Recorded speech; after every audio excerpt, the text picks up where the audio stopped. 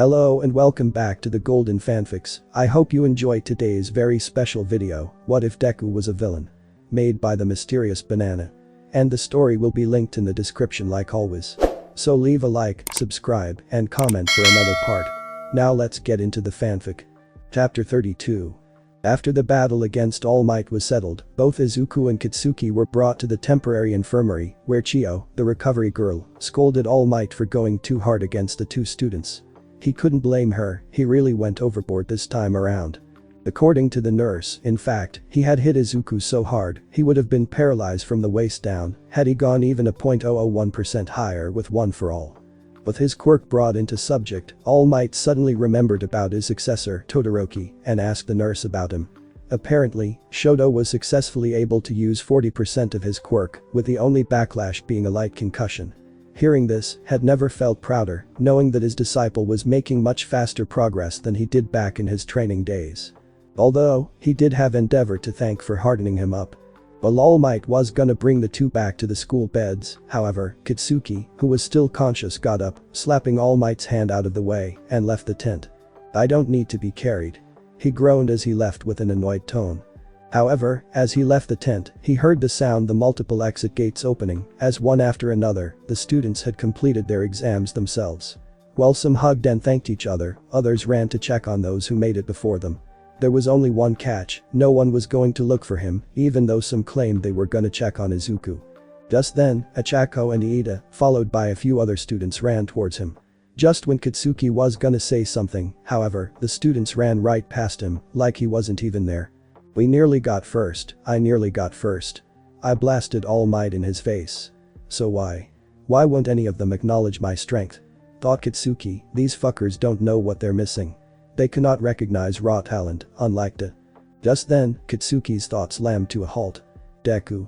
Why would that name pop back into his head like that? Looking around the facility, he saw a park bench, extremely similar to the one where he had beat up two 4th graders back in 2nd grade. He was beaten up and bruised, and yet, who came to congratulate and admire him? Izuku. Ever since that kid he knew since his first day in kindergarten was gone, things went silent, scarily silent. No one else cared about how great he was, they just walk past him no matter how loud he gets. Izuku was the only voice he had left to break that silence, and yet, it was gone too. Damn that shitty nerd. Katsuki sweared, kicking a empty can as he walked off.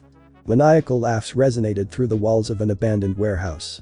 The puppeteer of the League of Villains, all for one, laughed in joy and pride, seeing his disciple overcome his weakness with such ease. "You really are the gift that keeps on giving, aren't you, my boy? I didn't expect you to jump that hurdle this soon." All for one cheered, looking at his pruny palm. "Perhaps, you really are ready to inherit my quirk." Upon saying that, the villain started to cough violently. He placed his palm over his mouth, and when he removed it, there was blood. "Looks like I don't have much time left. I better hurry up and carry out this plan." Later that day, Izuku came back to the bar, once again, greeted by everyone in the bar. Seeing most of his members there, he smiled, knowing that at the end of the day, there will always be people back home, his real home, to help him recharge his batteries after an exhausting day, especially Toga, who, as usual, leapt into Izuku like a dog when their owner comes home from work. The door to the basement slammed open as Arena, Yeong and Sachi, all dripping with sweat, came out with some light bruises here and there. "Ah, Izu bro. You're back," Sachi said in his usual cheerful tone. "Oh, hi Sachi, what's with the bruises?" asked Izuku. "Oh, just the aftermath of me sparring with Rina and Kim," replied the man, sitting down at the counter, ordering some ale and offering one to him. "So, how did the whole back to being quirkless gimmick work out for you?" Izuku smiled at the question. "It went great. I feel a huge burden has finally dropped. Trust me, your cunning leader has returned," he replied. "Alright then, cunning leader, now that your bitching phase is out of the way, how about we go catch that Shigaraki bastard again?" asked Arena. "Nah, leave him," replied Izuku nonchalantly. The room went silent. "Leave him?" asked Toga, but he'll blow your cover." "Yeah. And the rest of the leagues as well," replied Spinner. "Then let them have it." Izuku explained, "My infiltration of Yuuei has served its purpose. I've noted all the quirks of all the students and teachers, I've leaked their school plans, their personal identities, everything. There is absolutely no reason for me to stay." "But, why did you then?" asked Dobby. Because of my drive for revenge. Even originally, my plan to infiltrate Yuuei is just to teach Kaken a lesson. Aside from that, there is no reason I should have stayed in Yuuei. Back then, when I suggested the infiltration, I only used the info leaks as an excuse to enter Yuuei. My real intentions were for my own, selfish ends. That is why Sensei took away my quirk. So that I can overcome my weaknesses. Now, I am no longer held back by my past grudges, I am now stronger. And this stronger me suggests, since I'm gonna be revealed sooner or later, I might as well reveal myself with a bang. What do you mean? Asked Jiyoung. Izuku smiled. We're going to assault them at the training camp happening this summer. We will kidnap a few of them and leave the pros alive to suffer humiliation from the public. The heroes who can't protect their students. Yuuei, a death trap for your children, the heroes failed. I can still think up of more names for the newspaper headlines following this event. Explained their new and improved boss. Kidnap? Why not kill? Asked Muscular. Kill a few if you want, but these students have more than one use. Once we kidnap them, Shigaraki will have probably revealed the location of our current base, or perhaps they will manage to track us down, which we must make sure happens through any means necessary. With a hostage from Yuuei in hand, they will surely send their best to stop us at our current base. Explained Izuku. You want us to take on the best heroes of Japan now? Asked Magni in confusion. Izuku smirked as a black portal opened. We won't. The lead gasped as Kurogiri jumped out, following a giant Goliath of a Nomu. He will. What is that thing? Asked Jiyoung. This, my friend, is what you get when you combine Sensei's ingenuity with my father's chemistry. Is this Nomu really strong enough to beat the heroes? Asked Toga. No. Izuku replied, it is just a distraction, the main attraction lies in one of its quirks. Demonstration please. Suddenly, a transparent blue dome appeared around the Nomu, surrounding part of the counter. Sachi tapped the inner wall, it was solid. His quirk, containment, creates a force field that can expand up till 1500 cubic meters. While the field does have limits to how much punishment it can take, it will suffice for phase 2. Izuku continued as following the white Nomu came a group of smaller Nomus, these little creatures are filled with explosives. Once the containment field is up, these babies come in. And blow up every last hero that was caught in the trap. That's genius. That's dumb. Twice finished. And in the meantime, we regroup in a separate warehouse, one Shigaraki would never know about, and watch the fireworks. Most of the league agreed with the plan, besides Kurogiri, who was actually against the plan, seeing how it would mean abandoning the bar they always spend their time in. What about our next base? Asked Kurogiri, trying to convince him otherwise. Sensei's got that part covered, and speaking of Sensei, I just remembered, he called me a few hours ago. He claimed it was about something important. Said the young leader, Kurogiri, would you do the honors? Though skeptical, the bartender knew he could trust All for One. Opening a black portal, Izuku was warped into All for One's warehouse, right in front of his sensei. You have done well, Izuku. Said All for One, not even I expected you to overcome your weakness so quickly. Thank you, sensei, but on a different topic, why have you called me here? Asked Izuku. Hearing this, the wise mentor smiled as he decided to start from the beginning. Another black portal appeared as Izuku was warped back to the bar. So, how did the meeting go? Asked Toga. Izuku looked down at his hand, sizzling with dark energy. Wonderful.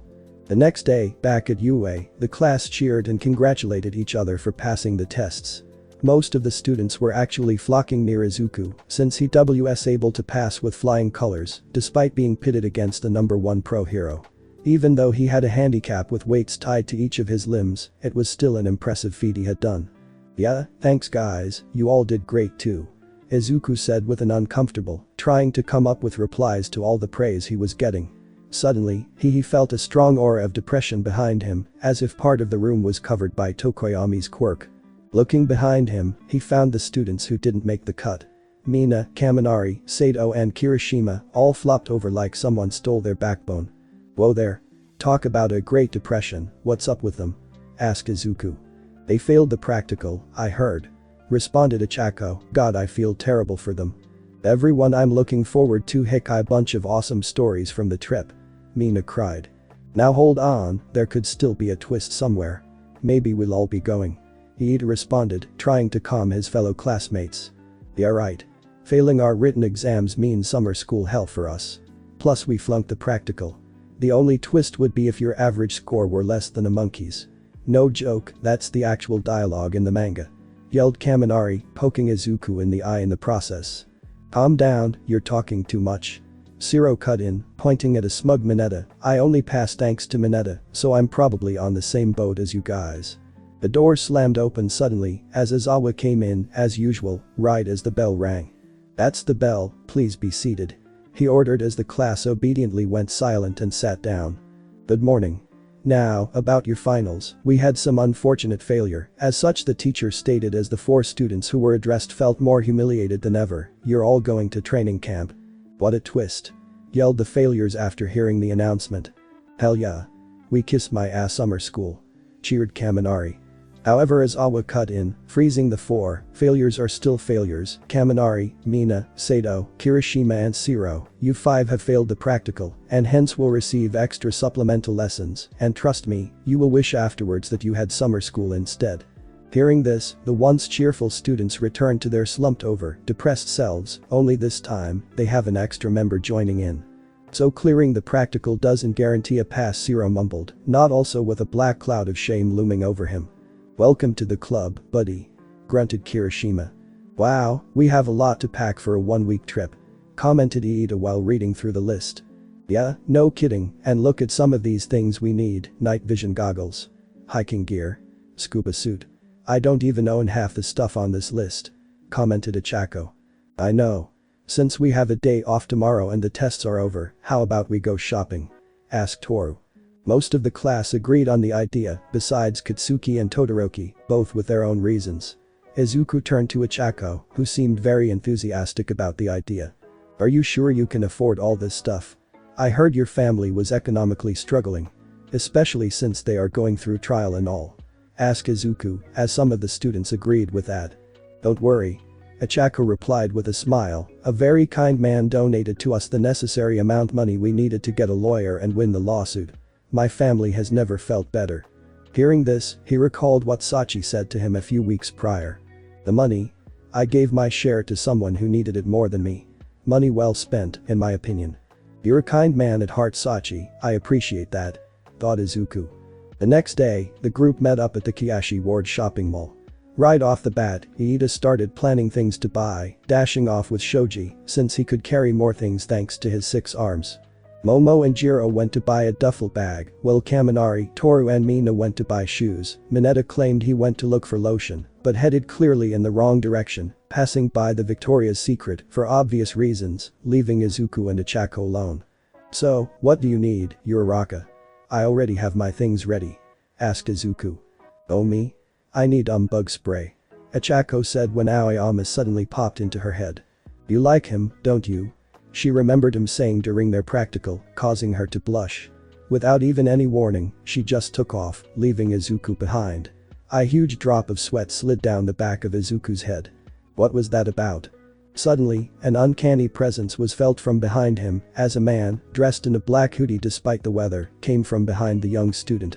Feeling that familiar aura of malice and atrocity, the smiling mask of innocence Izuku puts on every day at Yuuei had dropped, revealing a far more dastardly, brutal yet formal figure reminiscent of mafia, or in this case, Yakuza bosses.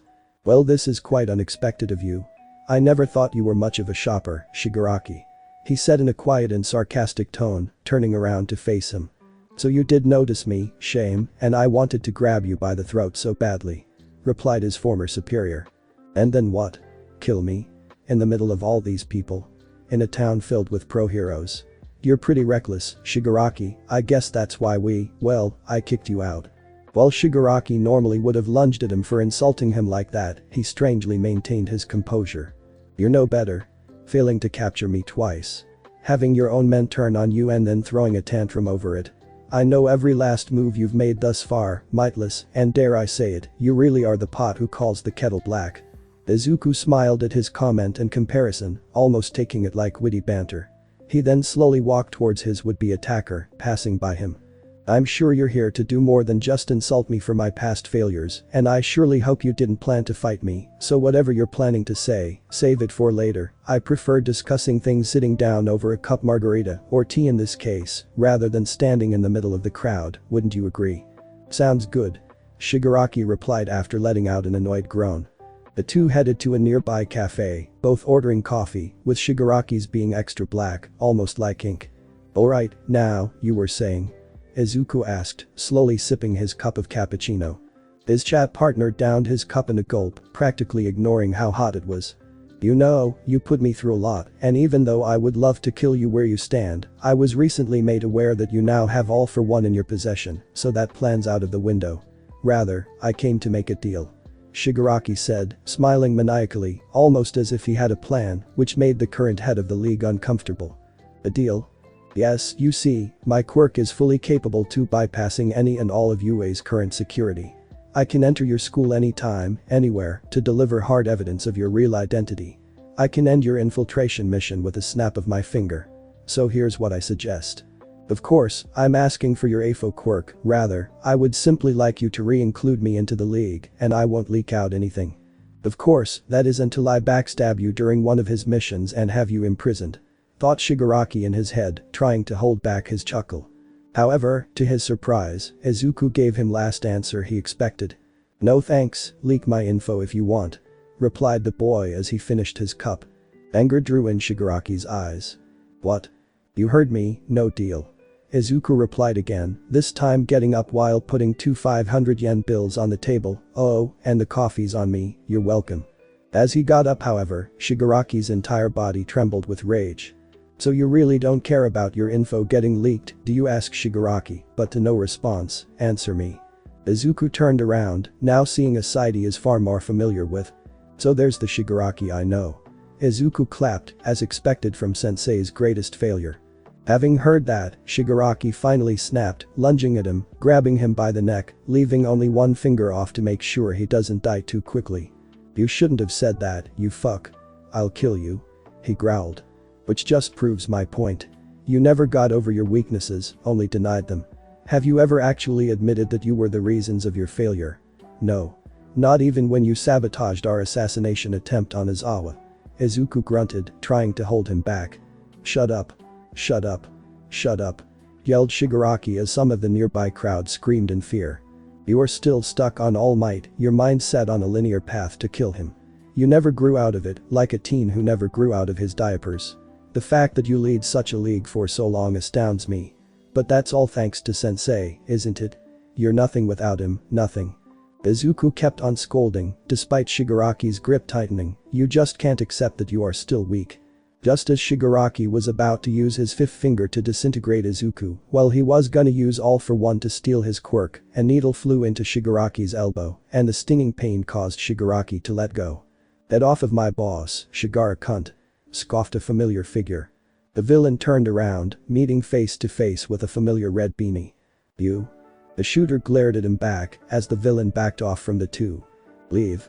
He threatened. Seeing how he was outnumbered, despite clearly being able to beat the guy in one-on-one, he knew once Izuku recovers, he stands no chance. Suddenly, what Izuku said came back to mind. You just can't accept facts when you are still weak. And as much as he hated to admit it, he was starting to see what he meant, and for once in his life, he thought before acting. He realized that even if he killed both of them, he will still have to deal with the heroes, and AFO will be lost forever. Fine. He grunted, you win this time. I'll just have to sabotage your next mission. He thought, leaving. But the encounter with Shigaraki ended, Izuku stood back, rubbing his throat, and turning to Sachi. Thanks for the help, Sachi. Thanked Izuku. No need to thank me, boss, I'm just doing my thing. Sachi replied confidently. Izuku. A third female voice was heard, cutting into their conversation, who's that you're with? The two turned around, coming face to face with Achako. The girl looked at his friend, who gave a familiar vibe to her. Wait, I know you. You're that guy who donated to me all that money. Achako said with a smile, Izuku, do you know this guy? Seeing her, Sachi turned to his boss. Yo boss, are you, by chance, cheating on your girl? You know she'll probably stab both of you if she found out, right? Sachi whispered to him. She's just a friend, now play it cool. Izuku whispered back. Oh, hi.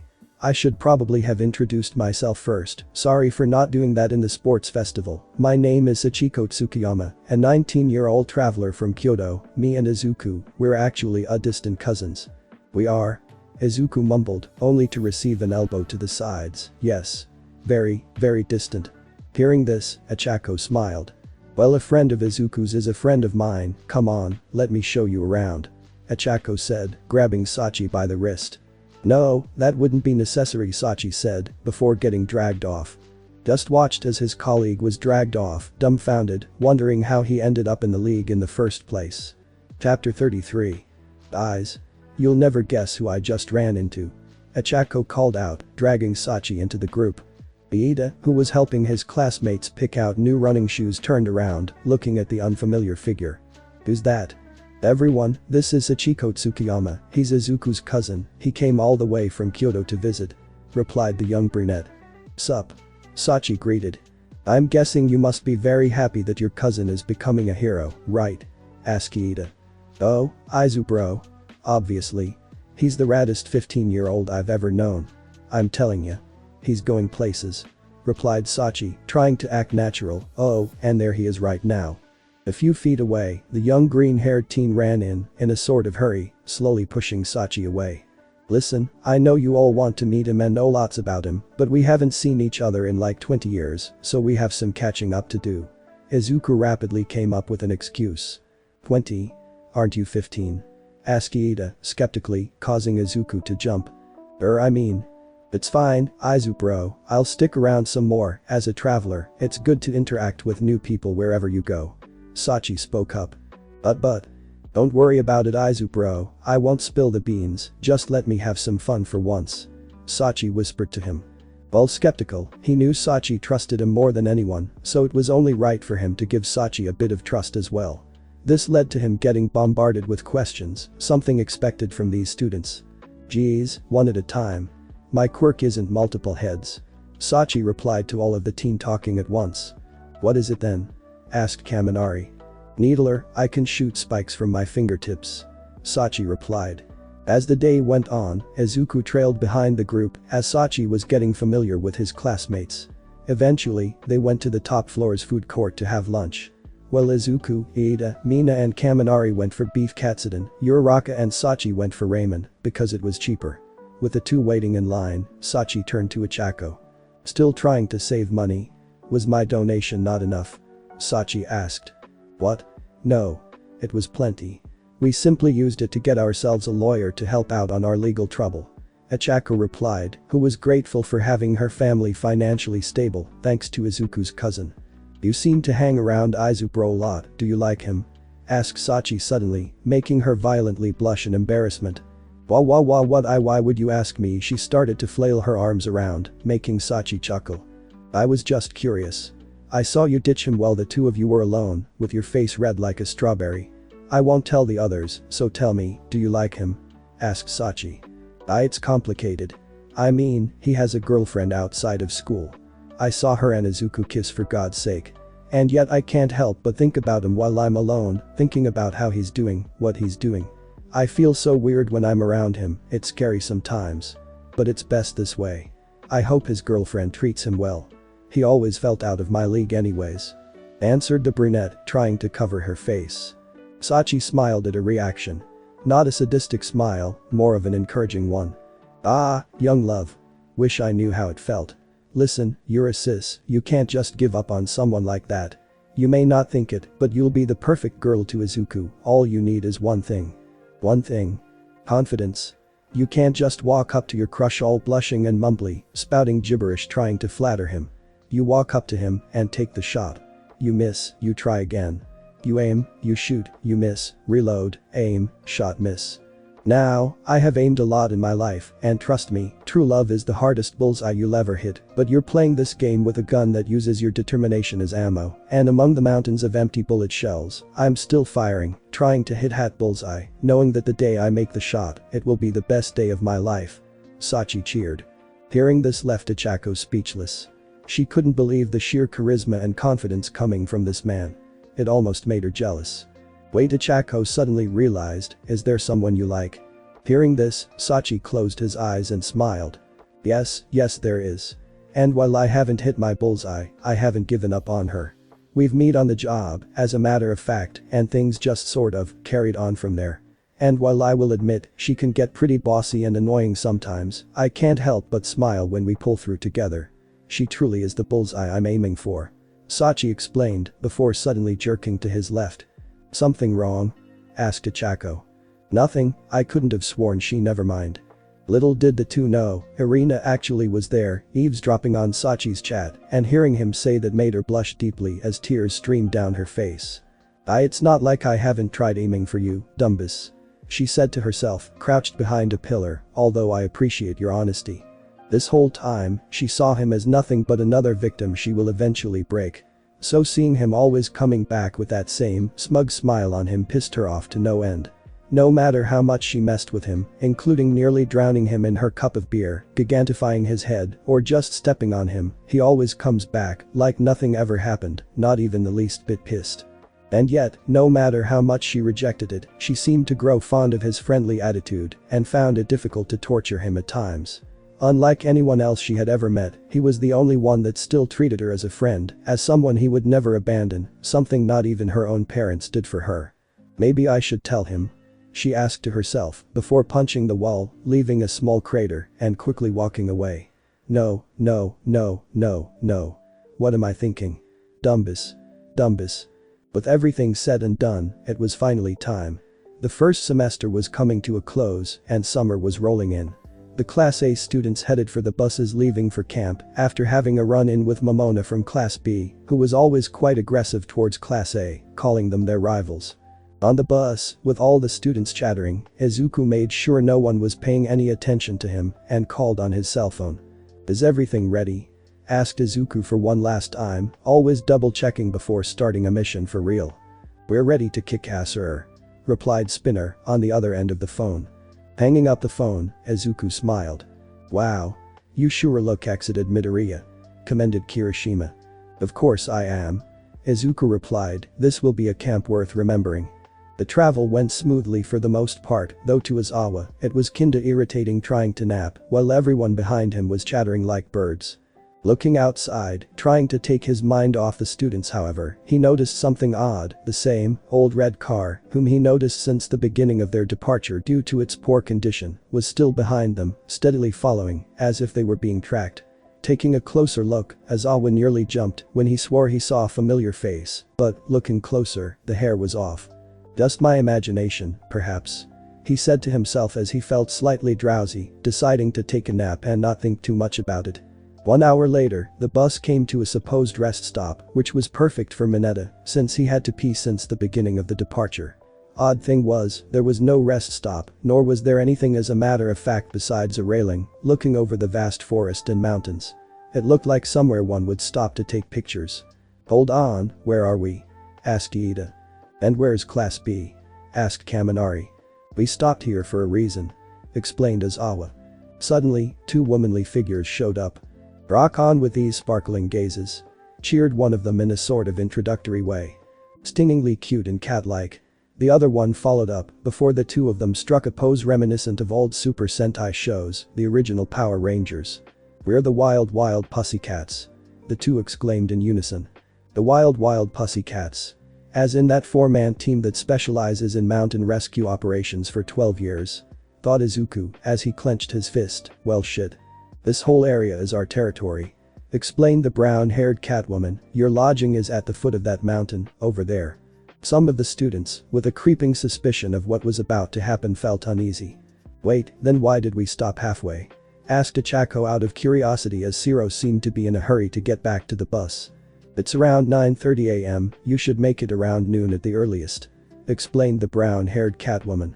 Their suspicions had been confirmed. Crap. Get back to the bus. The students cried, as the hero then added that those who don't make it by 12:30 won't get any lunch. The idea sounded fine in Izuku's head, considering the shit he's dug through, going through the forest seemed like nothing more than a light jog to the supermarket. Suddenly, without warning, the ground started rising, a doing of the blonde hero's quirk. Sorry kids. Explained Izawa, the training camp has already begun. As the students tumbled down to the bottom of the forest, the kitty heroine made one last remark. This is our private territory, so feel free to use your quirks. This will be your first mission, make it past the beast's forest. As the students hit the bottom, Kaminari commented on how that name sounded like something out of Dragon Quest. Mineta, on the other hand, couldn't hold it in anymore and decided to just pee in the woods. However, upon reaching the first tree, the purple bald-haired midget ran into a beast straight out of a Final Fantasy game. Just then, he felt it, he once had to, now he didn't. What the hell? So this isn't just going to be a race to the finish. I see, thought Izuku as he prepared to attack. Well, in that case. Are you sure this isn't too much for them, Eraserhead? Asked the blonde cat hero. While it is true that this kind of training would only be given to third-year students in normal circumstances, these kids need to earn their provisional permits, which allows them to act as heroes. Explained the tired-looking teacher, villains these days are getting tougher and tougher, and us heroes now have our reputation on the line, especially after 2 major blows were struck to our organization by the League of Villains. So even our first-year students need to know how to defend themselves. As Izawa explained, the blondie suddenly felt her earth beasts falling one after the other, as Class A's top dogs made short work of them. You can take over from here, Pixabob. Izawa offered. You'll leave it to me. My fur is standing on end. Pixabob replied, come on Mandalay, let's go. You coming, Koda? Asked Mandalay. Ridiculous. The young boy scoffed. As the girls left, Izawa headed back for the buses, who were gonna drive him to the lodges when he notices a white car parking nearby. As the driver exited, Izawa lifted an eyebrow in suspicion. That's odd, I never called you over, Snipe. He called at the driver, who noticed his colleague. I never intended to. Explained the gun-wielding hero, I had recently found out that one of the League of Villains' supposed top operatives had defected and was being hunted down by his former men. Thus, I was tasked with taking him under custody. However, I wanted to be discreet, so instead of organizing a giant search party, which would obviously make him hide, I decided to track him down and corner him that way. However, it just so turns out that he too was tracking someone. Hearing this, Izawa's eyes widened. Then that must mean that that red car's driver was Shigaraki, yes. Snipe finished. Looks like the kids are in trouble, call the rest of the wild pussycats, call back the students, we can't afford risking the lives of our students. Izawa ordered. No can do, the students are far too deep into the forest for us to do anything, and the rest of the pussycats aren't ready yet. Snipe said in a sorry tone. Hearing this, Izawa grunted. Looks like we can only leave it up to luck. While the students made their way through the forest, a wrinkled and lanky figure stood in the distance. Not yet, still too early, I need them all to be there before I can reveal the truth to them. He said to himself. It was around 5:20 p.m, and only then did the students finally make it, all dirtied, starving and exhausted. Needless to say, looks like you didn't make it in time for lunch. Said Pixabob. Make it by noon my ass. I'm so hungry, I'm gonna pass out. Zero complained. Well, that's how fast we could have made it. Replied Mandalay. Actually, we expected that it would take longer. Laughed the blonde one. Looking past the 2 heroines, Izuku noticed a young kid standing behind him, with the fierce eyes that made him look like someone just taped Bakugo's face onto the kid. Hey, who's the kid in the back? Asked Izuku. Oh Koda. He's my nephew actually. Answered Mandalay. Koda, come say hello, you'll be spending a week with these kids after all. Walking up to the students, Iida came to greet him, only to receive a kick to the tibia, mainly because he was too tall for him to punch his nuts. Still, Iida collapsed, clutching his leg. Koda. Would you kick him in the tibia? Apologize. Her aunt scolded as the kid walked away. I can't abide to jerks who want to be heroes. The kid replied in a cold tone. Hearing that and seeing his violent behavior, Izuku smiled. I like this kid already. He thought. The rest of the day went by rather quickly. After a feast, reviving their strength, they decided to loosen up, heading to the hot springs. Of course, Mineta was only there for one thing. Peeking on the woman's side. Obviously, Iida went to stop the little pervert, which really wasn't necessary, since Koda suddenly appeared, pushing Mineta off. He too, however, fell after accidentally looking at the girl's side himself, but was saved at the last second by Todoroki, who acted on instinct. While Todoroki went to bring Koda back inside, Izuku left an hour early as well, as he had some other things in mind. Where are you going, Midoriya? Asked Kirishima. Oh, just going for a walk, I'll be back soon, however, so don't worry. Replied Izuku. However, as he entered the lodge, making sure no one was near, a portal opened and another him came through, his clone, if you will. I must say, Twice, you really do wonders for this league. He thanked as he could hear Twice's flattered mumbling behind the black mist. Now, clone, you'll be taking my place for the night. I, on the other hand, will be making a last-minute rundown of Phase 1. Leave it to me. His clone said, high-fiving his original self. Walking through the portal, Bai landed on a cliff about 2 miles away from the lodges, where most of his squad were already present. Alright, we all set? Asked Izuku. Yup, all 18 of us are present, sir. Replied Alpha, the Hound's leader. 18? Who's the 18th? Asked Izuku. Suddenly, a massive Nomu, with 4 chainsaw arms walked up to him, bowing down, as it was programmed in his subconscious. Seeing the beast right in front of him, Izuku grinned. I hope this bad boy is as strong as the one from the USJ incident, he said. Also, looking through the group, he realized Spinner was carrying a rather large, never-before-seen weapon. Spinner? What the hell is that thing on your back? Asked Izuku. Oh, this? Spinner replied, unsheathing his blade to reveal it was a greatsword made of smaller blades. This is my Buster sword. Seeing this, Izuku facepalmed. So this is what you made with the arsenal of military-grade combat knives I provided to you? Yeah. Sweet huh? Asked Spinner. That thing looks like it's gonna fall apart any second now. Dobby laughed. Ah, Dobby. I see you're using the support gear I provided you with. Izuku took notice. Yup, these gas gauntlets are pretty cool, actually, now I can double my fire output with half the effort. So, when are we gonna start attacking Izuku-kun? I'm itching for a friend. I'm itching for blood. I want blood. Toga squealed. I see you're excited, Toga. But we can't attack just yet. First, I wanna see what kind of opponents we'll be dealing with. The wild pussycats are no pushovers, and I have yet to determine a way to deal with them. I'll first do what I do best and analyze, then we attack on the second night. Replied their boss. What about our opponents? Besides the pussycats, is there also others we have to worry about? Asked Sachi. Well, there is, we still have Lad King and Eraserhead to deal with, and not to mention, it seems as though Shigaraki might be showing up as well, and finally, there's another hero joining the fray, the gun hero, Snipe. Replied Izuku. Suddenly, Sachi started to twitch with anger. Snipe is here? He asked, sounding like he doing all he could to hold back his anger. Yeah, is something wrong? Asked Izuku. Then no, it's fine, everything's fine, just, give me a minute. Sachi replied, walking off, before the group heard a distant roar as one of the trees suddenly collapsed. Seeing this, Irina got up and decided to check on him. Seeing this, Izuku decided it was best for him to leave. Despite his clone and him sharing the same line of thoughts, he still couldn't trust a clone to take his place.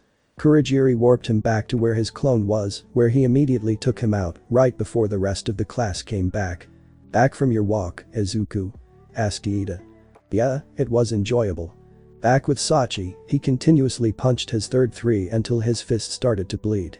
He was panting, dripping with sweat, and yet, traumatic flashback kept flashing back through his eyes, fueling his anger more and more as every time he collapsed, he only got back up seconds later, his eyes bloodshot red, as he kept on thrashing and shooting his quirk, until his arm was numb. Snipe, snipe. You bastard.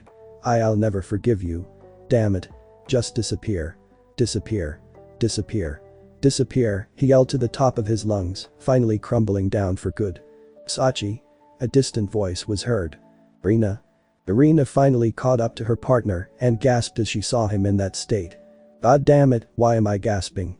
This is nothing new to me. So why? Her thoughts races frantically, why do I feel so sorry for him? Irina, you shouldn't have, it's fine. Sachi said, leaning against the stump of the tree he punched down. All that gave him was a chop on the top of his head by his partner, as Irina squatted down in front of him. That's for making me run half a mile just to catch up to you, dummy. She pouted, making Sachi chuckle lightly, knowing even when he doesn't try, he manages to mess with her somehow. Now, you're gonna tell me what all that was about. Hearing this, Sachi decided, what the hell, he's been partners with her for nearly half a year, he could trust her. Well, it all started all the way back to when I was still Lil Sachi. 12 years ago. Dad. Look. It's Snipe. He's live on the news. Cheered a young 7-year-old Sachi. Oh? You must be a big fan. His father replied. Of course I am. Look at him. He's so cool, always jumping into a fight without fear. I wanna be like Hai when I grow up. He cheered. Oh really? So you want to be a pro hero? Of course. They are amazing. Have you never dreamed of beating up meanies and saving the day? Why should I dream? Asked his father, I already do such for a living. Really? You're a hero, Daddy. Hearing this, the man smiled, patting Sachi's head. Yes I am, Sachi. Yes I am. But, why are we poor then? Asked Sachi. Looking around, they have a pretty run-down apartment. Sachi's mother died during his birth and his father is always at work. But when he comes back, he makes sure to dedicate all of his spare time to his son. I'm just not popular, that is all. Replied his dad, but don't worry, once my agency kicks up, I promise, we will be living like real heroes. Really? With a big house and air conditioning and 24 hours hot water. And much, much more. Hopefully you would have graduated Yuuei by then, I'll be waiting to see you in action, my little hero. His father smiled. Years passed, and despite Sachi working as hard as he could, he was still picked on very often at school. At times like these, his dad would step in, splitting up the fight. Despite how tough times got for the young boy, his dad was still there to consolidate him. Even going as far as to skipping his own job. Dad? A 13-year-old Sachi asked one day, I still haven't seen you on the news, why is that? Well, I just haven't done anything significant yet, that is all. Replied his dad. But you're a hero. And the people I save daily aren't newsworthy enough, simple as that. Replied his dad, but don't worry, your old man hasn't given up yet and from the looks of it, his hard work is paying off. He wasn't wrong either. They went from a small, run-down apartment to a medium-sized apartment with air conditioning and a modern TV, as opposed to their previous box TV, he got at a flea market for only 1500 yen. Yeah, I guess, our living space has improved. Said Sachi. Nah, I'm not talking about that. His dad said, smiling with pride, I'm talking about you. I haven't seen you cry in a long time. But that's because I don't get picked on anymore. Isn't everything else you've done much more important? This apartment is just bow with money, but your happiness, that is something no money can buy. I made you happy, that's all a father can ask for. He smiled, hugging his son. Thanks Dad, Sachi cried, you really are my hero. One day, however, things went bad. His dad called, telling him that he had extra work to do at the agency, so he might come back late. Such a thing never happened, he always made sure to come back on time. Sachi knew something was up. Looking around, he dug up his dad's notes, along with his agency's address. Getting on his bike, he took off. However, where he ended up was not where he initially had expected. An abandoned warehouse. Odd place for a hero agency. He tried opening the front door, but it was locked, so instead, he snuck in by the window. Suddenly, his eyes widened as he saw what was unfolding before him. Alright Mr. Yuki, I'm going to ask you this one more time, where? My money. A man clad in a black suit said, kneeing a beaten up man who was getting held back by two men, also clad in black. To his surprise, his dad was one of the men holding him back. Around the room, these men, all clad in black uniforms, were scattered around the warehouse. No, it can't be, Sachi said to himself. Dad. He called out. Before his father could react, however, the door slammed open as police flooded the room, followed by his childhood hero, Snipe. Only this time, Sachi felt something he hadn't felt for the hero, fear. Fear that he was after his father. Soon, a shootout broke out and his dad was in the front lines. Not wanting to see his dad get hurt, Sachi ran to him but tripped on an empty bottle, knocking over a gas canister. Seeing the gas canister knocked over, the mob boss had the brilliant idea to light the fuse.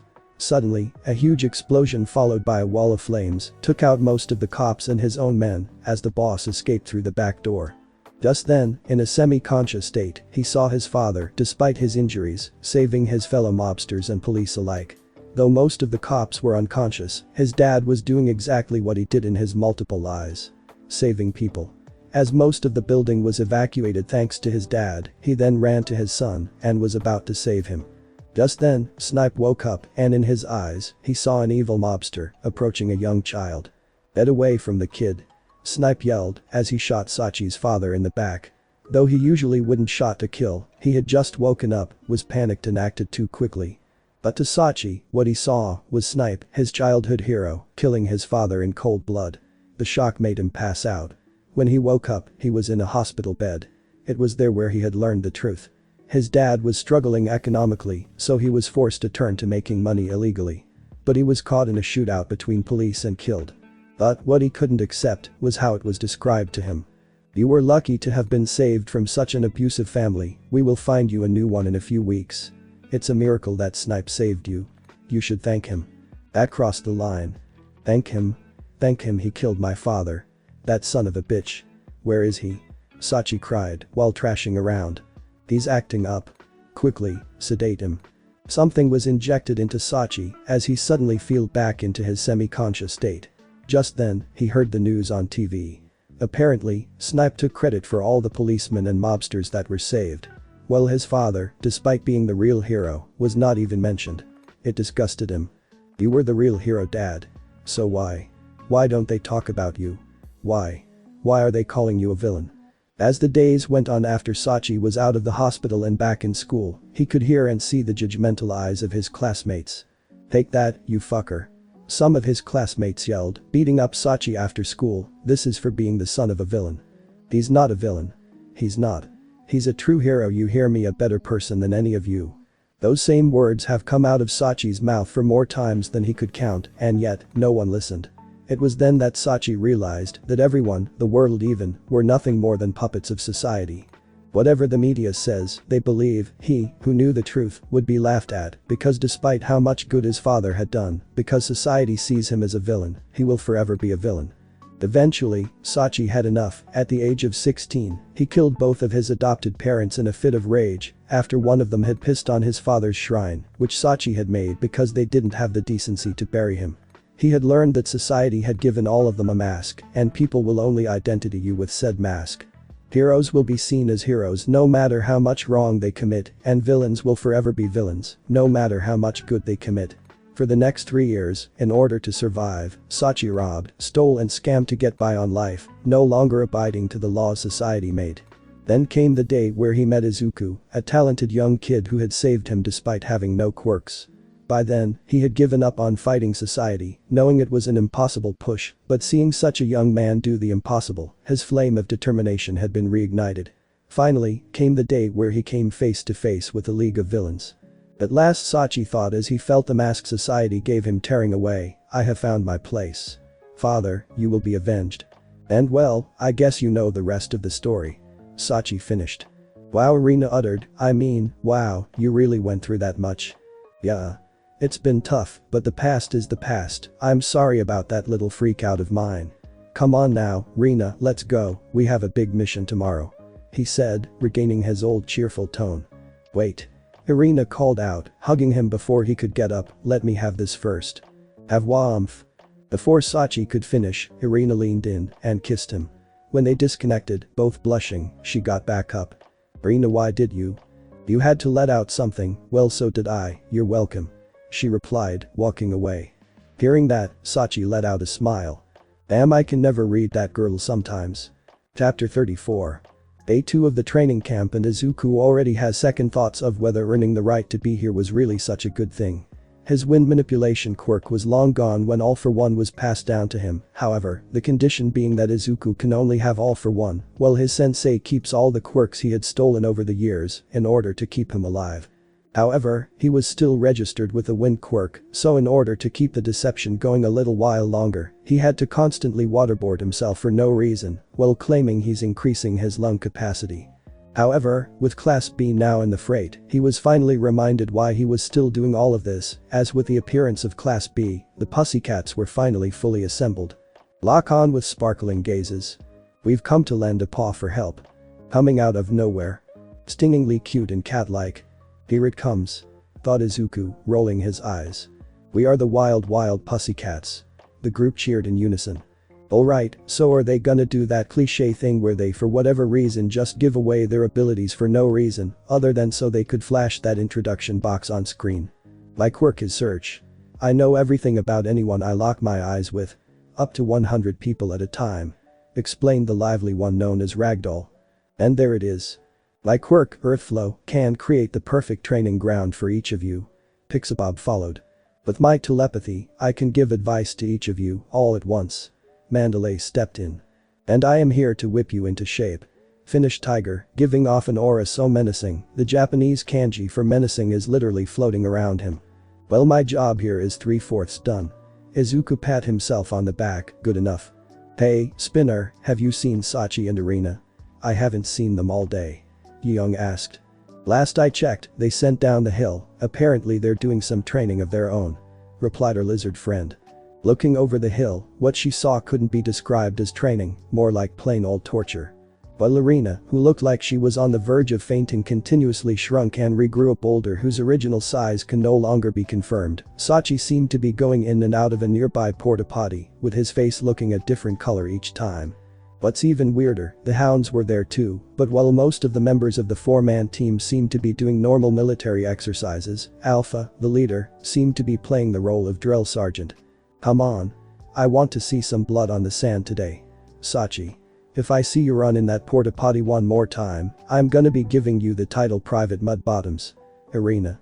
You call a boulder I sucked on pacifiers bigger than that boulder? We have a war to win here, you maggots. He cried, sounding almost exactly like every movie drill sergeant ever. Al? Young asked. What is it? Oh, excuse me, what is it? The ruthless ex-soldier asked. What are those two doing? Oh, they are actually trying to improve their quirks, from what I heard, so I decided to bring in my squad to give them some extra motivation. Killing Snipe is the only motivation I need, but thanks anyways. Sachi called back, now purple. So, how exactly are they training their quirks? Well, Arena is increasing her stamina by shrinking and growing things over and over, while Sachi, interestingly enough, had this brilliant idea in mind. Apparently, his quirk allows him to fire needles, but he can also use it as a means to expel ingested poison from his body by loading whatever he ingested into the needles, kinda like sweating, but with very, very pointy sweat. If perfected, this could essentially give him complete immunity to any poison. Explained Alpha. But currently, I can only expel like 20% of the stuff I ingest. I'm trying to make it 100, but in the meantime, I'll just have to keep on downing laxatives until my stomach no longer wants to kill itself. Finished Sachi, completely slumped over. Shouldn't you work more on your maximum ammo capacity or your accuracy? Asked Young, with a massive drop of sweat running down her head. Oh yeah, that's a much better idea actually, shit. Bruised and exhausted, it would be hard to make this day any worse for the students, having gone through training hell. It's even worse for poor Izuku, who, since he didn't have a quirk to train conventionally, was just torturing himself for no reason at all. Yet, somehow, the heroes had found a way to make it worse. It's like we said yesterday, we're not serving your food anymore. The blonde kitty called out in an energetic tone. Now you got to make your own food. Ragdoll cut in. While the rest of the classes were bummed out by the news, Ida, optimistic as he was, cheered them on, setting out to make the best curry in the world. While grumpy at first, the class quickly lightened up. While the students washed and chopped vegetables, however, something stood out to Izuku. Katsuki. The guy's been pretty quiet lately, and from what he heard, no one in the class really liked him, most of which treated him like actual nitroglycerin, explodes to the slightest touch, better left alone, so it was odd seeing him actually trying to socialize with the others, helping them make the fire. And for one brief moment, he could have sworn seeing him smile, a face that would have made the headlines, should it end up on his face without the furrowed brows. What's more, it seemed to piss him off for reasons beyond him. Hey Izuku, you want to try some curry? It's delish. Ichako asked, seeing Izuku slowly walk away. I had my fill already, I'm just gonna take a walk. Izuku called out. Before Ichako could ask where, Izuku walked off in a faster than normal pace to make sure he gets out of sight. Once he was sure no one was following him, he went to meet up with the rest of his group. Thankfully, Kurogiri opened a portal midway, leading straight to the campsite, saving him a mile worth of walk. Little did he know, the second he left the group, without putting down a twice clone, a certain someone, looking from the roof of the lounge smiled. Looks like it's finally time. God, you are useful, Kurogiri. Izuku commented after reaching the other side. So, what kind of enemies do we have to deal with? Asked Sachi, still resting from all his training. As the students were eating, Snipe returned from his patrolling, only to be confronted by Aizawa, who was sitting there, looking vigilant like a hawk, guarding his students from Shigaraki, possibly attacking them at any given moment. No luck, I've patrolled over and over, but I just couldn't find Shigaraki. Said Snipe. Hearing that, the teacher sighed in disappointment. We've been here for nearly 2 days. The fact that he hasn't attacked yet is quite unsettling. Commented the teacher. What could he be planning? Asked Snipe. I'm really not sure if it's killing the students. He would have already struck when they were heading to their lounge at the start of the camp. Perhaps he failed to catch any of them. There was a silence. Or perhaps he isn't after the students, speculated the teacher. Then what is he after then? Asked Snipe. That's what I'm not sure of. I mean, since he's out of the league, the only other logical explanation would be to hunt down his former boss. Then why would he come here? Because, and we have been over this before, there is a possibility that one of our students, or even faculty, is in fact the leader of the league. Explained Aizawa, we just don't know who yet. Suddenly, a third, unfamiliar voice barged in. May I help you with that? The two pro heroes turned around to a shocking discovery. Shigaraki was standing right in front of them. Shigaraki, but how? I scanned the entire forest. Snipe yelled, drawing his dual pistols. What about your own lodgings? Asked the villain. Wait, you were hiding here this whole time, why? For what purpose? What do you want, you bastard? Snipe yelled, this time loud enough to attract the students as well. What going on here, whoa? Shigaraki, why are you here? Achako barged in. Damn you were gonna jump us in the middle of the night, aren't you? Asked Tokoyami, activating his quirk. Seeing all the students and teachers all prepared to hit him all at once, Shigaraki put his hands up in a surrendering fashion. Please, I'm only here to kill the fuck that kicked me out of my own league of villains. He was among you guys this whole time, after all. Explained Shigaraki as Aizawa quickly restrained him with his bands while erasing his quirk. What do you mean? And why wait until now? Why not yesterday? Or earlier this morning? Asked Aizawa. He was with you the entire time, both yesterday and the first half of today. I had to wait until he was gone to reveal myself. He would have killed me otherwise. Explained the villain. Boo! Yelled Aizawa. Hearing this, Shigaraki grinned. Achako, suddenly remembering that Izuku left for a walk, realized. No, she uttered, collapsing down to her knees, it can't be. Seeing this, Shigaraki smiled before a huge explosion caught their attention. Running back out, half of the forest was consumed by flames, with distant screams in the distance. What's going on? Asked Achako. Is it Katsuki? Asked Iida. No, it can't be, Katsuki was right. Suddenly, they all realized Katsuki was also missing. A few minutes earlier. So to summarize, the wild pussycats have 2 support types and 2 offense types, and we all know what Vlad King and Aizawa is capable of. Explained Izuku as the team readied up. So, how are we gonna approach them? Asked Alpha, being the tactical man that he was. A simple plan, I appear first, then Toga grabs me, taking me hostage. When the pro heroes chase after us, we will lure them deep into the woods and ambush them. With the forces separated, the rest of the vanguards attack and kidnap the first person we can find. In case there's a slight hick in the plan, however, I'll signal it and you guys take out whoever's in our path, got it? Crystal. Dabi answered. Alright then, Kurogiri, warp me back, then warp and everyone else about 15 feet away from me, just to be sure. Yes, young master. Replied the misty bartender, warping Izuku only a few hundred meters away from camp. It was dark, but the light of the building made navigating easy and his own squad hard to detect. Hey. Deku. A voice nearly made Izuku jump. Hakken. The boy replied, seeing his former bully seemingly appear out of nowhere. I don't know why you decided to take a walk so far away from camp, but whatever. I've come to tell you something important. Izuku sighed. Listen, if you're gonna try and beat me up again, save it for another time, I have very important things to do right now. He said. However, looking at Katsuki, Izuku knew something was off. He almost didn't recognize Katsuki due to the face he was making. I'm serious, Deku, please, just let me talk.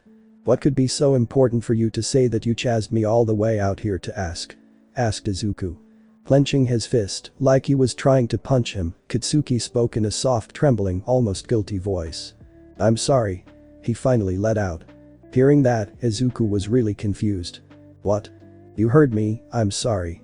Sorry for calling you a quirkless piece of shit, sorry for tormenting you for all those years, and most importantly, sorry for doubting that you could be a hero. Now rage started to invade Izuku. Why was he doing this now? Why not sooner? Did he seriously think he could forgive him? Why then Kaken? No Katsuki. Why only now? Why didn't you apologize for all the bruises you gave me? The blood I spilled. The humiliation. Listen, I know we have never been on good terms. I admit, I was a piece of shit to you. But, ever since we both got into Yuuei, you just sort of left me behind. Suddenly, everything felt so quiet. Katsuki explained, no matter how good I did, no matter how high I went, no one cared, they just nodded and turned around, completely ignoring me. Not even my old friends from middle school were talking to me anymore. Well, no duh. No one would want to be friends with a piece of shit like you, thought Izuku. But you were different. You legitimately admired me, acknowledged me, even liked me. Yet, I didn't get the message until you two turned your back on me. I could become number one, and I became number one, referring to the sports festival, but so what? What's the point of being number one if there are no number twos? No numbers threes? What's the point of jumping hurdles if there is nothing to be given, except for more hurdles to jump? I miss you, Deku, I miss my. Shut up, Kaken. Izuku cut off, rage apparent in his voice, I miss my number two. That's what you're gonna say. You're far too predictable. Yeah, but why? What's so wrong about? You don't miss me, Kaken. You don't miss me as a friend. You miss me because I'm the only fish that doesn't flail when it bites the hook. You miss me because I'm the only fan you ever had. You miss me because without me, you have nothing to inflate your ego with. I am nothing to you but a tool. A tool to break when you're angry about anything. A tool to beat up like a sandbag because real humans fight back when you hit them. Izuku yelled back, and did you really expect me to kneel down crying, I forgive you after that confession? Dream on, Katsuki, the world isn't always about you. Suddenly, in mid-sentence, Katsuki went down to his knees, groveling. I sincerely apologize, Izuku. Please, just give me another chance. Katsuki said, his voice shaking. Seeing this, Izuku let out a slight chuckle. You know, it's funny. Had this been 6 months ago, I would have forgiven you. He said, while waving his head behind him as Katsuki started noticing movement behind Izuku, if only you had done this sooner, maybe I wouldn't have turned. Suddenly, a massive blonde bison of a man, with muscle fibers covering his arms, came charging, smashing Katsuki into a tree as the student coughed out blood. Following that man came one after another, completely surrounding Katsuki. And I came to kidnap a random student from Yuuei, but it looks like one literally just offered himself to me. Izuku laughed. Deku, what's the meaning of this? Katsuki yelled out. Simple, this is a kidnapping, and you're our target. Izuku laughed, as his innocent green eyes dulled out, hollow like that of a beast, one that Katsuki had never before seen in his life. Seeing this, Katsuki shot 2 explosions out of his fists. Fine then, you fucks. Come and get me. The pro heroes didn't even come close to stopping the students, who immediately went running towards the source of the explosion. As they reached their destination, they saw Katsuki, beaten up and bloodied on the ground, hardly twitching, while Izuku, laughing sadistically, turned towards them, realizing that the cavalry had arrived. No, it can't be Izuku. Achako uttered out. Ah, so you finally found out. What gave it away? Was it Shigaraki? I'm gonna say it was Shigaraki. Izuku responded. So you were the man behind the mask of Mightless? Aizawa exclaimed. Yup, S-rank criminal right here. Izuku said, pointing to himself. But why? Why are you the villain? Didn't you say you wanted to become a hero to help drag people out of villainy? What happened, Midoriya? What made you turn to the dark side? Iida cried, on the verge of tears. My goals haven't changed a bit, Tenya-san. Izuku replied, but with the Hero Association in its current state, achieving that goal is simply impossible. This is the only way. Replied Izuku. What? Don't you all see? We live in a society corrupted with arrogance. I've seen it everywhere. From the young kids, who think they can be heroes just because of their quirks, to the heroes who abuse their privileges, not just through their free use of quirks. Can you imagine how we would react to the actions our favorite heroes had they not been called heroes? We would be horrified. People are too reliant on heroes nowadays. We believe in that heroes will come. Heroes will come. That we can no longer save ourselves. But can heroes really accomplish what they promised? Can they save the mutant quirk users, who are the most common villains, due to society shunning them for their looks? Can they save the poor people, who were born in poor families and can only commit crimes to survive? Can they save the poor quirkless kid getting picked on at the park for being so weak by kids who still think they can be heroes no less? And what about the police? What about the medics and doctors? What about the real heroes, who despite their weaker training, risk their lives daily on the front line? There are too many people put there nowadays that wants to be heroes, that the remaining jobs are being overlooked because heroes have too much power. But I am different. I will show the world that heroes aren't gods. I will bestow you heroes with the justice you truly deserve. Izuku called out. Listen to yourself, Izuku yelled. Kaminari, you sound almost exactly like Stain. That comment, however, made Izuku laugh. Stain? Don't compare me to that piece of trash. Izuku laughed. Stain was weak. He had the right ideology, but lacked the patience, teamwork and leadership to do so. I have everything he lacks, and much more. I'm not trying to be Stain. I am Stain. The class was speechless. Never they would have thought that Izuku, the little innocent cinnamon roll, would have been such a cinnamon roll. He's lost it, he's completely lost it, uttered Mineta. Suddenly, another explosion was heard from behind as the lounge, where Class B and the wild pussycats were staying, was also attacked. Looks like my men have finally reached the lounge. Izuku smiled, picking up Katsuki. What the are you behind that too? Aizawa yelled, pointing behind him at the black smoke. We couldn't just make all of this look like a stealth mission, after all, we need the world to know that you pro heroes actually tried to stop us, but failed, miserably. Besides, there are certain members in my league that are itching to get payback on certain pro heroes. Izuku laughed as a black shadow suddenly appeared below Class A and the teachers. I was originally just gonna take Kakin and leave, but now, things are getting much more interesting, so I hope you play nice with my men, bye. As the two pro heroes and the rest of Class A, besides Katsuki, was warped away, Izuku started to head towards the now unguarded lounge. Orb Kakin back to base and restrain him, ordered Izuku. Where are you going, young master? Asked Kurogiri. Shigaraki was, without a doubt, the one who gave away my identity. So chances are he's currently under the hero's custody. And now with them out of the way, I'm just gonna waltz in to pay my old colleague, Izuku replied as his hand sizzled with dark energy, a little visit. Upon saying that, Izuku's grin became more twisted and sadistic, giving the bartender shivers. Where did all these villains come from? Asked Pixabob as her team managed to evacuate all of the Class B students before suddenly getting attacked. A four-man group. Who are you? Asked Tiger in his usual menacing way. Who are we? Replied the taller one of the group. The best of the best, the finest pedigree. We have come to join the hunt. The pack with no weaknesses. Ferociously fierce and wolf-like. We are the group posed, only their poses resembled more the Jinyu Force rather than their opposing team, the Roaring Hounds of Hunt. Or Hounds for short. For the record, I was opposed to this. Alpha mumbled, using his quirk to prevent himself from being embarrassed. His quirk shuts down his emotions, for those who forgot. Watching the group left the pussycat speechless. Are we really gonna do this? Mandalay asked, clearly cringing to the group. We have to, it's our duty. Tiger replied, unfazed. The things we do as heroes. She sighed as Pixabob sent an earth wave at them. Seeing the upcoming attack, Rabid's quirk activated, smashing right through the wall, aiming at Pixabob. Tiger, seeing that his teammate was in danger, kicked him in the stomach, sending him flying back. While the heroes were fighting, Vlad evacuated the last of Class B. Where's Aizawa? He should be here by now. Vlad called out. I'll go look for him, my search quirk should be able to detect them. Ragdoll suggested, running off. Then we'll come too. Tiger replied, seeing that most of the students were safe, issuing a tactical retreat to regroup with the other two pro heroes. As the team ran off, however, the hounds didn't follow. Hey boss. Shouldn't we go after them? Asked Rabbit. I don't think that will be necessary. Once they find Aizawa, it will already be too late. Alpha grinned. While Shigaraki was struggling with his restraints, the door behind him was kicked down, and the figure that emerged sent vibes of dread down his heart. Hello Shigaraki. Lightless. Chapter 35. The portal appeared a few miles away from the lodgings, and out came a handful of students, including Toru, Kota, Mineta, Ajiro and Iida. While trying to recompose themselves, Mineta suddenly started doing what he did best, being a pussy. What the hell is going on? Midori is a villain. Where did he warp us? Are there more YUS? Why me? I don't want it. Calm down.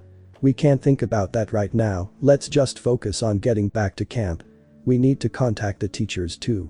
Iida tried to calm everyone, although deep down, he too was scared and confused. We shouldn't be too far from camp, we all have our GPS, correct? Yeah, we do, now let's get out of here, this forest at night gives me the creeps. Kota answered as the group started to make their way back to camp. While the walk was uneventful, the four students couldn't help but feel as though something will pop out around the corner. Suddenly, a voice came to their heads and startled them. Luckily, they quickly recognized the voice. Everyone. This is Mandalay. Right now we are trying to contact everyone we can find. We have lost contact with Izawa. This is a code red. You are all authorized to fight back. The camps have been overrun by villains, do not try to head back. I repeat, do not try to head back. The voice told them. What the? Lost contact. The camp's overrun. What's going on here? Iida yelled out, frustrated. So Izawa's not coming to save us. But he has to. Where would he have gone? Suddenly, Toru and Mineta stopped dead in their track, as though they were paralyzed. Hagakure? Mineta? What's going on? Why did you stop? Asked Ejiro. Look, Toru said, pointing straight ahead. The group froze at the sight of the scene lying in front of them. It can't be. In front of them stood a massive blue and purple beast, one with 4 arms, each of which were chainsaws. Its brain stuck out, resembling the Nomu they found at the USJ and the ones that attacked Hosu, but this one seemed to be standing in a puddle of blood, holding something. Wait, is that? Iida uttered out, pointing to what the Nomu was holding, Aizawa-sensei's goggles. Looking closer, it was but cracked, as though the Nomu and him had previously been in a gruesome fight. Only thing was, there was no apparent injury on the creature. We're screwed, we're so screwed. Toru collapsed to her knees. As the Nomu started to slowly make its way towards the group, its hands morphing into different weapons such as hooks and claws, ready to skewer and impale its next targets. Everyone, run. Kota yelled as he bailed. While everyone scampered like ants, however, Toru, too scared to move, desperately tried crawling away as the multi-armed Goliath inched closer and closer. Coming into range, it raised its arm, attempting to add another person to its kill count. Just then, as if on instinct, Ejiro, with blinding speeds, came in, smacking the Nomu in the head with a tailspin, causing it to stagger. Ejiro? Toru called out, surprised to see him come back. Toru, I need you to run. Said the tailed student. But, what about? Before she could finish, with blinding speeds, the monster charged back in, and with a swing of its inner arm, lodged its chainsaw into Ejiro's shoulder, as blood gushed out, making the student yell in pain. Ejiro. The invisible girl cried. Run, Toru. Run and don't look back. Without even thinking twice, the girl tucked her non-existent tail between her legs and ran faster than she's even run. With only him remaining, Ejiro clutched onto the blade of the saw, trying to hold it back so that it doesn't slice him in half. Alright, you freak of nature, time for this kid with a tail to teach you a lesson. With blinding speed, the student spun around, using his tail to try and sweep the Nomu's leg. However, the leg was tougher than he thought, all he was able to do was slightly bump it. Looking down, the Nomu tried to grab him by the neck, but Ejiro managed to thread the needle and slip past him. Clutching his bleeding shoulder, the student collapsed onto a nearby tree, his vision blurry from blood loss. The Nomu, like usual, slowly made its way towards him. Your worst, he uttered, as he closed his eyes, bracing himself for what was to come. Suddenly, he felt 2 hands grab him as he was whisked away from the range of the Nomu. Don't do that ever again, you hear me? Iida yelled out with a concerned tone. Iida? You came back? Asked Ejiro. We all came back. Iida responded. Suddenly, a barrage of purple balls littered the battlefield, surrounding the Nomu, followed by a swarm of birds, who came charging in, pecking the Nomu, making him swing wildly. Mineta. Kota. You guys came too. He exclaimed. Hey. We can't let you take all the credit. If we get out of this alive, the girl will obviously give the most attention to the most heroic of the bunch, and I am not missing out on that. Mineta replied, now come on. Let's kick this thing's ass. You seem rather pumped, Mineta. Kota commented. No. We are not fighting that thing. Remember, the camp's been overrun, so our best bet is to regroup with the other pro heroes, so run. Iida suggested. Then you go ahead. That thing is deceptively fast, Iida, it will catch up. Trust me, I know. Ejiro replied. Then go on ahead, Iida, take Ejiro and run, we will hold them off. Kota said. Are you sure? Asked Iida. Positive. Mineta replied. As much as he wanted to protest, Iida knew this was the only option. Promise me that you will come back safe. Iida replied, run off, carrying Ejiro. As the duo faced the gargantuan figure, they turned to each other. Got a plan? Asked Kota. Nope. Mineta replied. The monster let out a roar, charging at the two. Then we might as we improvise. Plus ultra.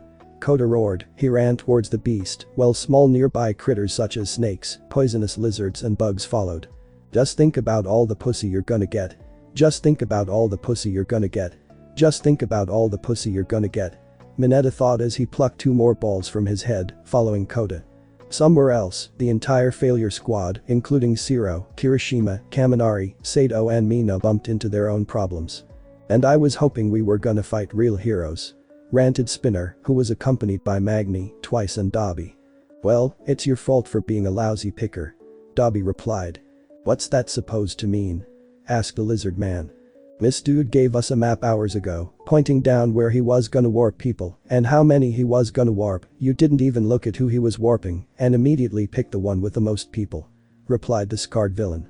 Whatever, let's just get this over with. I heard we were gonna throw a huge celebration after this, and god damn it, I'm a sucker for Kuro Dude's brews. Replied Spinner, unsheathing his blade. As the villains, who had the 5 students surrounded closed in, the same broadcasted message reached them as well, although, it seemed Mandalay was in a hurry and didn't pay attention to who she was broadcasting the message to, so sadly, everyone got it, including the villains. Upon hearing the news, the students were scared shitless. So not only is Izuku a villain, but now Katsuki is missing, our camp's been overrun, so we don't even know where to go next, our teacher is missing, and every pro has their hands paws full. Mina yelled out, despair apparent in her voice as her knees were shaking violently. What are we gonna do? The skin on Kirishima's forearms shifted into a crystalline-like fist as he raised it in a fighting stance, facing the upcoming threat that stood in front of him. His mind, while also plagued by Izuku's malicious smile, which contradicts his innocent demeanor he was previously known for, was set on only one goal, to defeat these new threats that had come upon them. We fight. The redhead responded to Mina's cries of despair as he charged headfirst into the crowd, immediately punching a hole through the scarred one's chest. While surprised at how fragile the man was, the Frankenstein's monster of a man crumbled and turned to sludge as someone who looked exactly identical to what the pile of goo previously was popped out from behind the red riot. Wrong one. Upon saying that, Kirishima was doused in a blanket of blue flames, burning off his shirt and, despite his hardening quirk being active, even his skin. Hang in there, Kiri-san. I'm coming. Kaminari yelled out, his hand sizzling with electricity. However, he didn't make it far as he was suddenly shot towards Magni, who was holding up her giant magnet. You're not going anywhere. She said, smashing her magnet into Kaminari, creating a small crater in the dirt around him as he coughed out blood. Now you stay put. Shiro was able to pull Kirishima out of the flames by latching onto his legs with his tape and pulling his scorched body out of the flames. However, before he could pull Kirishima all the way back, his tape was sliced in half by a giant amalgamation of knives that formed a massive sword. Oh no, you're not going anywhere. Spinner cut in, swinging his massive weapon at Shiro, who barely dodged it. Sato, downing a juice box he carried on his for snack, used his massive strength boost to uproot a tree and threw it at the group. Seeing the upcoming obstacle, Dobby set it ablaze, followed by Spinner jumping in, kicking it apart like a bundle of straws. But behind the tree popped Kirishima, who nailed Spinner across the face. Ow. That bastard. Spinner grunted as he spat out some blood, and I thought these were the class's bottom students. What gave you that idea? Asked Kirishima, who was clearly offended by his comment. Well, according to Izuku, you were the only 5 in Class A who failed. Explained Dobby. Ugh, talk about salt in the wound, Kirishima mumbled. While the failed students fought back the 4 villains, Snipe had his own problems at hand. Someone was facing him directly and he does not look happy.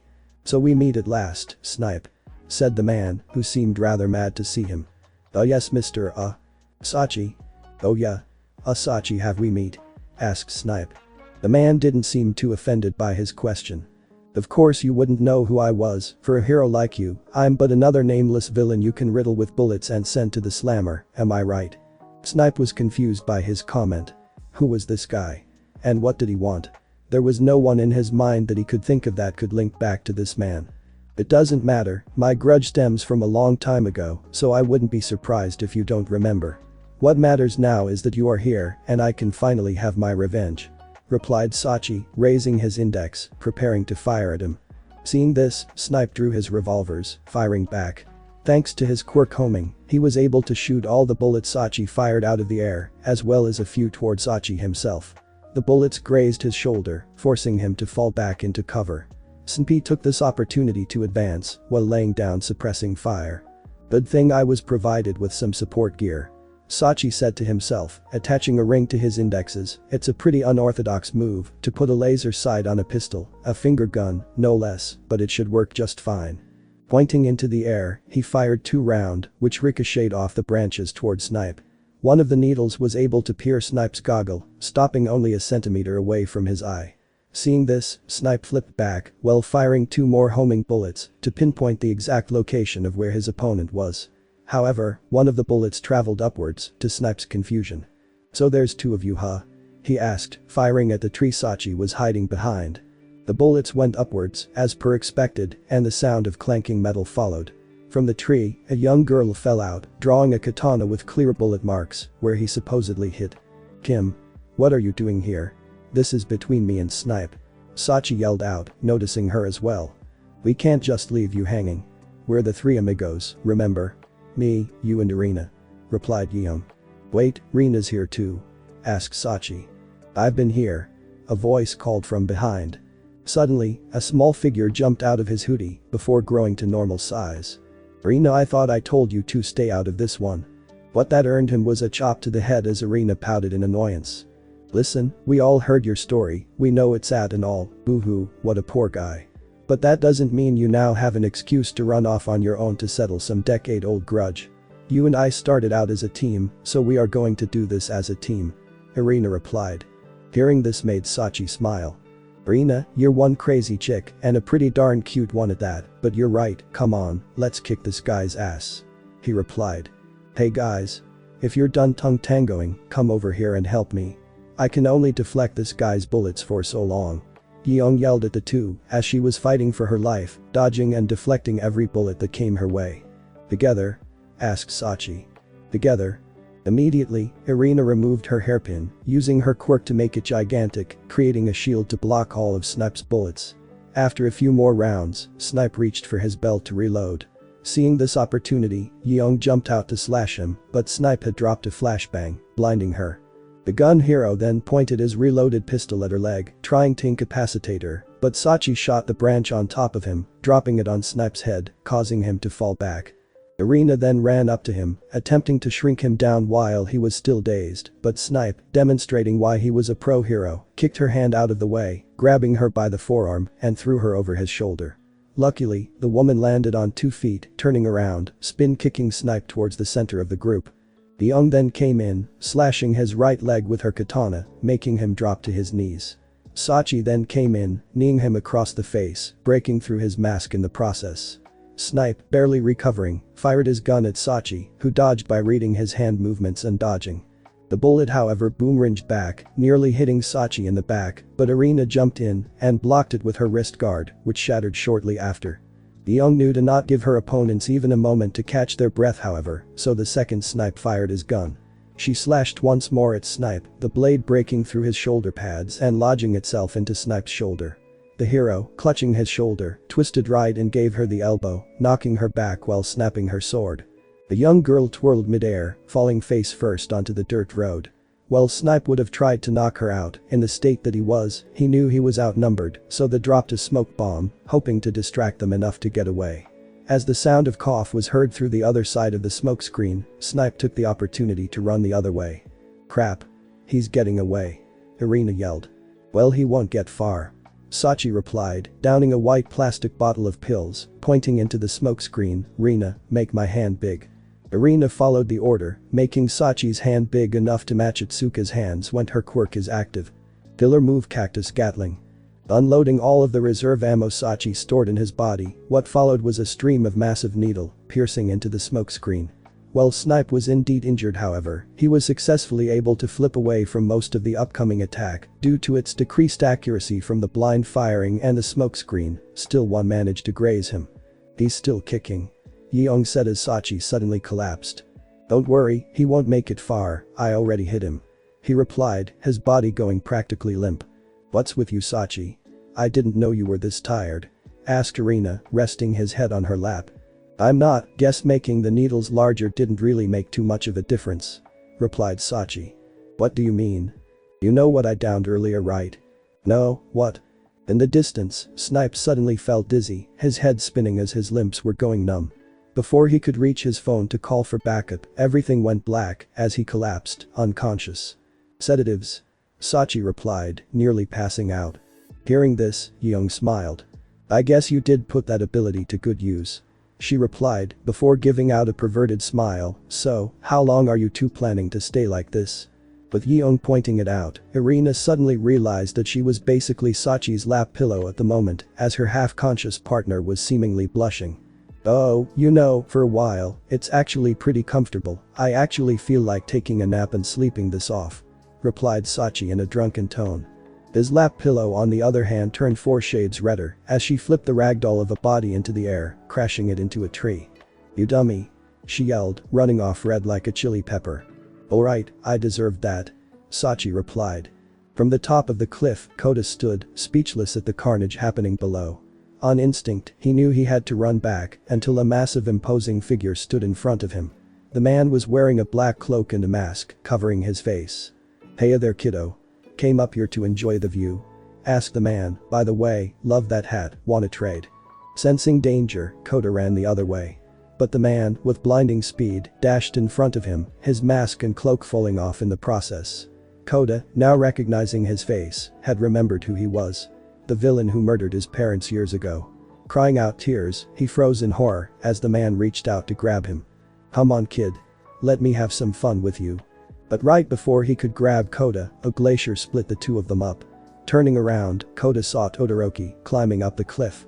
"Don't worry, Kota, I'm here now," Todoroki said in a comforting tone. "Now go. Find somewhere safe and hide, I'll hold him off." Hearing this, Kota ran off, but Todoroki needed to be sure of one thing, to make sure Kota wouldn't get himself into more danger. "Wait. Don't run back to camp. It's not safe there. Try finding somewhere else too." Before Todoroki could finish, the muscle-bound brute smashed through the ice wall like it was cardboard and smashed Todoroki into the side of the cliff, leaving a small crater in the shape of the student's body. "I was told by my boss to be careful of a certain kid with a burn over his left eye and white and red hair, how he had both a fusion quirk of ice and fire and the quirk of all might. I was actually planning on taking you head on, so don't disappoint me." Muscular cackled, "Give me the thrill I've been looking for in a fight." Without replying, the student launched another glacier at him.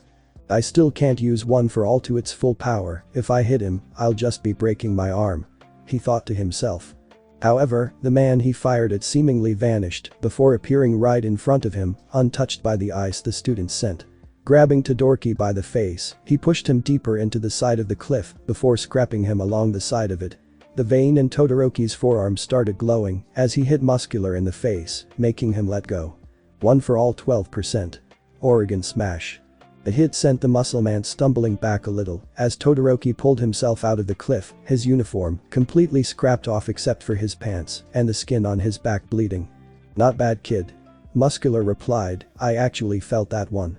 As per expected, 10% punches just won't do for this guy. It's either burn him, freeze him, or 100%. Thought Todoroki, now dousing him in flames as he was charging towards him. The flames, however, didn't even slow him down as he brushed it off to the side, kneeing the student in the stomach. "You call that fire? Dobby has burned me worst before." Muscular laughed, trying to estimate how high he sent the student flying. Before Icy Hot could even catch his breath, much less recover, the muscle villain jumped up to his level, smashing him back down to the ground, making him cough out more blood. Landing near him, the muscular villain then kicked his already down body, sent it flying a few feet back. "Done already? How disappointing, and I thought you were some big shot." Muscular laughed, "Now, to finish off that kid." Hearing this, Todoroki got back up, staggering. "Don't you dare touch Kota," he uttered. "Oh really? And who's gonna stop me?" asked Muscular. "You certainly can't, and none of the pros are nearby." "Why do you want that kid anyways? You got what you wanted. So why are you all still here?" Todoroki snapped. "Why? Because why not? It's not like you're preventing shit. Face it, kid. You can't stop us, weakling." That last bit really but deep into Todoroki. His father was right for once, he can't save anyone if he was weak. Looking at the towering figure, traumatic flashbacks ran by him, the ones of his dad's abusive days. "No," the broken student uttered, "I can't win." "Well, guess that's one down, guess I'm gonna go after the kid," Muscular said, walking past him, before suddenly turning around and smashing Todoroki's head into the ground, or not. Suddenly, he felt a rock hit his head as he turned around to see the kid from before. "Water hose my mom and dad, did you torture them like this before killing them?" Kota asked, trembling. "Kota," Todoroki uttered as he saw the kid. "Water hose? So you're their kid. What a twist of fate. Muscular said, letting go of Todoroki and walking towards Kota. They're the ones who gave me this glass eye. As the muscular villain approached the kid, Todoroki's half-dead eyes reignited with fire. I don't particularly hold a grudge against them, I killed them just like I wanted to. Of course, they tried to stop me, and we all did our best and had to deal with the results. It's only bad when you can't put your money where your mouth is. Muscular laughed sadistically as he lunged at Kota, just like your pathetic mommy and daddy. Suddenly, he heard the sound of someone jumping behind him and turned around to see Todoroki, his right half encased in ice. I knew you'd be back. Muscular yelled, throwing a right hook. Todoroki on the other hand, blocked it, but with his unprotected left arm, which broke on impact. He wasn't using that right part as armor, though muscular as the student raised his icy-covered fist. One for all 100%. Alaska smash. The ice immediately shattered, but was enough to prevent the student's entire arm from breaking, just his wrist and forearm. The blast sent Kota flying off the cliff. Luckily, the student caught him before he could fall off completely. Caught you? The student said with relief. The student then dragged Kota back up to safety. Thanks. Kota smiled. Come on Kota, let's get out of here, we need to regroup with the pro heroes. However, as the smoke cleared, Todoroki's eyes widened. Muscular was still standing. That was a nice hit. How about I return the favor? The villain laughed. Kota. Todoroki called, as Muscular took out his glass eye, replacing it with what he called his serious eye, which he uses when he fights at full power. Run away, as fast as you can. But what about? Suddenly, the muscle man came charging at them as Todoroki used his full power fire blast to hold him back. Just run Kota. Forget about me. Todoroki roared as he tried to hold back the charging Goliath. Muscular was barely slowed by the flames, immediately crashing into Todoroki, who only managed to hold him back by focusing one for all into his legs, while still blasting his flames at point-blank range, but to no effect. Hahaha. You're something else kid. You know that, Muscular roared, now show me Blueodd. Slowly, Todoroki was losing the struggle, his legs breaking under the pressure as he was completely buried under the villain's massive muscles.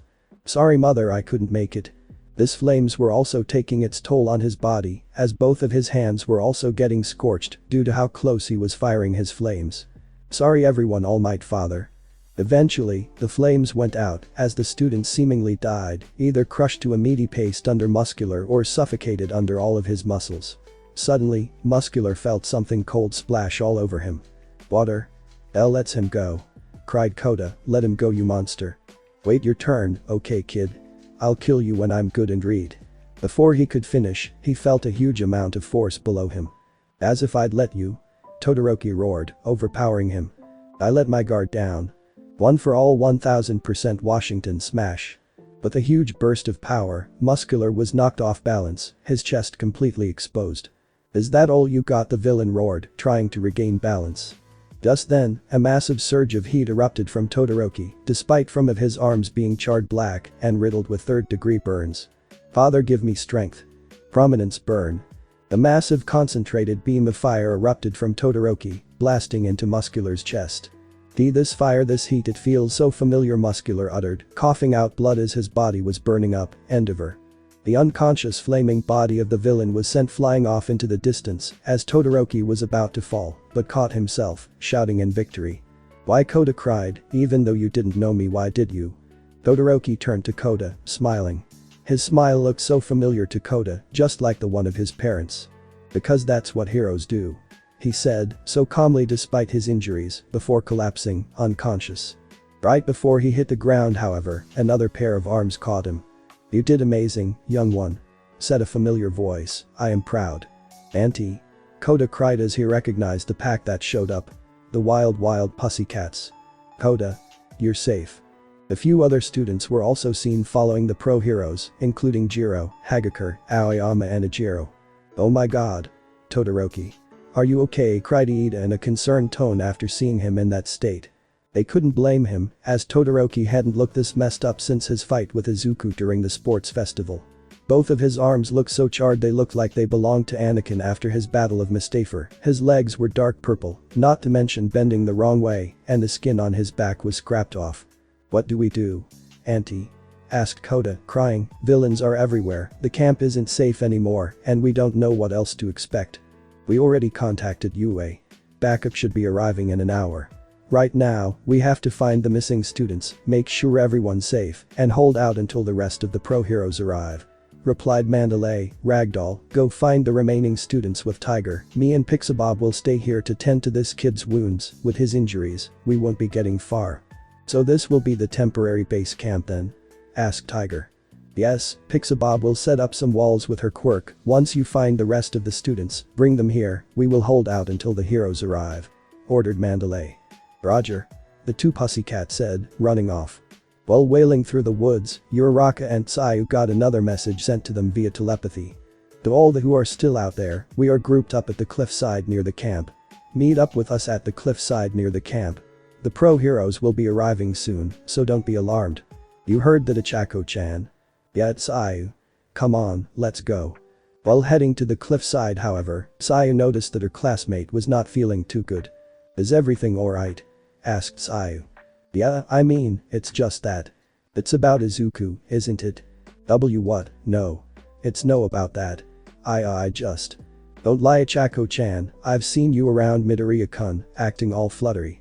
It must not be easy, learning that he was in fact the villain who attacked us at the USJ, the one who killed all those heroes, and the one who lead the same villains who raided the main agency.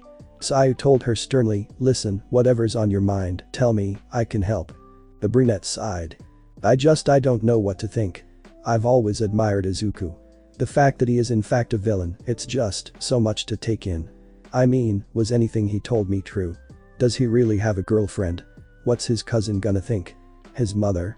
I don't even know who to trust anymore, the young girl explained, on the verge of tears. Don't be this way, Ichako, we'll make it out of this okay, and when we do, we'll get to the bottom of this. Tsuyu said, comforting her by patting her back as she started to cry, leaning onto her shoulder. Suddenly, a noise was heard, sounding like someone was near. Before they could figure out what, a throwing knife came out of the dark, nearly hitting Ichako. Ichako? Look out. Tsuyu said, pushing her out of the way, allowing the knife to miss both the girls. Found you, you bitch. A voice was heard. Suddenly, a blood girl wearing a cardigan and a mask similar to that of Bane came charging in, completely ignoring Tsuyu and going straight for Ichako. Wait, you're Izuku's girlfriend. Ichako realized, so you were a villain too. And you are that brown-haired slut that's always hanging around my Izuku-kun. If you think you can steal him from me, then quit dreaming. Toga yelled back in a mixture of giddiness and anger. Suddenly, Tsuyu's tongue came flying in, wrapping around Ichako and flinging her away. We need to run, now. Tsuyu called out. Yeah, let's go. Uraraka replied. Suddenly, two bodies were sent flying, landing between the conflicting girls. Toga recognized the two that were sent flying. Jack and Moonfish. What's going on? Asked Toga. Suddenly, massive black arms came in, slicing all the nearby trees. While Toga was able to dodge, a greatly injured Shoji jumped in, protecting Ichako and Tsuyu. Shoji? What's going on? Asked Tsuyu. It's Tokoyami. His quirk is going out of control. We were attacked by these three villains, they beat us really badly, but then, one of them gassed Tokoyami, putting him to sleep. Without his consciousness holding him back and with us being submerged in complete darkness, Dark Shadow went berserk. Shoji explained as the giant black mass crawled towards the group, dragging its unconscious master in the process. More blood need to kill. Dark Shadow uttered, swinging wildly. Get down. Shoji yelled, as the black mass slowly went towards Toga. A little help. Anyone? She asked. Dark Shadow swung its claws at her, as she flipped and twirled to dodge them. Damn, and I was hoping to get my revenge, now I have to deal with this thing. While backing up, however, Toga tripped. Falling over, all she could do was crawl back as the black beast made its way closer and closer to her. Closing her eyes, she braced for impact, but then, nothing. Reopening them, the rampaging beast was gone. All that remained was a pearl. You can't be a shadow without anything to be a shadow of, said a familiar character. Mr. Compress. Toga called out. In the flesh. I was sort of late to the party, so my apologies. Now, what shall we do with these fine ladies and gentlemen? Asked the masked jester. Turn the octopus and the frog into pearls, the brunette's all mine. Ordered Toga. Very well. said Mr. Compress, putting Tokoyami's pearl into his pocket before hopping towards the three. Shoji swung his arm, hoping to hit him, but the man jumped over him, immediately converting him into a pearl. Upon seeing this, Sayu grabbed Ochako by the arm and ran. The villain followed and jumped at Sayu, about to turn her into a pearl. But before he could touch her, Ochako tapped the man's wrist, using her quirk to float him upwards. In doing so, however, Toga was able to launch one of her needles from her support gear, stabbing her in the shoulder. Suck suck suck. Suck her dry. Toga cheered with a childlike squeal, leaping towards the girl she harpooned. The frog girl let go of Ochako, now focusing on Toga, but then felt a hand touch her from above, and before she knew it, she was now also a pearl. So she lost focus when you pricked her, nice. Mr. Compress commented, putting the 2 pearls in his pocket, one left. Assuming a fighting pose, she prepared for the worst. Suddenly, before the 2 could torture her, the 2 villains were knocked back by some familiar faces. Hands off our friends. Sato and Kirishima shouted, punching Toga and Mr. Compress respectively. Sato. Kirishima. You're both here. Ochako cried out. So are we. Kirishima and Mina cut in, kicking the 2 villains again before they could have a chance to recover. And I'm here too. Shiro said, popping up last. Wait, you bunch. Weren't Dabi and gang supposed to be taking care of you? Asked Mr. Compress. Yeah, but luckily, we learned from our failure in the practical exams we failed in. Mina said with pride. Much like how Nezu sealed our exits by knocking down the walls during our failed exams, Mina and I knocked down the nearby trees in a way that would slow the villain group down long enough for us to make our escape. Kaminari added, also smiling, now come on. Let's do this. We have them outnumbered 6-2. Careful, the guy on the right can turn people into pearls, he caught Sayu, Shoji and Tokoyami. Ochako warned. Then looks like it's up to us to get them back. Kirishima yelled out, charging at the 2, followed by the other 5 students. Looks like we are acutely outnumbered. Observed Mr. Compress, should we fall back and regroup? Sounds good, hey Misty. Warp us out of here. Toga called out. As a dark portal opened, the 2 were about to jump in, but just then, Mr. Compress slipped on something slimy, falling over and dropping his marbles. What is this stuff? The masked top-hatted villain cursed, covered in the white, slimy substance. It's my slip acid, I secreted some when I kicked you. Mina replied, grabbing 2 of the marbles, I got 2 of them. She called out. And they got you? Mr. Compress retorted, releasing the 2 prisoners, who turned out to be Tokoyami and Shoji, who, due to his size and weight, made Mina collapse under the 2. Toga grabbed the second marble and was about to head into the portal until Ochako ran in quite impressive speeds due to her erasing her own gravity, and tackled her sideways, making her drop the marbles. As the 2 of them rolled onto the dirt floor, the brunette was able to get the upper hand, snatching Toga's arm and putting her in an arm lock a la GMA, gunhead martial arts. It's time for you to receive your rock-hard pounding, yelled Kirishima as he tried to punch Mr. Compress. Phrasing, sung the villain, leaping out of the way. I got him, yelled Kaminari, trying to grab the villain, but he slipped away still. Damn, this guy is just too damn slippery and fast. Shiro commented. The villain looked to his right and saw Toga struggling to get free from Ochako's hold, so he pulled out one of his marbles and launched it at her. Ochako turned around, expecting a lot of things. But Mina was not one of the things she was expecting as the pink girl crashed into her, freeing Toga. Sorry. He marbled me. Mina cried. In the distance, Kaminari was seen, crushed by Sato, who was seen falling out of the sky. They got me too. The guy cried. Alright. Just get your lips off me. Kaminari yelled back in annoyance. Toga, now free, ran to Mr. Compress, passing him the marble as they both ran to the portal. Give her back. Ochako cried out. Oh, don't worry, we'll let you see her for one last time before we kidnap her. Toga replied with a sadistic smile, holding up the marble containing her. Mr. Compress, release her, okay? Before the villain could do it, however, a bird came flying in out of nowhere, snatching the pearl, right as Tsayu was freed. What? The 2 villain yelled, confused as Tsayu hopped back to the group. Right on time. A voice was heard from the distance. It was Kota. Sure, he looked like they just threw him into a meat grinder, but he was still there. Carrying an equally injured Mineta. Kota. Mineta. Where have you been? Asked Kirishima, hugging his classmate. We were fighting this huge Nomu in order to save Ejiro, Hagakure and Iida. We were all like, leave it to us. And they were all like, promise me you'll make it back alive. It was so heroic and cool. You should have seen me. Mineta answered. You? Fighting a Nomu? Yeah. Quit lying. Ochako laughed. It's not a joke. Mineta yelled back as the 6 other students burst into laughter, even the villains. I'm serious. He's not kidding, actually. Added a third voice, they were actually distracting the Nomu pretty well, although, I did help in the end. The group turned around, wondering who was also playing along to the joke. To their surprise, it was Momo. So, do you really think I would lie? Asked Momo. The former villain sat face to face to Izuku, who waltzed in with minimal effort, making him wonder if he actually managed to defeat the pro heroes and students. Facing the man he wanted to kill for so long, Shigaraki cursed for letting himself get tied up by Aizawa. The intense mood suddenly dispelled as Izuku turned away, heading towards the teacher's lounge. A few drops of sweat ran down Shigaraki's head as he heard the sound of Izuku flipping the room upside down, looking for something. A minute later, the kid came out, downing a can of beer. I went through 2 days of meaningless torture, I deserve this. Izuku said to himself, downing the whole can in one gulp, before turning to Shigaraki, retaking his menacing persona. So, as I was saying, hello Tamura Shigaraki. Lightless the handman grunted, almost free from his bonds. Seeing the ropes loosening, Izuku kicked the tied-up man in the stomach, making him cough out blood as he dropped to the floor, before retightening his restraints. I'm impressed, Shigaraki. For someone who hates heroes so much, you managed to throw that hate aside, giving yourself up to the heroes, just to have a chance to catch me. Lightless congratulated. Unfortunately, it seems that, typical from someone like you, your plan was never thought through. What do you mean? The man yelled back. What did you think I was gonna do should the heroes find out?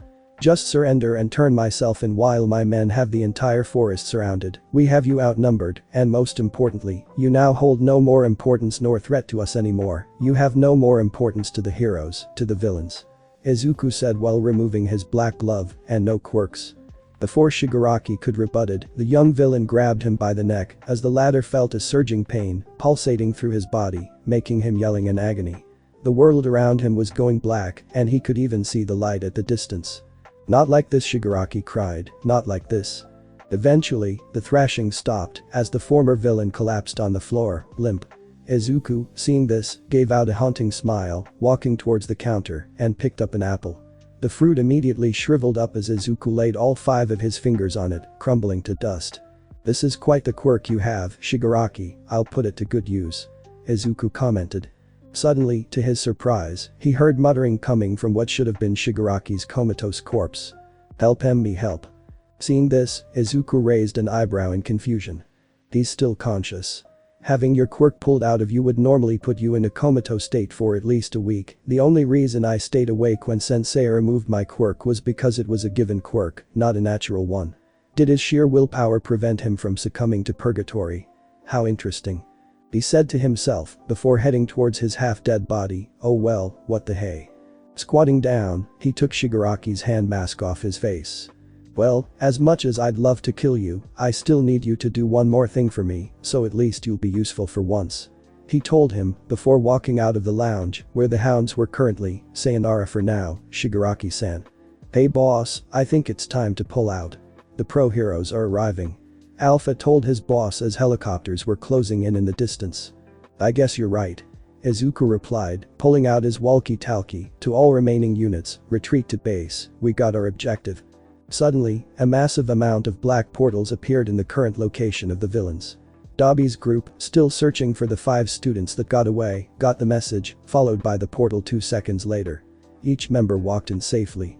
Doga and Mr. Compress were already halfway in the portal, so they got away no problem while their opponents were still laughing. Sachi had to be carried by Arena into the portal, while Yeong followed, carrying the unconscious body of Snipe. The Nomu was actually one of the last ones through, because it had to backtrack in order to carry back the pro hero he hunted down. Hours later, the remaining students were found on their way to the cliffside by the 2 pussycats, as they were escorted back safely. A few minutes later, the heroes arrived and evacuated the students. But although the students were safe, things were not looking good. There were 7 pro heroes in total, along with 40 students. In the end, 2 pro heroes went missing, including Snipe and Eraserhead, whose goggles were later found in a pool of blood, and out of the 40 students, 1 turned out to be not only a traitor and spy, but also the leader of the League of Villains. On the plus side, 5 villains were held in custody, 4 of which were formerly on several wanted lists, while one of them seemed to have mysteriously lost his quirk. But the downside was, 13 students received injuries of various degrees, 4 of which were considered severe, and 1, under the name Katsuki Bakugo, went missing. This event will leave its mark in hero history, an event named Training Camp Horror. And while the horror may be over, for now, this is a complete defeat on the hero's side. And what's worse, was that the nightmare was far from over. "Boss, we have successfully transferred the last of our stuff to our new hideout," said a man covered in black mist. "Very good," replied the boss, mightless, letting out a maniacally smile. Time to unleash phase 2. Chapter 36. One day after the horrors unfolded at the training camp and the media was already all over the case. The hero business, blamed for their lack of responsibility, were getting chewed out on every channel there was on TV, even ones who don't cover hero news like the Nature Channel. While the outside of Yuuei, I'm spelling it right this time, was swarmed by the press, almost like a cliché zombie movie, the staffs of the school were gathered at the top floor, discussing the current situation. "My dear pro-heroes," the rodent known as Nezu, principal of Yuuei greeted, "I have called you all here because the reputation and pride of not only Yuuei, but the hero business in general is in dire condition. In the past months, we suffered 2 major attacks, both resulting in losses, and now, not only was it revealed that this entire time, there was a spy among our students, but we have lost both a student and 2 pro-heroes. We underestimated this league of villains." President Mick added, "It seems as though they have already begun their attack on our society of heroes. There was a spy among us, remember? No matter how seriously we took the situation, there was no possible way B could have prevented this." Midnight responded, "I hate to admit it, but we've been played. This entire time, the villains were in control of this current endeavor, while we were made to believe we were successfully suppressing these threats to society." All Might, in his deflated form, sat at the very corner during this meeting, muttering to himself. However, Mick was able to hear him. "All Might, is there anything you would like to say? You've been quite down lately," asked Nezu. No response. "All Might," the mouse called him with a firm tone. The blonde skeleton snapped out of his trance. "Ah. Sorry. I'm just," the pro-hero jerked upwards while replying in a startled tone, "I'm just trying to process all of this." Hearing this, Mick patted him on the shoulder, trying to comfort him. "We understand, Yagi-san, it's not easy, knowing one of your students turned out to be a villain. We get that you're in pain, but we can't despair now, or else, they win," President Mick said in a comforting tone. "President Mick's right," Nezu added, "right now, 2 of our best heroes have been taken hostage, all of our information are in the villain's possession, and we don't have a single lead on them." "Actually, we do." Midnight cut in, "We caught 5 members of their league, and one of them is in fact willing to give away all the information he knows about the league." "You mean Tamura Shigaraki?" asked All Might. "Yes indeed. Although, one odd thing is that, upon further body inspections, it seemed as though the man lost his quirk," replied Nezu. Hearing this, All Might shot up from his seat. "Wait, what do you mean, he lost his quirk?" asked the hero. "It mean what it means, it was as though all of a sudden, his quirk suddenly vanished," Nezu replied. Which was odd, as Awa had retrained the man earlier, but the door was busted down. There was also several items that were missing, disintegrated in fact. Midnight added, "One of the possibilities would be that someone had stolen his quirk." But that said, All Might slammed his open palm of the desk. "It's all for one. It has to. He must have brainwashed poor young Midoriya into committing such atrocities."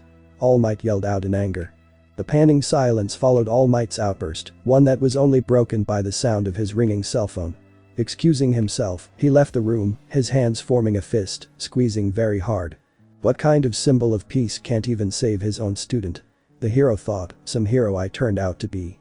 Picking up his phone, he immediately answered, knowing who it was. "Sorry, what's up, Inspector Tsukauchi?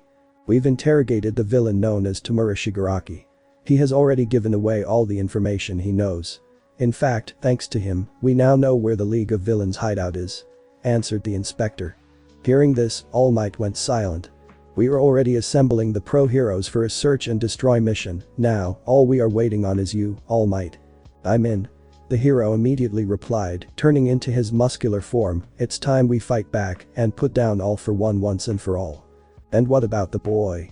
We haven't revealed his true identity to the public. Right now, young Midoriya is classified as missing to the public, so once we get him back and undo whatever brainwashing he's went through, we can leave all of this behind us," replied All Might. "Well, you better do it quick, her mother is worried sick."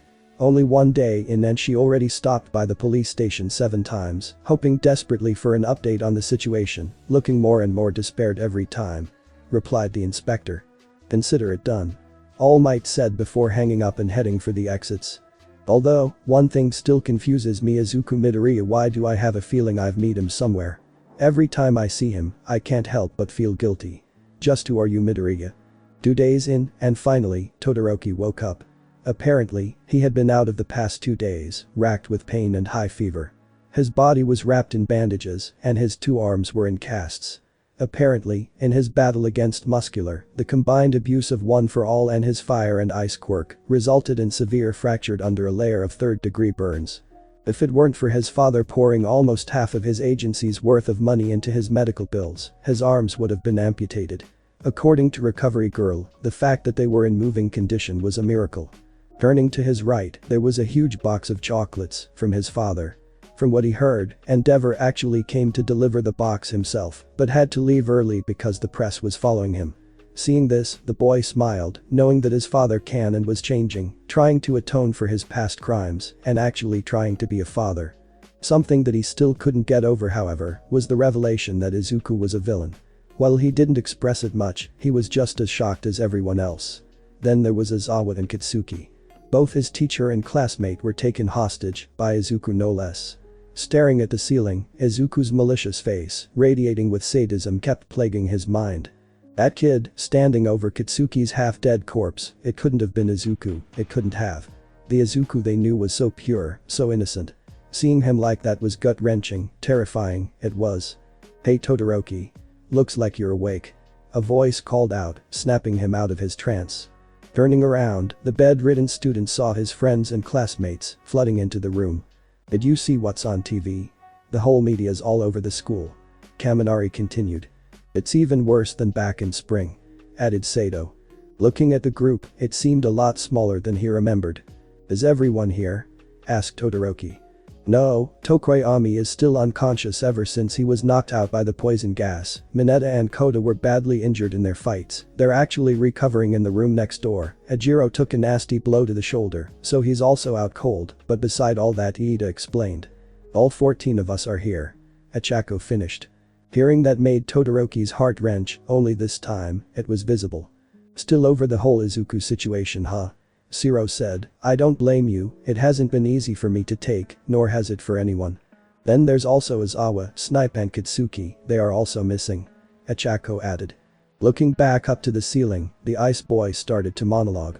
"I was confronted by All Might after the sports festival. He wanted to apologize to me for not noticing someone who was in such pain for so long. He started, while keeping his second quirk a secret. When I looked into his eyes, I read his emotions. He was heartbroken, guilty, knowing he couldn't do anything, despite so many obvious clues leading to my suffering." Clutching his bed sheets, tears slowly leaked out of the teen's eyes. "That's when I realized, hiding my pain will only push others away, I will only suffer further, without the help of anyone else, things could only get worse for me. I don't even know what I would have done had Izuku not made my father confess. I was scared, trembling at the idea of what would happen should I snap. Would I have killed someone? How long would I have lasted before I became broken?" He continued, now crying for real. "Seeing Izuku like that only made me realize he was broken. There came a point in his life where he was suffering just as much as me, only he didn't have anyone to save him. To think someone like Izuku was suffering so deeply, despite his smile gleaming with joy. I understand." Kirishima cut in, "So let's save them, now." How the rest of the group reacted. "You see, I came here yesterday too, and I ran into All Might, talking to Yuuei, Rozu, Mineta and Kota. Apparently, Mineta had stuck a tracking device Momo made onto the back of the Nomu. All she needs to do now is make another tracking device for us and we can interfere with work meant for the pros." Iida cut in, clearly upset. "We shouldn't interfere with what the professionals are doing. You know that." "Of course I know that. But I still couldn't do anything," Kirishima replied in an equally upset tone. "If Midoriya turned on us, there must be a reason why. We know him, we do better than almost anyone. I can't just sit around while our friend is currently suffering. It's no longer only my duty as a hero that's calling me, but my duty as a man as well. Kirishima, calm down. This is still a hospital. Sayu interrupted, besides, Iida's right. I know that he's right, but he's still our friend. I know that no matter how many layers of feint and lies he put up against us, Midorira still legitimately cares for us deep down. Kirishima replied, turning to Todoroki, Shoto-san, I know you're upset, but there's still a chance. We can still save them. Cheers. The entirety of the League of Villains, Izuku included, cheered in unison, clanking their respective beer mugs together while celebrating another successful attack. The bar was looking relatively empty, aside from the chairs and sofas bolted to the ground.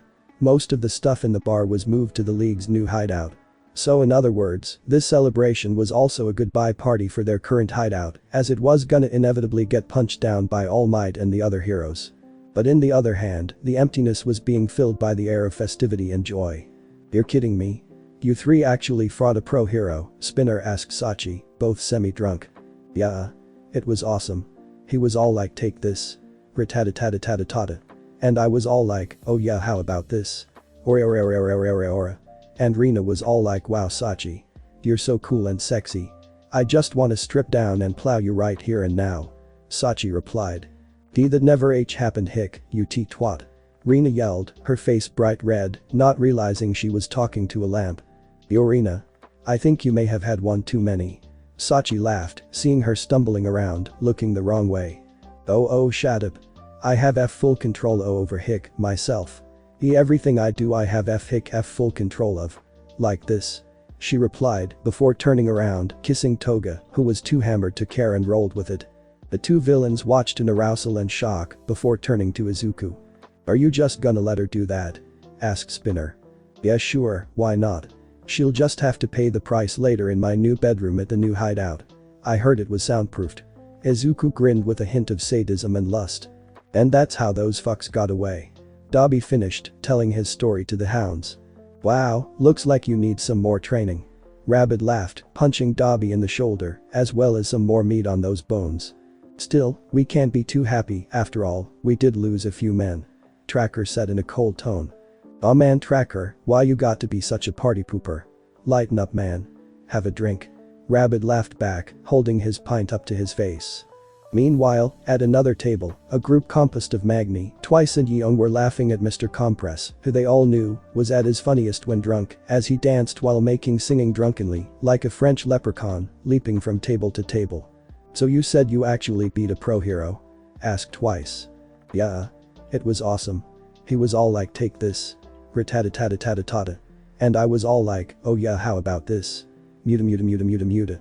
And Sachi and Arena were all like, wow Yeong. You're so cool and sexy. Can I please get your autograph and worship you like a goddess? She replied. Meanwhile, it seemed as though Arena had gotten more vicious, as she has now pinned Toga, still too drunk to care, against the counter, has stripped both herself and her down, and were just full on making out. Seeing how the party was eventually gonna get out of hand, he turned to Kurogiri, who seemed to be moving very strangely and giggling. Hey, Kurogiri, can you warp me to the warehouse? I have an old friend to visit. He asked, also, give us a heads up on the heroes, we don't want to be in the middle of partying when they attack. Turning around however, the misty bartender surprised Izuku. The yellow streaks that were his eyes was swirling uncontrollably, and he himself seemed to be giggling uncontrollably like a schoolgirl. Hey Izuku hu. You got to see this. The bartender said while giggling. Kuro-san, are you drunk? Is that even physically possible for someone like you? Asked Izuku, before a portal appeared in front of him as the bartender shoved his head through it. Through the portal, they were in the middle of the streets, near the corner of a mildly crowded market district far from the hideout. The villain boss could heard giggles as it turned out that the portal he was peeking through had Kurogiri's eyes. Now watch this. Kurogiri said in a high-pitched tone. Suddenly, a portal appeared and the sky yellow liquid rained out of it, raining down on the civilian as they ran in circles, panicked. Kuro, are you peeing on the civilians? Izuku asked Kurogiri. Suddenly, he realized that the portal was shrinking down. In a hint of panic, he pulled his head back as the thing closed completely. A tad bit pissed off, he punched the drunken bartender across his misty face.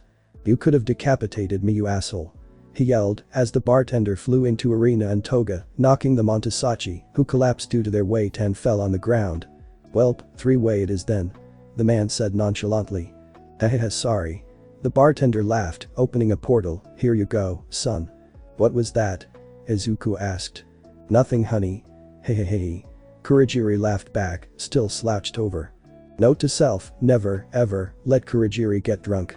Izuku said to himself, walking through the portal and hoping he didn't accidentally teleport him in front of All Might. Luckily, he didn't, it was the right place. For whatever reason, however, All for One elected to stay put at this place, instead of moving into their new hideout. Odd, considering this was where all of the nomas, including the one used in the training camp, were being stored. Maybe now that he doesn't have All for One anymore, he identifies himself as a Nomu himself. He didn't give it much thought, instead, he was rather excited. After all this time, he was finally gonna get what he wanted. Revenge. Katsuki woke up in a dark room. His vision was still blurry, so he tried to rub his eyes, but he couldn't seem to move his arms. His eye finally adjusting to the room, he saw that he was completely tied up, his arms in heavy metal cuffs and chained to a metallic chair.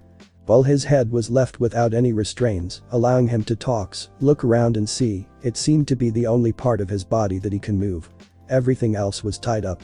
Before he can even say a word, he heard the sound of a door opening as a familiar figure walked in. He heard him hum a familiar tune, the third theme song to All Might's Bizarre Adventures, Smash Proud, allowing him to recognize his voice, which made him quiver as he kept trying to deny who he might be. As the figure walked out of the shadows, turning on a faint light, revealing his appearance, all that denial went out of the window. "Deku?" he asked weakly. "Hello, Kaken," his former childhood friend said with a cold, forced smile. Immediately, the teen trashed back and forth, trying to free himself from his bonds. He even tried using his quirk, but to no effect.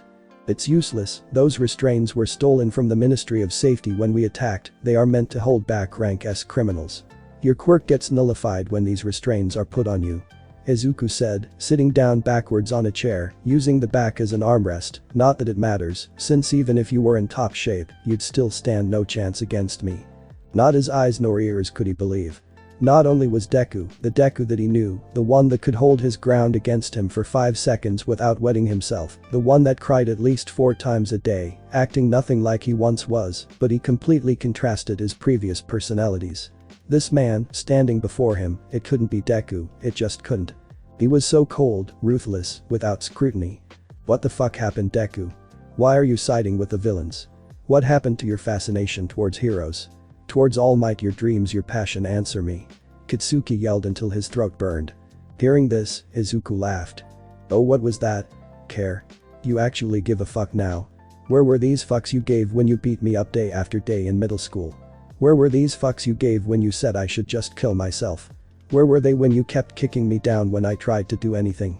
Izuku laughed hysterically, before punching Katsuki across the face. "I had to put up with your shit for the past 11 years, Katsuki Bakugo. I was always trying to help you, trying to get on your good side, and you turned me down. The whole world turned me down. Even All Might turned me down. Well, I have had enough. There only so much a man can take before crumbling." Katsuki. Hearing this, Katsuki felt a pulsating pain, pounding in his chest, one he was never familiar with until now, guilt. "Frankly, I don't know what you were expecting when you apologized to me back at that darn training camp. For your information, that apology legitimately pissed me off. If you thought I would have forgiven you back there, then you thought wrong." Izuku continued, still with a tad bit of anger mixed in his calm demeanor. The student bit his lips, trying his best not to cry. It wasn't just because it was in front of Izuku, but because, for reasons beyond him, he was scared. Yes, scared. Scared of what might happen should he show weakness in this situation, scared of what Izuku could think up to use that against him. "No, you're not Deku," Katsuki muttered. "The Deku I knew would have forgiven me back then. He would have asked me what I would do from that day forward, in which I would have replied to fix my past mistakes. The Deku I know would never have given up on his dreams. Please don't know, Izuku. This isn't you and you know it. Tell me there's still something left of you in there." "Deku is dead, Kaken, so is Izuku, there is only Mightless." Izuku replied, "He died the day you told me I couldn't be a hero, the day the world told me I couldn't be a hero, the day All Might told me I couldn't be a hero. All Might would never have done such a thing." Katsuki yelled back. Well, if that were the case, maybe I wouldn't have even done into Yuuei, nor became a villain. I would have been just another average Joe with broken dreams. One that will one day appear in the news for blowing his brains out with a stolen revolver in the back alley motels of the Hosu back alley, and you will once more be to blame, only I guess you would never have realized how much of an asshole you were if that were the case. Replied the villain, but that doesn't matter, All Might will pay, no they all will pay. All Might will win Deku. And when he does, I will personally break free and beat some sense back into you. Katsuki yelled back, regaining some of his old rage. Letting out a murderous grin, one which sent shivers down Katsuki's spine, Izuku pulled out a remote and clicked a button. Suddenly, a screen lit up, showing the news of how the heroes were planning to raid the villain's hideout tonight. Why, you see? They are coming for you, Deku. So you better snap out of it before they beat you up like any other. It was said that the villain's hideout was leaked by the former member Tamura Shigaraki. The newscaster added. Perfect. Izuku smiled. Huh? What do you mean? Katsuki asked, confused. Did you really think I kidnapped you for no reason? We moved hideouts a few days ago. The hideout Tamura Shigaraki is talking about is rigged with explosives, and we have an army of Nomu waiting to ambush and slaughter them. Izuku laughed sadistically. Once the heroes attack our old base, the trap will be sprung, and it will be a bloodbath, recorded live on TV. No, Katsuki uttered in disbelief, no, you're lying. And you'll be here, watching the bloodbath unfold. Knowing that you were the reason behind the deaths of all of their heroes. That all those heroes only came to save you. Izuku laughed maniacally, while bringing out a timer, ticking down to when the heroes planned to attack. And no. Deku. Please. Don't do this. Call off your Nomus. Disarm the damn explosives. Don't you dare do it. Katsuki yelled as he witnessed Izuku's face, shifting from calm and composed to downright psychotic, insane, wild. Ahahaha. Yes. Cry. Let me hear those cries. Izuku laughed once more, letting out his sadistic dark side. Deku. Katsuki yelled repeatedly, in desperation. As the two yelled at each other for nearly an hour, it seemed as though Izuku had finally gotten all his pent-up rage out of his system. Katsuki too seemed to be drained, his throat burning hot and his mouth dry like a desert as the boy slumped over, exhausted. Deku. Katsuki let out, still clinging on to his consciousness. Well, would you look at the time? I better be heading off. I have a girl that I need to punish. Izuku said before leaving the room. Oh, and by the way, when the heroes start getting slaughtered, make sure to give out your most painful cry so that I can record it and make it my ringtone. As the door slammed shut, leaving the TV as the only source of light in the room, drops of tears fell down Katsuki's face. Deku, I'm sorry. Later that night, outside the hospital, Todoroki stood outside the hospital, waiting for everyone else to show up. He still remembered very clearly what happened earlier that day, what everyone said. Backing up to a few hours ago, Iida was still arguing with the rest of the students who chose to go and save Izuku and Katsuki. So you're just gonna follow Momo's tracker and go save them by yourselves? Iida asked, in a pissed off tone. That's the plan, yeah. Kirishima replied so casually that it made Iida jerk his head back in anger. You? Calm down, Iida. Shoji cut in. I understand Kirishima's pain over being unable to protect Katsuki, and Todoroki's frustration in failing to understand Midoriya. I regret it all too, but we can't let our emotions get the better of us. I mean, what would Aizawa have said in this situation? Aizawa-sensei's gone. Kirishima yelled, clearly getting more and more upset as he gasped and panted rapidly, trying not to cry. He's gone. We don't make the best decisions when we're in shock. If we need to save Katsuki and Izuku, we need to think this over calmly. Sayu said, because if you really think about it, no matter how you slice it and whatever way you try to justify something, we are still breaking the law. If we disobey another order, we'll be no better than villains. Hearing this silenced the whole class, now all thinking twice about this plan. The silence was finally broken when the doctor came in, asking everyone to leave so that they can have Todoroki's examination. Before Kirishima left, however, he walked up to Todoroki. Aoi Rozu and I are making our move tonight, feel free to join us. Kirishima said, oh, and one more thing.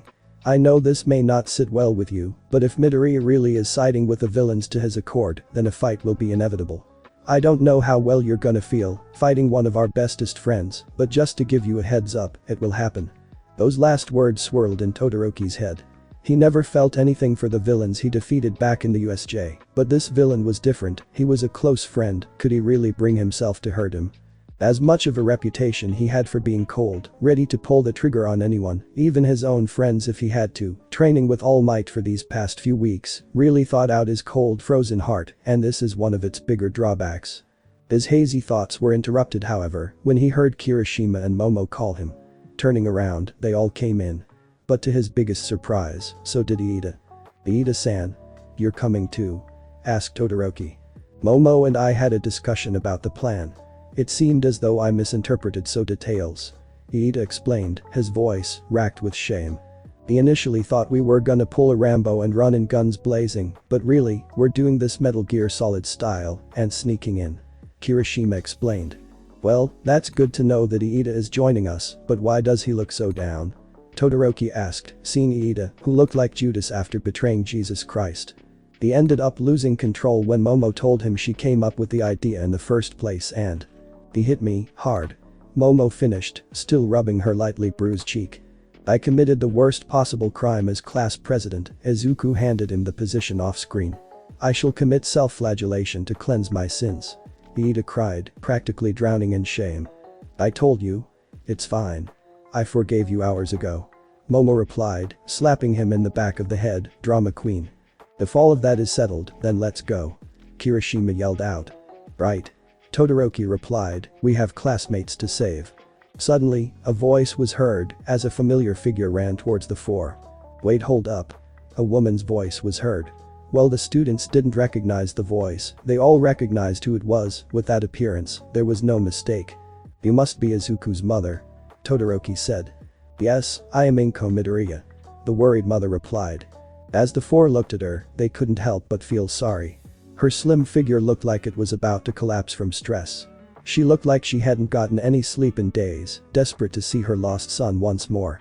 "I stopped by everywhere that might have even a small connection to my poor Izuku. Are you his classmates?" asked Inko. "Yes, very close friends too," Iida answered, as he was about to apologize to her about her son being a villain when she suddenly spoke up. "I was called by Yuuei a few days ago. They told me my son was kidnapped. He'll be okay. Right. I kept asking to the heroes, the cops, anyone I can trust," she said in desperation, making Iida, as well the other students bite their tongue, now knowing that she doesn't know the truth. "Yes, Inko-san, he'll be fine," Todoroki said in a reassuring tone before the four walked past her, with determination written on their faces. "We'll make sure of it." There was a silence, then Inko spoke up. "You're going to Kamino to save him, right?" asked Inko. The four froze, bewildered as to how she found out. Yeah," Kirishima answered, nervously. "Then let me come too," Inko said, turning around, with a face that was rejuvenated and as determined as the four combined. "What?" Iida and Momo uttered in unison. "It would be quite suspicious for 4 teens to just wander to wherever the villains who kidnapped my poor baby is. I'll come too," Inko repeated. The four shook their heads. No. We can't let you. It is our duty as heroes to keep civilians out of danger," said Momo. "Well, it's my job as a mother to help my son even in the most dire of times. Besides, and don't tell anyone, as this is a secret I kept from even Izuku," Inko replied, pulling out a colored card with the word hero license, printed in bright colors on the front. "I was a pro hero too, so I am familiar with danger." The group stood there shocked. Momo grabbed the card, analyzing it very closely. It was legit. "You were a former pro hero?" asked Todoroki. "The former number 3 pro hero, actually," Inko replied. The four thought about it for a moment, but then, they realized. If she found out the truth, she would be heartbroken.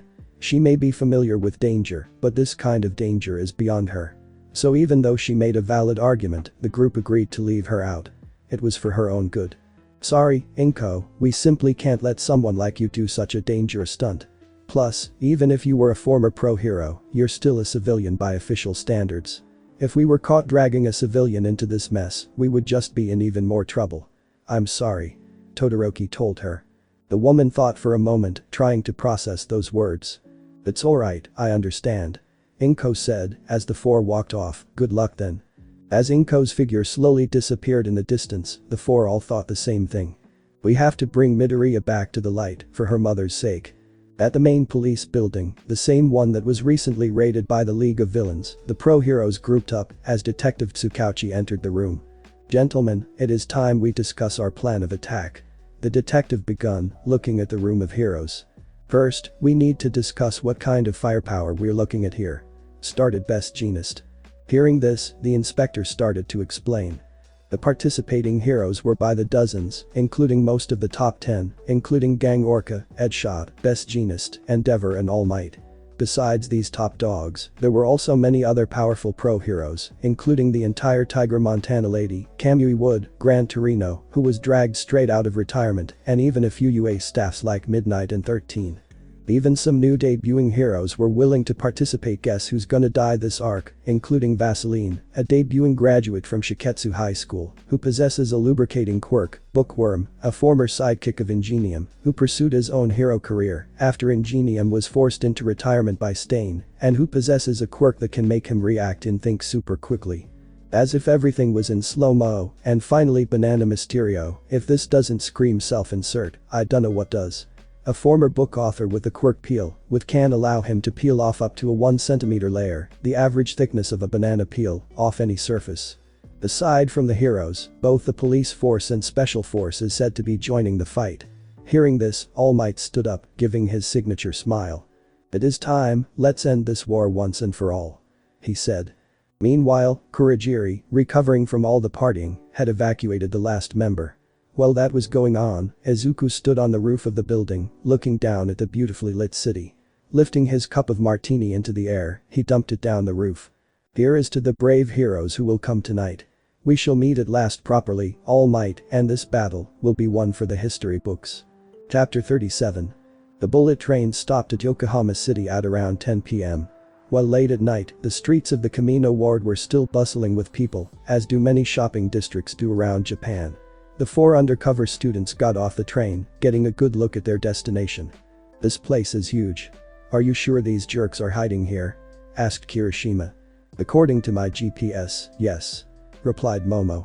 Going through the arches that serve as an entrance to the shopping district, the redhead immediately dashed off, hoping to find their targets as fast as possible. But before he could cover any sort of distance, Momo immediately stopped him, holding him by the collar. "We can't be too hasty, Kirishima. The villains know what we look like.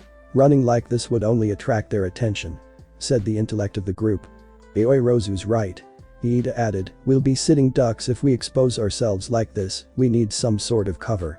Just then, with a hint of embarrassment, Momo pointed to a nearby donkey store. "I have a suggestion." 20 minutes later, the 4 came out of the store, all in different attires.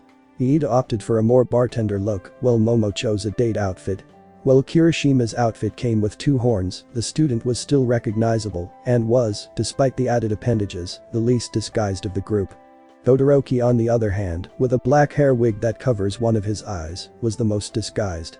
"Iorozu, wouldn't all of this stuff been free, had you used your creation quirk?" asked Todoroki.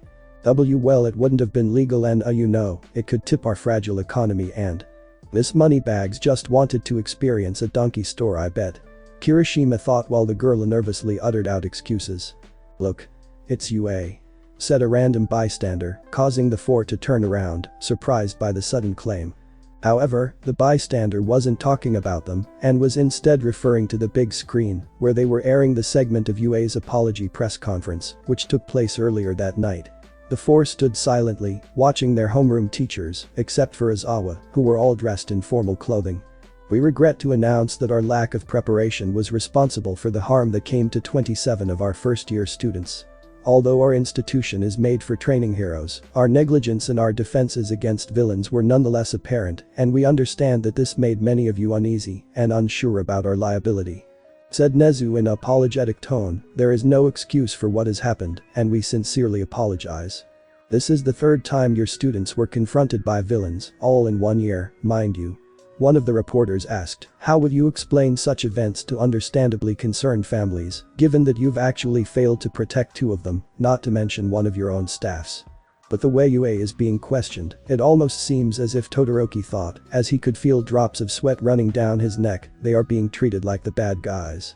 "We have increased security around school perimeters and revamped our school security system," Nezu answered, "and we've explained to the parents that our strong stance against villainy will ensure our student safety." However, sarcastic laughter can be heard in the crowd prior to his statement. "Yeah. Increase the security. look at how well that went." Some of the bystanders laughed. Looking around, the 4 students could feel a sudden air of opposition. The mood itself has changed. Yuuei has been put into the spotlight, as it seems that the once loved and admired heroes were being criticized, chewed out, scolded. For once, people were starting to question their liability. Todoroki felt it, Momo felt it, Iida and Kirishima felt it, they all did, and it made them very uneasy. "Mr. Nezu?" Another reporter started asking, "You claim for your student safety, but when the villains attacked, no orders were given out, no organized protocol was launched, and the teacher was nowhere to be found. How can you explain the lack of competence coming from your teacher, who is supposed to be a pro-hero?" "We were informed that the league focused on taking down the teachers rather than the students. And for the protocol, well, it was launched, the villains had overrun the only safe point in the camp. Canceling the protocol and improvising was necessary in this situation to minimize casualties, as well as to avoid the worst-case scenario," answered the rodent. "2 students were kidnapped, and the rest were heavily injured. If you claim that the worst-case scenario was avoided, then what would have happened otherwise?" asked the reporter, with a look that was growing more and more skeptical. "The worst-case scenario at moments like these would have involved the death of many students. While physical injuries were had, any signs of mental trauma were non-existent." "Is that meant to be a silver lining?" the reporter asked, genuinely angry. "We believe that as long as out students still have a future ahead of them, the worst-case scenario can be considered avoided," answered Nezu. "And you can say the same about Bakugo and Midoriya, who were both abducted?" asked the reporter. This was especially painful for out students and teachers because they all knew the truth. The fact that they had to keep up this lie was like having a knife jammed into your knee but being unable to pull it out. Having won the sports festival and held an impressive school record, he has often shown violent tendencies and outbursts. This attitude of his has been quite consistent. Coupled with his skills, his brittle mind makes him a perfect target for the villains to kidnap. What if they are attempting to send him down a path of evil? "Can you still prove that that boy still has a future?" asked a reporter. Suddenly, Nezu stood up, bowing down along with all the other teachers. "Any lapse in his behavior is our failing. Still, you mistake his behavior at the sports festival. His aggressive nature is but a byproduct of his iron will and strong conviction," answered Nezu. "He pursues the top rank of heroism more than anyone in our school. If the villains have indeed mistaken that for a weakness, then their thought process is indeed superficial." The silence followed. "But that doesn't sound proof anything. Do you have a counter-strategy to use against the villains?" asked the reporter. "We have already gathered all the info we needed from a former member. We now know the location of the villains' hideout. Our pro-heroes are being dispatched as we speak. We will win this war, you have my word," Nezu said in a serious tone. "Ah yes. The captured villain. We have gotten word that he had recently escaped. How do you explain that?" asked the reporter. The reveal of this news shocked the teachers and Nezu alike. Although taken aback by the news, they were able to hide their shock. "No comment," replied the principal. Having long left the crowd and returned to their tracks, the 4 students inched closer and closer to their destination. The alley they were in seemed to be completely abandoned, eventually stopping at a warehouse. "The tracker points to this location," said Momo. "That's their hideout, huh? I'd buy that," Kirishima said. "The odd thing is, the dot hasn't moved even an inch. It's quite peculiar," the girl student pointed out. "That's because we know very little about the villains.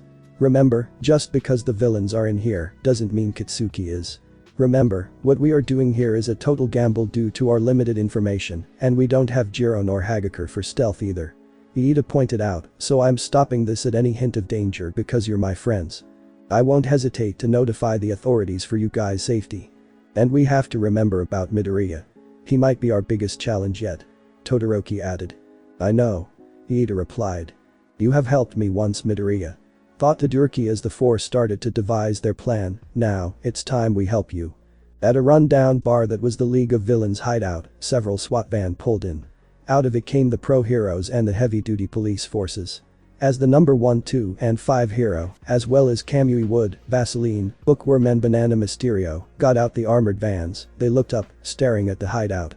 Around 50 policemen, carrying batons and riot shield, stood in the back lines, protecting the cameramen for the news agencies, as All Might walked to the League's front door.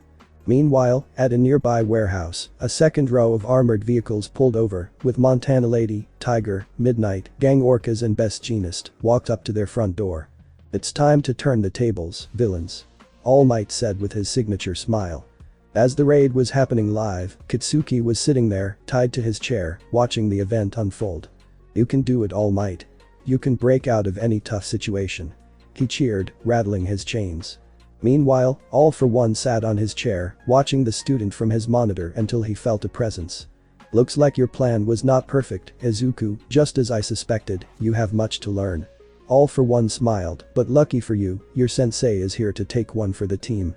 At around this time, the silence of the former hideout that belonged to the League suddenly received a light knock on their metallic door. Hello. Camino Pizza delivery. What followed shortly after was not the promise of a tasty Italian dish, but rather the wall caving in from a smash coming from the number 1 pro heroes. Looking up to see the damage caused, All Might saw most the members mentioned by Tamura, all knocked back in bewilderment. What the hell? Yelled Spinner, who was sent flying from the punch.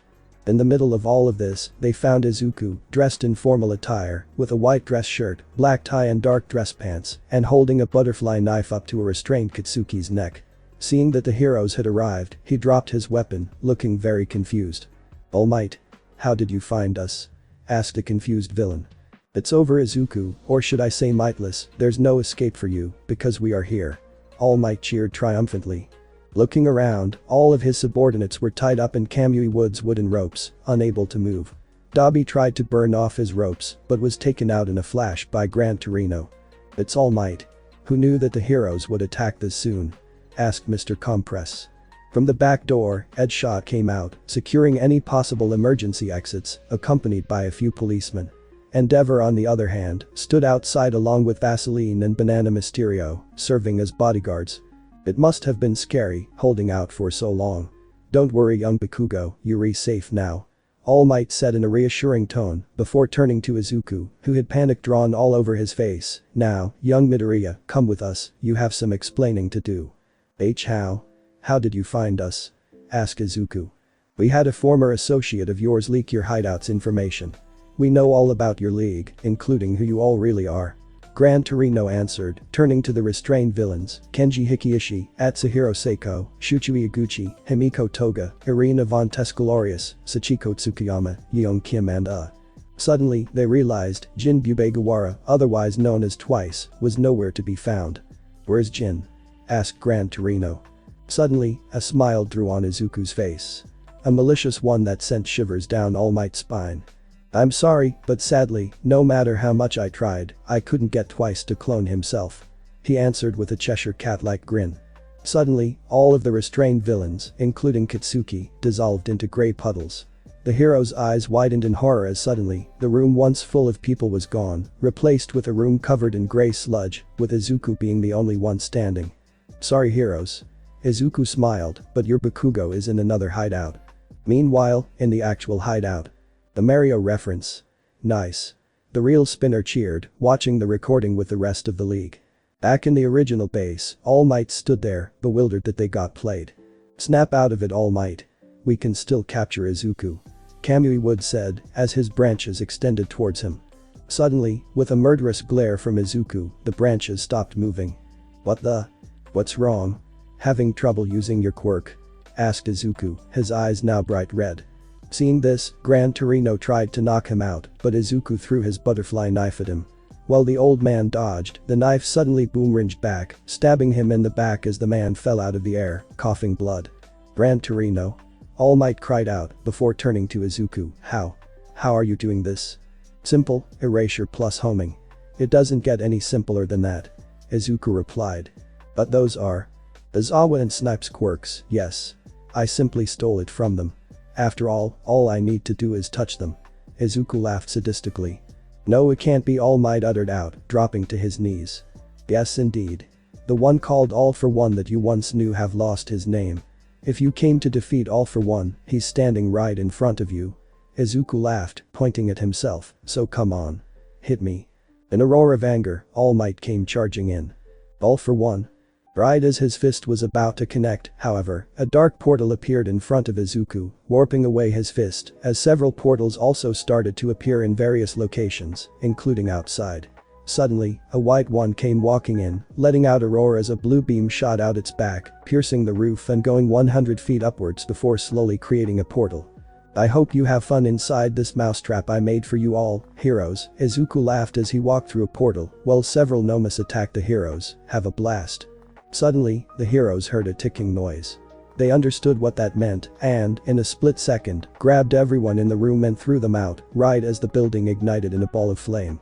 Looking at the burning building and the numerous injured policemen caught in the blast, All Might stood in bewilderment. So much was just revealed in such a short time. Izuku having all for one, the trap, the amount of people that were injured. "No!" The hero cried in frustration, slamming his fist on the ground. "Endeavor. We need backup," Kamui yelled. Looking back, waves after waves of Nomus were flooding in, attacking police and heroes alike. Looking up, the blue dome had almost touched the ground, trapping all the heroes and even the newscasters in. "Tsukauchi. Hurry up and evacuate the news agencies. We need to get as many people out of this dome as possible," Endeavor yelled. However, the Nomus just kept coming. "We sent a huge group of heroes to take care of the Nomu warehouse, why are they still coming?" yelled Tsukauchi, trying to fend off the attack. 2 minutes earlier, S-Genus group kicked off their side of the raid with equal force, with Montana Lady splitting the warehouse in half with one axe kick. What followed was a barrage of threads, restraining the confused Nomus. While the Chainsaw Nomu, the same one that took out Izawa, was there, they stood little chance against the sheer number of pro heroes. Tiger ran in, scouting the tanks, before finding 2 unconscious bodies, the ones of Izawa and Snipe, floating in 2 of them. Immediately breaking them out, he handed them to Montana Lady. "Izawa and Snipe are secured," Tiger called out. While the hero secured the vicinity, the 4 students, caught off guard by the sudden impact, saw a dark, sinister figure emerge from the shadows. The pro heroes seemed to notice it too. Its presence alone filled the air with death and despair. It seems that Izuku's plan was not perfect. "The whereabouts of this warehouse was never meant to be revealed," said the figure, "but I suspected such would happen, which is why I am here." "Stop. Don't take another step," Gang Orca yelled out. The figure didn't listen, however, as he inched closer and closer out of the shadows. Suddenly, the number 4 hero activated his quirk as the threads on the man's suit tightened, tying him up from head to toe. "Genist. What if he's just a civilian?" asked Montana Lady. "Use your head. A moment of hesitation would allow the villains to turn the tables on us," replied the heroes. "We must not allow the villains to pull off any sort of tricks." Everything after that point was blackness. There was a split second when the figure broke out of his binds, another for when he raised his right arm. Just then, the 4 students felt instinct within their bodies take over as they all ducked down for cover. The nauseous air, the aura of murder, it had created the illusion of the 4 of them dead. A massive blast followed, leaving behind a flattened out field of what used to be a city. Suddenly, Todoroki remembered about a certain villain All Might told him about. "Someday, you might have to face the ultimate evil, perhaps. So that has to be him," Todoroki thought, reminiscing those words, "all for one." Looking down at the downed heroes, the villain laughed, seeing that they all survived but were all unconscious, besides Best Genist, who was still awake despite taking the brute of the force. "I'm impressed, number 4 hero Best Genist. I was planning to blast them straight to hell, but you pulled them away by their clothes using your quirk. Such decisive movements, you truly are amazing." All for one clapped before putting a hole in the hero's stomach. "Sadly, your skill is not needed. After all, it wouldn't benefit Izuku's brilliant mind." The students on the other hand were shaking in fear, their minds racing, yelling at them to get out of there. They tried to make even the slightest of movements, yet felt completely paralyzed. Suddenly, a familiar voice was heard as a portal opened. "Oh God. I heard I let the location of this warehouse slip, but I didn't think it would be this bad," said a familiar voice in a concerned tone. "It's okay. This is proof that you have room to improve, that you are still far from stagnation." All for one replied, rubbing his head, "The fact that you have planned such an ambush is enough to earn my approval. You really are a gift that keeps on giving, young Midoriya." "It's him. It's Izuku," thought Todoroki. "I could have been there for you all this time, Izuku. Now, you're right here. I can't lose you again. None of us can. Move, damn it. Move." Suddenly, before Todoroki can make his move, Iida held him back, his eyes telling him to stay put. "Although, one seems to have escaped your mousetrap. The strongest one, in fact, I suggest you take your hostage and run," All for one added. Suddenly, Izuku went into what was left of the building, dragging out a limp, weakened blonde teen. Katsuki. Kirishima thought, what have they done to you? Let me the fuck go.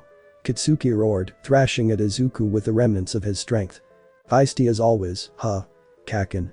Izuku taunted, before thinking of a better idea. I'll tell you what, soon our favorite hero will come, wanna see? You bastard.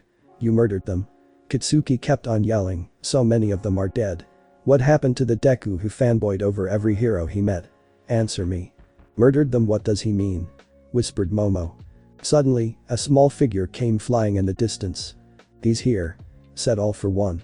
As the man came in, All For One extended his arms, parrying his hit. However, looking at his face, he saw that he was no longer smiling, that he looked anguished. Realizing what must have happened, All For One let out a chuckle. I'm amazed you're still mentally stable enough after all that. Tell me, how many people died in that mousetrap? How many did you fail to save? Hearing this, All Might cringed, as one who had salt rubbed into an open wound would, reminiscing about what happened a few minutes ago. Several Nomas latched onto All Might, who sent them all flying with a twirl. Meanwhile, he turned to the policemen, who were getting swarmed by the artificial humans. Suddenly, as one of the police riddled one of the Nomas with bullets, a glow appeared in the monster's chest, as the Nomu exploded in a ball of flame, similar to a grenade blast. When the smoke cleared, they saw the policeman, along with some of the nearby policemen who were unfortunately at the wrong place at the wrong time, blown apart, blood splattered all across the pavement. Seeing this led to All Might freezing up, as one of the Nomas took advantage of the situation to lunge at the hero. Vaseline, seeing this, ran up to stop it. All Might. Watch out. The hero yelled, tackling the monster. Suddenly, the Nomu switched his attention to the hero, grabbing onto him tightly, and detonating. A crater appeared where the hero once was, with all that left of him being pieces of his costume. It's all my fault, I couldn't save them, I couldn't any of them. All Might watched in disbelief as Kamui was getting pinned down by several Nomas as he was trying in vain to rescue Bookworm, who was already dead, torn in half by the kamikaze Nomas. The surviving heroes were still doing their best, besides Banana Mysterio, who was hiding behind an upside-down van. I can't die. I can't die. I still haven't finished my book called Mightful, I have to survive. My 1064 followers depend on it. He muttered. As he felt despair crawl down his skin, All Might's body twitched as he was biting his lips, praying for all of this to all just be a dream. All of a sudden, a voice called at him from behind as several Nomas fell, scorched by a blast of flames. All Might. Endeavor yelled while running to him, slapping him across the face, snap out of it. Suddenly, All Might came back to his senses. NG. Listen up. I shouldn't be the one telling you this, but you need to fucking grow pair. None of us are perfect and we all slip up sometimes, so don't put the death of these men on your shoulders.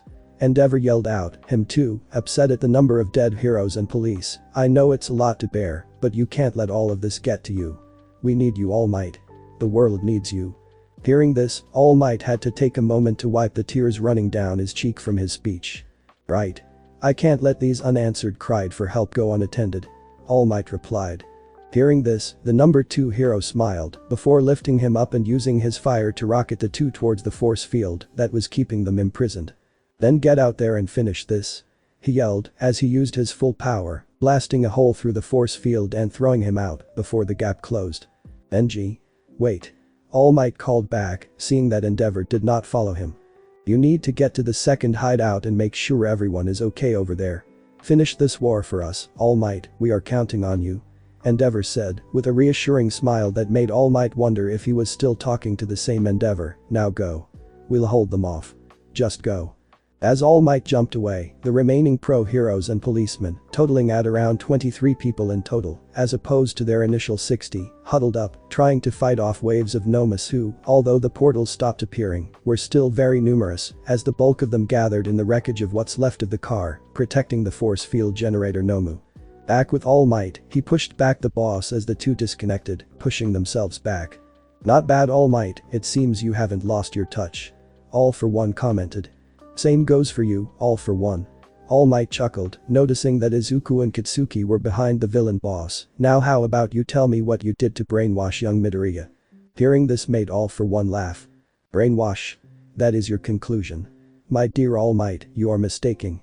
You see, Izuku willingly joined the League of Villains. All For One replied. Willingly. Don't play dumb with me.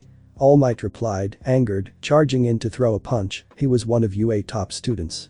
The two clashed once more as the four students watched the fight unfold, with Todoroki paying his focus towards Izuku, who was calmly holding back Katsuki, who was helplessly watching the fight unfold before him. The villain boss swung his fist at All Might, but the attack grazed him as he hit All For One in the chest. That punch seemed to do nothing, however, as he suddenly felt the force of that punch run down his arm. Impact reversal, huh? That case, All Might thought, grabbing All For One's arm and throwing him over his shoulder. I'll just beat him with something other than punching. Suddenly, the villain's arm expanded, launching a blast of air, sending the hero flying through several buildings. No way, All Might's losing. No. He has to win. He always does. Thought Katsuki as Izuku suddenly dropped him like a sack of potatoes, realizing that All Might was coming back. Of course, he did, nailing All For One across the face before he could activate the impact reversal quirk, breaking his mask and sending him flying back. It seemed as though he had timing on his side too, as right as knocked down the villain, the helicopters came flying by, recording the whole thing. Tell me, All For One, after all that you've done to young Midoriya, how can you still look at yourself and have no remorse? All Might yelled in anger, grabbing him by the collar. You manipulated him. Toyed with him. Made of him your puppet. What more will you have done to him had I not stepped in? Suddenly, a short, smaller figure came in and, with ferocity, grabbed him by his forearm. All Might felt a stinging pain as his skin started to deteriorate. Pulling his arm back, meet face to face with his assailant. Izuku Midoriya. What is this? The supposedly kidnapped student, Izuku Midoriya, has just attacked All Might, the newscasters announced, as people across Japan stood shocked. Young Midoriya. Please. Listen to me. This isn't you. Please come back to us. Pin it, All Might. Izuku yelled back before turning to the wall the four students were hiding behind. And you guys come out too. I knew you were hiding there. If you're here for Kaken, take him, he has served his use. Hearing this surprised the four. Coming out of cover, Kirishima, Momo and Iida ran towards Katsuki, while Todoroki stood there, facing his former classmate and friend. Izuku, however, turned to the helicopters, waving at them, waving at all of Japan. Well then, it seems it's time you two set things straight. Tell him, young Midoriya, tell the world your true story. All For One said, getting to his feet. What do you mean? All Might asked. Tell me, All Might, where was the first time we ever met? Asked Izuku. Well, in the classroom of Yuuei, of course. All Might replied. Hearing this, Izuku laughed. He laughed hysterically too, so much so that All Might was trembling, disturbed by his behavior. You really have forgotten, haven't you? Asked Izuku, searching through his pocket, digging out a crumbled up piece of golden paper, throwing it towards All Might. The paper landed perfectly in his hand, thanks to Snipe's homing quirk. Looking at the paper, All Might's eyes suddenly widened. I know what will cheer you up. Here, a special VIP plus ticket to the All Might fan club. That memory was all he needed to trigger what the number one hero had forgotten after all this time. The paper in his hands, it was in fact the same ticket. You were that quirkless kid that asked me if he could be a hero 1 year ago. All Might asked, his voice trembling in fear. I was so happy that I had met the symbol of peace. The man I admired my entire life. The man I knew I could trust. I worshipped you, All Might. I thought of you as a god. Then, when I asked you, can I be a hero? What did you say? No.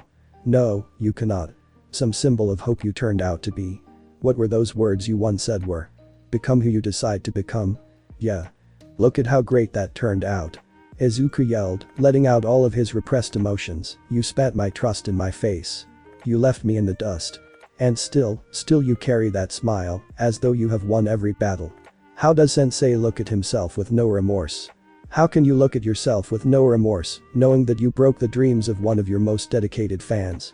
Hearing this, Todoroki froze, as All Might dropped to his knees in disbelief. Is what he's saying true? All Might, Todoroki yelled in anger. What have I done? All Might uttered out. I've been waiting for so long to do this. I've been waiting for so long to finally put you down. To expose you to the entire world. Now come. Hit me. Fight me. I am still a villain, am I not? Do your damn job. Izuku yelled. Suddenly, All For One charged up another super punch, aiming at All Might. Seeing this, All Might snapped out of his trance, about to dodge, until he saw that there was a girl trapped behind him in the wreckage. He had no choice. Another blast shot at him as he used his full power to counter it. As the smoke cleared, everyone was shocked to see All Might in his deflated form. But did All Might look like that the entire time? Asked Momo, as the three were able to escape with Katsuki and was now watching the rest unfold on screen. And now, your truth has been exposed, All Might. All for One finished, as the two villains looked down at the pro hero, who was at death's door. Not only has your reputation been destroyed, but now, so has your appearance. Yes.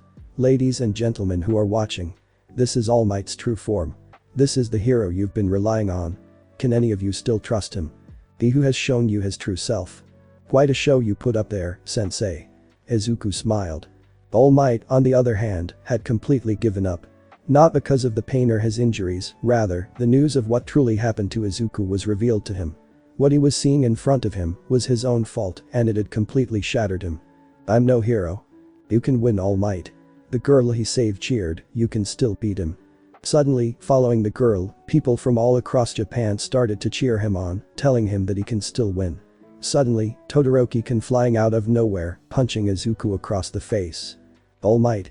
Todoroki called out, as the hero listened carefully, if there was anything you taught me that I will remember forever, was to never give up. So what, you made a mistake here and there. The world still needs a symbol of peace. Your symbol. So please. Get up and win. The world cheered on in unison. Hearing this, things his former sensei, Nana once said, came flashing back by his eyes. A fire, who was weak, on the brink of extinguishing, suddenly started to burn like a sun. When you're at your limit, just remember what you fight for, why you swing those fists and for you swing them for. You need to remember what you want to be to push yourself past your limits. With that, All Might reverted fully to his muscular form. I know it must have been hard, young Midoriya, hence why I will save you and redeem myself for my past mistakes. All Might said, getting back on his feet, for I am the symbol of peace and justice. All for One looked at his student, who looked back. It seems as though our hero hasn't been fully broken. Said All for One, you still lack any real offense quirks, so sit this one out. Don't worry, I got that covered. Izuku said, as two Nomas suddenly emerged from the ground next to Izuku. Nomas? Where did those things come from? Asked Todoroki. Suddenly, All for One realized what Izuku was doing and quickly turned to him. Izuku, don't do it. It has disastrous consequences. All for One yelled in a panicked tone, leaving the two heroes confused and terrified, mostly the latter, judging by how scared All for One looked. Suddenly, the Nomu started to squirm in pain as dark energy wrapped around them as they were seemingly shrinking. Flashback. Artificial humans? Asked Sachi. Yeah, it's a scientific breakthrough on my part, these beasts are but a byproduct of your ingenuity. Replied All for One. Yeah, amazing indeed. So did you take any notes on these creatures? Asked the scientist. Well, from what I gather, the reason behind the non-human appearances of these are due to a mutation that occurs when two quirks meet without a regulator quirk like All for One. My quirk, in fact, allows me to have multiple quirks, solely because it keeps the quirks in my body separate long enough for my body to adapt to both of them. Without it, the quirks will fuse and deform the user, creating these atrocities. Replied All for One. So, what you're saying is that all you need to do to create these creatures is to put an extra quirk in someone. Sachi replied. It's not that simple. My All for One can easily infuse a second quirk into someone else and have them be just fine. However, show a quirk enter someone's body artificially, which is what I've done using your chemicals, it creates a mutant quirk that would instantly deform your patient into these monsters. So technically speaking, these things only have one quirk, and that is to have multiple. It's like if an apple, pear and mango all fuse together, biting different segments will have different flavors, but it's still one fruit. Replied All for One. And I assume if you try taking the Nomu's quirk, it would mutate you and turn you into a Nomu, then. Sachi speculated. In theory, yes. All for One replied. Back to present. I warned him about this. Thought All for One. As the Nomu's body shrunk, its flesh seemed to be melting together with that of Izuku's. Todoroki, All Might and All for One only watched in horror as the two Nomas melted and fused with the boy. All Might. Izuku yelled, his voice becoming deeper and more savage, you said that you are a symbol of peace, huh? His eyes became pitch black and his pupils became red. His hands mutated into massive claws and some of the black flesh went over his mouth as it formed into a massive jaw, similar to his mask, with the only difference being the long, razor-sharp fangs. While he still kept his size and human aspect, he looked far from human. Then I'll become the symbol of despair. Izuku roared, as even All for One was confused as though how he didn't lose his sanity as he expected he would have, and the name I will give myself for my rebirth is Mightless. Chapter 38. The nearby areas of Kamino had been blocked off by police forces. As the crowds of people gathered around the screens, cheering for All Might to win, a womanly figure, tears running down her eyes, dashed through the crowd before running face first into a wall of police. "Sorry ma'am, this area has been restricted.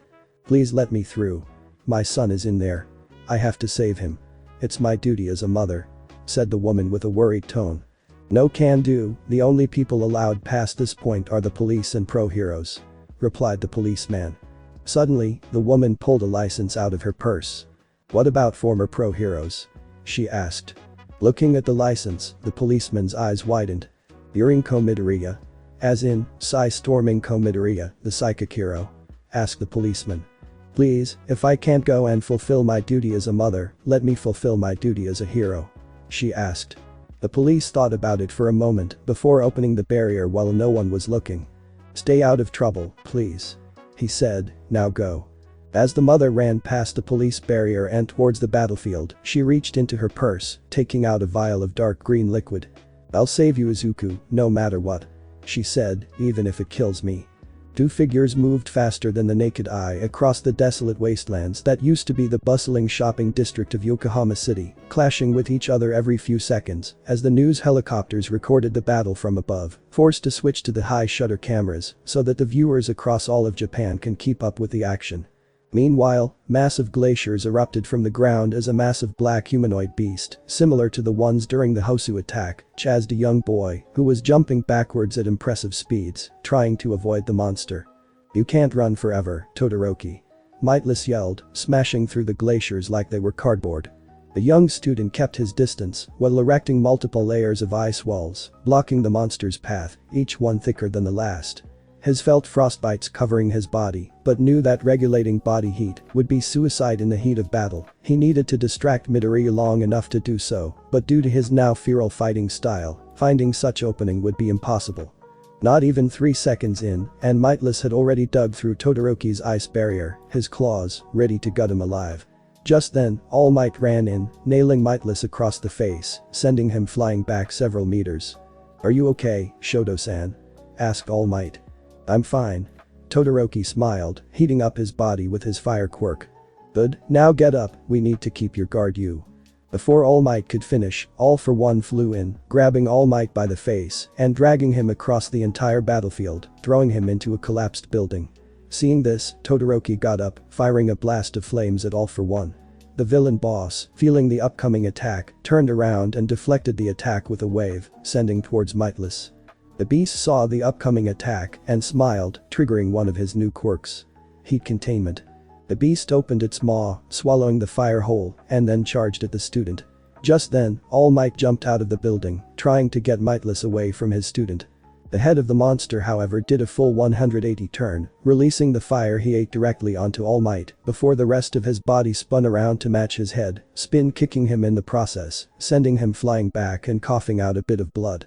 Damn, with those two Nomus in his body, he hits even harder than that Nomu from the USJ incident. All Might said to himself, getting up, only to get stomped back down by All for One. Luckily, All Might's lightning quick reflexes allowed him to block the stomp as he pushed All for One back. Meanwhile, energy surged in Todoroki's body as he covered his right side in ice and charged at Mightless. One for all full cowling. 25%, Alabama smash. A huge air blast followed the strike, causing Mightless to skid back several meters, despite blocking the hit. "So I don't have shock absorption, no matter, I'll just have to rip his guts out and strangle him with his entrails," he thought, until his thoughts were suddenly clouded by murder and savage bloodlust. "Damn, I'm losing my sanity faster than expected, I'll have to win quickly." Suddenly, Mightless went on all fours, sprouting 2 more limbs like a bug. "And murder him dead." Suddenly, the beast lunged at Todoroki, his 2 newly grown limbs melding together to form a hammer arm and swinging at Todoroki. The boy dodged, but the impact caused the ground to fragment as pieces of land jutted upwards, knocking the student off balance. Like a monkey, Mightless leapt from one wall to another, catching up to him, grabbing him by the throat and slamming him into the ground before pummeling him with his other arms. Detroit smash. All for One was sent flying back with a powerful punch, in the meantime, getting sent flying into Izuku, knocking both of them out of the way. Getting up, Todoroki tore off his ripped-apart outfit, revealing a bruised and bleeding but muscular figure. The proof of his hard training. "Are you alright?" asked All Might. "I was about to ask you the same thing," replied Todoroki. "Are you kidding me? I've never felt better." The student smiled, despite his wounds. On the other side, All for One turned to Izuku. "Are you doing alright?" asked the villain's boss. Izuku, on the other hand, was breath heavily. "Izuku. Kill, Mightless started to mutter, before turning into feral roars, similar to that of Inomu. Before All for One could reply or do anything, much less think, the feral beast charged at the two with such speed, both heroes were caught off guard. He grabbed both Todoroki and All Might by the face and dragged them across the entire battlefield, slamming them through fallen buildings, rubble, leftover icebergs from Todoroki's quirk. Another pair of claws sprouted from both sides of Izuku's body as he inserted them into the sides of the two heroes, causing them to couch out blood. Power surged in the right arm of both heroes as they pulled them back while being smashed through several buildings. One for all full cowling. 50%. One for all 100%. As they approached a fallen over commercial building, they punched Mightless in the gut at the same time. Detroit, smash. Letting go of the two, Mightless was sent flying into said building, couching out a stream of blood. The two heroes on the other hand fell short, sliding against the floor as they slowed down, stopping directly in front of the hole in the building made by Mightless when he got punched. Suddenly buildings started to move as Mightless, his eyes bloodshot red and blood gushing out of his mouth, stood below it, lifting the entire thing and, with a ferocious roar, threw the chunk of building at the two. Seeing that his student was at his limit, All Might winded up his punch and pulverized the building as Todoroki watched in awe. Suddenly, he saw a figure closing in. "All Might. Watch out." Todoroki cried out. Before All Might could react, however, All for One stood in front of him. Looking down, All Might stood there shocked, and Todoroki stood in horror as he saw his teacher, impaled by All for One. Pulling his arm out of All Might's chest, All for One smiled, watching the number one pro hero deflate like a balloon, before falling limp to the ground, in a pool of blood. Looking up at Todoroki, the villain boss walked up to him, as the student trembled in fear. "So, Mightless, how about you finish him off?" asked All for One, but to no response. Mightless. Turning back, he took a look at his student. For whatever reason, he wouldn't move. His body was still shaking, trembling, trying to move, but wouldn't. "Mightless? What's going on?" asked All for One. My body, it won't move," Izuku said. "What are you talking ab?" Before All for One could finish, he too stopped dead in his tracks, unable to even lift a finger. What's going on?" All for One said. "Wait, I've felt this before, this could only be telekinesis, which means..." "All for One?" A female voice was heard. Activating his sensory quirks, the villain boss's suspicions were confirmed, and he smiled. "Hello, Inko Midoriya." Suddenly, a womanly figure ran in, her two hands out and glowing with psychic energy. "Mom?" Izuku uttered, as his black eyes started to revert to their original color. "Izuku? My baby. What have they done to you?" she cried out, running up to her son, rubbing his ice-cold cheeks. "I'm sorry I had to restrain you, I'm sorry." Tears rolled down Izuku's eyes. "Mom," he uttered, as his eyes fully reverted back to innocent green, "please stop crying, I'm sorry." Hearing this, she hugged him, releasing him from her psychic bindings. Izuku, on the other hand, looked at himself and, for once in his life, felt disgusted at what he was seeing.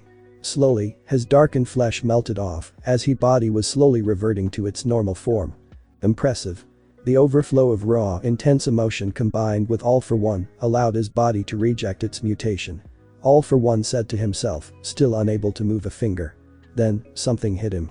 "Please Izuku, let us forget about all of this and go home, okay champ?" asked Inko. "Mom," Izuku smiled, "you always knew how to win me over."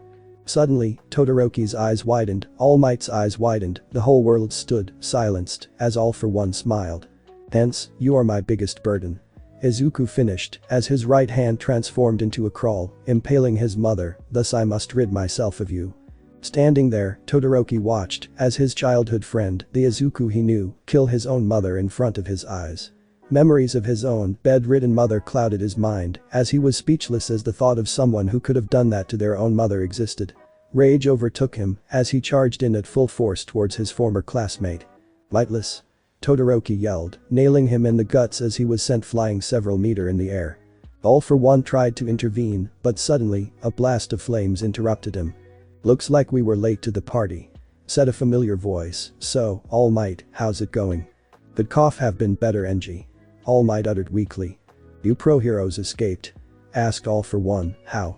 "We had help from the outside," replied Edshot. Suddenly, throwing knives came flying in, one of which cut All for One in the wrist. "Stain?" asked All for One, "Since when are you working with the heroes?" "I never was, I'm just working to stop you. Luckily, I was informed by a certain someone about the league and its general information, who just so happened to be the one that I helped break out of prison," replied the hero killer. Hearing this, the villain boss frowned. "Tamura Shigaraki, you planned your own captured?" he asked, seeing him emerge from the crowd of heroes. "Izuku over there has finally opened my eyes. I knew I needed to grow.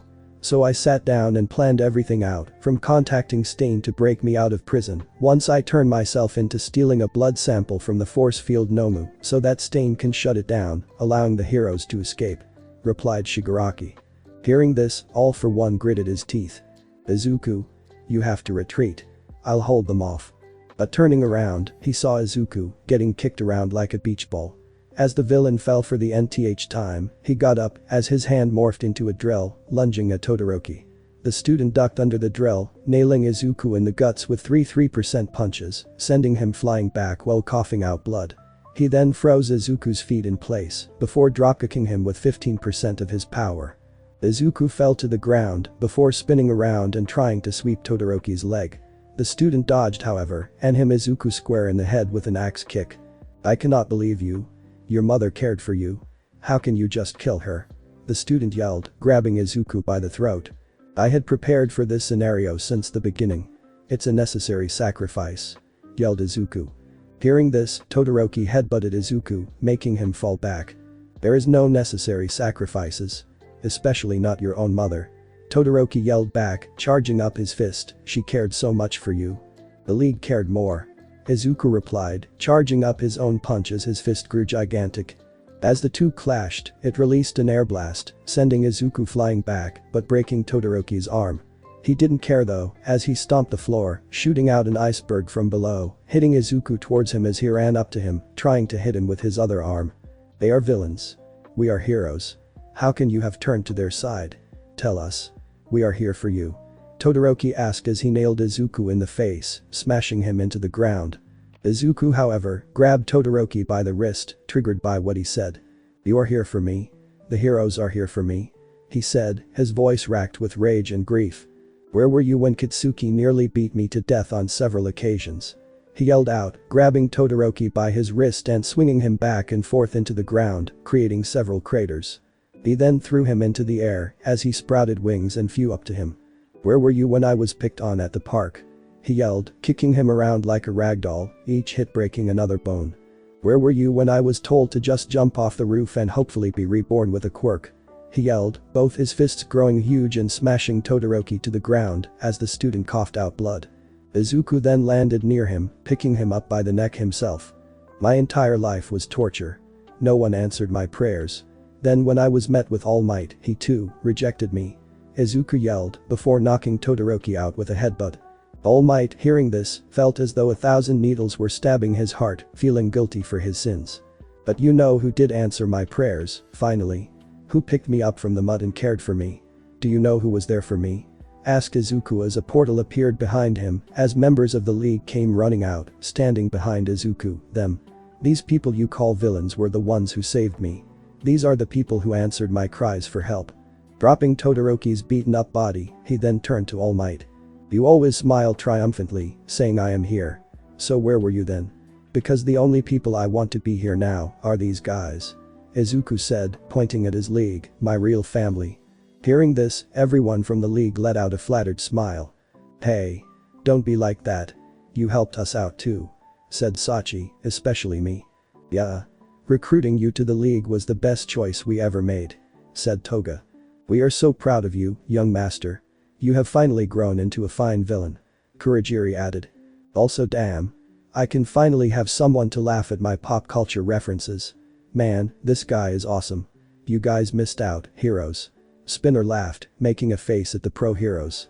He's cool, I guess, Dobby muttered, despite also being flattered by his compliment. Yeah. I like him too, I don't like him. Twice said, using his goofy tone as usual.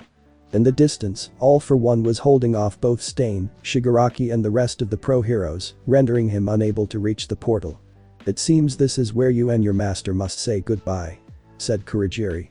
I know. Izuku said, turning to his boss, hey sensei. All for One, hearing his student call, turned around. What is it, Izuku? I will be leaving now.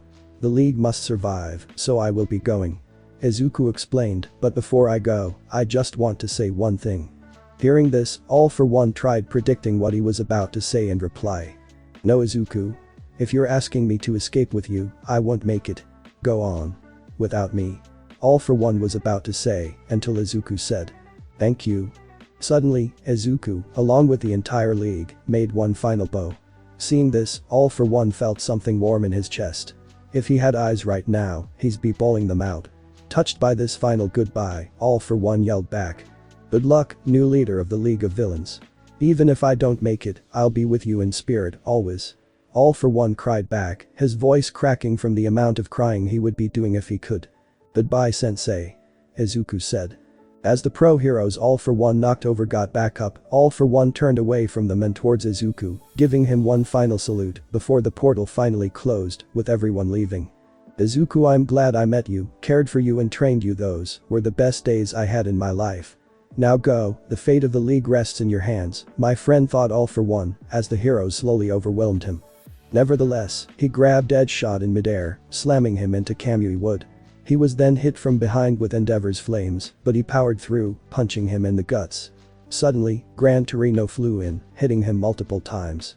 It seems, this is my final stand, All for One thought as he grabbed Gran Torino and threw him on the ground.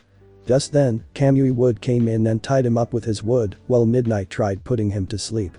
But All for One broke free and shot a hole through Midnight's stomach, downing her. He suddenly felt a gravitational pull him towards something. It was 13. His arm becoming crystal, he punched right through 13's attack, knocking her back. Just then, another blast of flames doused him, followed by another and another. Meanwhile, Tiger flew in to give a few punches, followed by Gran Torino. As the villain boss was backed up into a corner, a huge burst of energy blasted everyone away.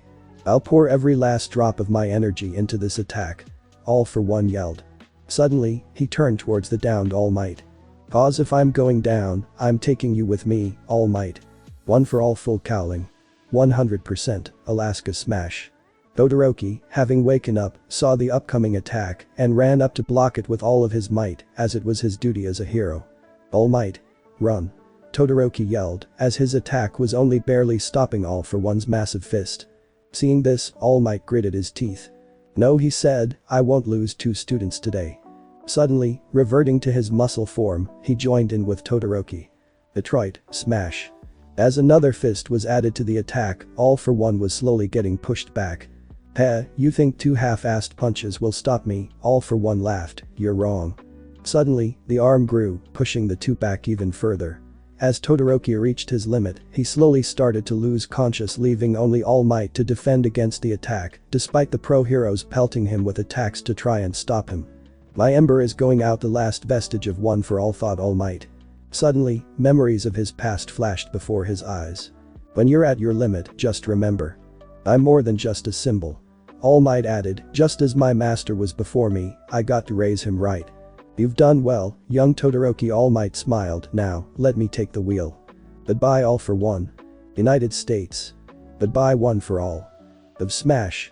The massive surge of power caused the villain boss to get overpowered, as All Might's fist slipped past his attack and went straight for his face, smashing him into the ground and creating a massive shockwave, parting the clouds. As the crowd stood shook and the dust cleared, they were left with one last image, a bony, deflated man, carrying an unconscious teenager, standing in the middle of a wasteland, with a villain, down on the ground. Just then, he reverted to his muscle form and raised his right arm in the air triumphantly. The crowd cheered, All Might had won, and the day was saved. The nightmare in Camino was no more than a memory now. This is where stands the symbol of peace, the spot marked as his hero career's resting place, where he committed his final heroic act. But somewhere, in a hideout in a non-specified location, Izuku, still resting on a hospital-like bed, resting and recovering, looked up at the ceiling. Well, he didn't show it, killing his own mother tore him apart. In the end, his master was gone, and so was his mother. He felt a warm droplet run down his face. Tears. "I'm sorry," Izuku muttered. Suddenly, the door opened, it was Sachi. "Hey boss, I know this isn't the right time, but are you doing okay?" asked Sachi. "Well, I just killed my own mother, so you ask me," Izuku said, trying to hide his sadness. Suddenly, Sachi went in to hug him. "You don't have to hide it, Izuku bro, I too cried when my dad died, it's fine, just let it out." Sachi said, "You don't have to be scared, we're here for you." Izuku, hearing this, finally was able to drop his mask of stoicness as he let his tears pour out of his eyes like a waterfall as Sachi held him close, like a big brother would. As the crying eventually stopped after 20 minutes, Sachi let out a reassuring smile. "You know, sometimes, I really wish I had a little brother like you. Don't you already? You said you needed to take care of him back when I saved you," Izuku asked, his throat sore from all that crying. "No, it was a ruse to try and get on the hero's good side. It didn't really work out," Sachi said, getting up. "By the way, if you feel like it, get dressed, we have a surprise for you." After lying in bed for a few more minutes, he knew he needed to get his mind off sadness. Getting up and heading to the main bar. To his surprise, it was empty, except for a note on the counter. "Go down to the cellar," it read. Heading downstairs, there was darkness. Using one of his glow quirks, he got off the Nomu. He's normal now, but can still transform the body whenever he wants. All there were empty shelves and barrels. Suddenly, he heard loud stomping coming from upstairs. Running up, he jumped as he was met with a flash of light. Surprise. The entire league was there. Smiling reassuringly. "Eyes. What are you doing here?" asked Izuku. "We decided that since you are now our boss, we can celebrate," said Sachi. "We know this is an awkward time, but we couldn't bear seeing you so sad," added Toga. "So we decided to throw a party to celebrate your initiation as our new official boss. Spinner finished, we made you cake and everything." Walking up to the cake, Izuku smiled. It was chocolate with vanilla frosting and a big "to our new boss" written in jelly, along with figurines of the league decorating the top. "So, are you gonna cut it?" asked Toga. "Of course." Izuku smiled, cutting off the piece that had his figurine on it. He then poured himself a cup of martini and raised it in the air. "The new beginnings. And to a new league," replied the rest of them. The battle may have been lost for the villains, but the war was far from over. The sound of partying filled the room with festivity. Izuku was right, the league was indeed his true family. Chapter 39. The following day, the world was in utter chaos. The battle against the League of Villains, while publicly was a confirmed victory, was in fact a complete and utter defeat on the hero side. For the cost of 2 hideouts and the supposed boss of the League of Villains, 3 pro-heroes lost their lives, along with over 30 policemen, as well as put the number 4 pro-hero Best Jeanist out of commission. On top of that, out of the 3 hostages, 2 of which were pro-heroes and Yuuei staff members, both pro-heroes have lost their quirks. Their retirement from heroism, while not affecting their teaching career, has broken the hearts of many people. But the most major blow was the loss of All Might. As for the students, well, Katsuki was taken away shortly after by the police, giving in quietly, every other student were sent home. Meanwhile, the surviving heroes recovered back at the hospital, where All Might was resting. Accompanied by his former homeroom teacher, Gran Torino, the hero looked at the scarred palm of his hands. "The embers of One for All have burned out," said the shriveled skeleton of a man. "The symbol of peace is truly dead." Looking at his former sensei, who looked just as defeated as him, he let out a tired sigh. "But the war is still far from over, and there is still so much I have to do," he added. "We were able to recapture Tamura. In fact, he simply gave himself up to us prior to the events that just transpired," said Gran Torino, sitting by a bedridden All Might. "So if by chance one of the things in your to-do list was to find him, that part will be off your shoulder, if that makes you feel any better. The poor boy had suffered so much to the point where he wanted to kill me. He may be a villain, but he's still Nana's grandson at heart. If we put him in prison, not only will I be failing my sensei, but I would be letting them win."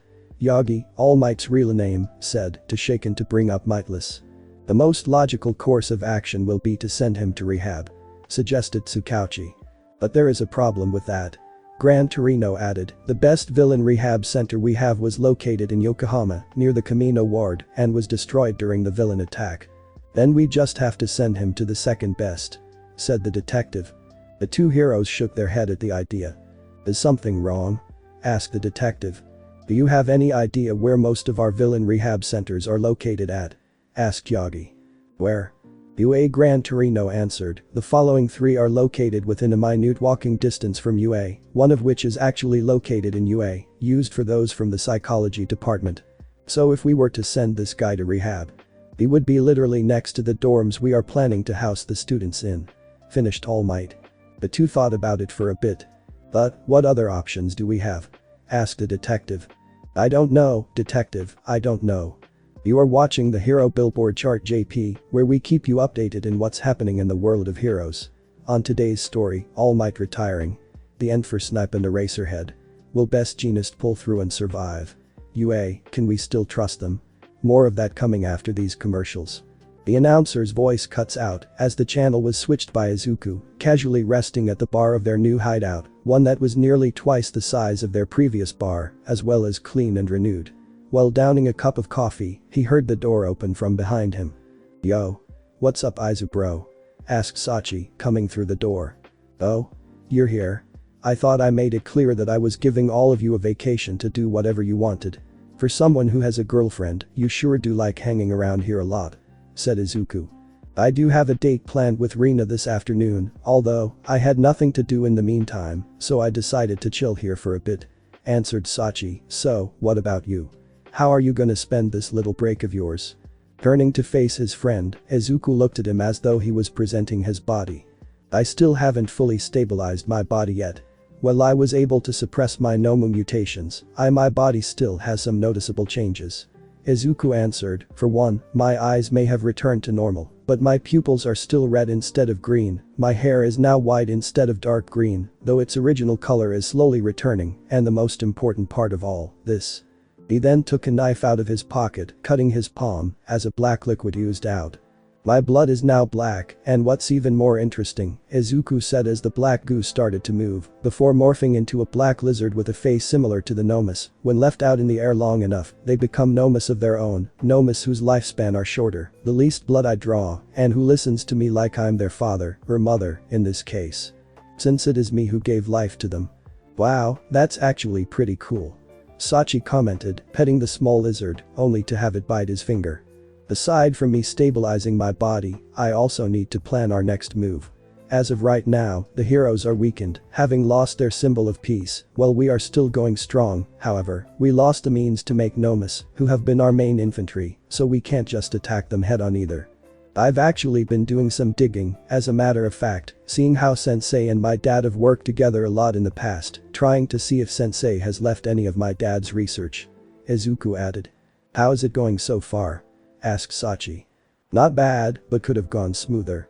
Sensei once told me that my dad had a backup lab hidden somewhere in Japan, holding all of his research, and that it was there where the first Nomu was created. 2 days in and I still haven't been able to pinpoint where it could be.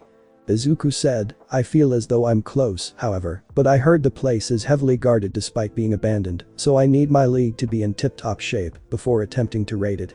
Well, good luck then, Izu bro, call us when you find it. Sachi said, getting up and heading for the door. As the man left, Izuku got up, heading towards his office one hallway away from the deserted bar. Sachi seems pretty on edge lately, wonder what could have happened, he thought. Flashback. The room was dark, with the only source of light coming from a dangling light bulb on the ceiling. Below this faint circle of light lied Snipe, who was beaten and tied up, unable to lift a finger. The door swung open as a man walked in, slowly coming into the hero's line of sight.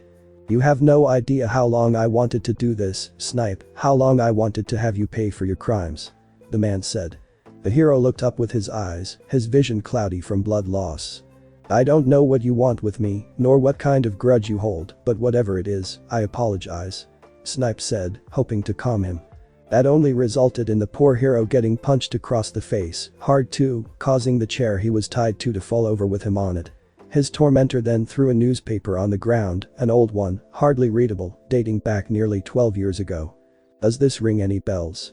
Asked the man. Looking at the old newspaper, it told of a warehouse fire following a shootout between the 8 precepts of death, a group of Yakuza's still running wild today, and the pro heroes. "Tell me, what do you remember of this event?" asked the man. "This yes, a shootout, I recall, a group of Yakuzas that I stopped nearly 12 years ago, considered to be the deed that kick-started my rise to popularity." Snipe added, "Although the funny thing is, I don't recall saving anyone." "You didn't, but you know who did?"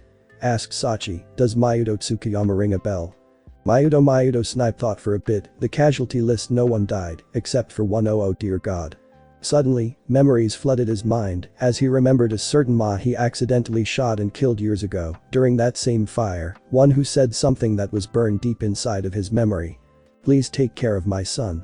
He recalled emerging from the flames, carrying the unconscious kid, and leaving him at the hospital, as that image became one everyone knows him by, but instead of adopting him like he was asked to, fame and fortune got the better of him, as he left town 2 days later to celebrate.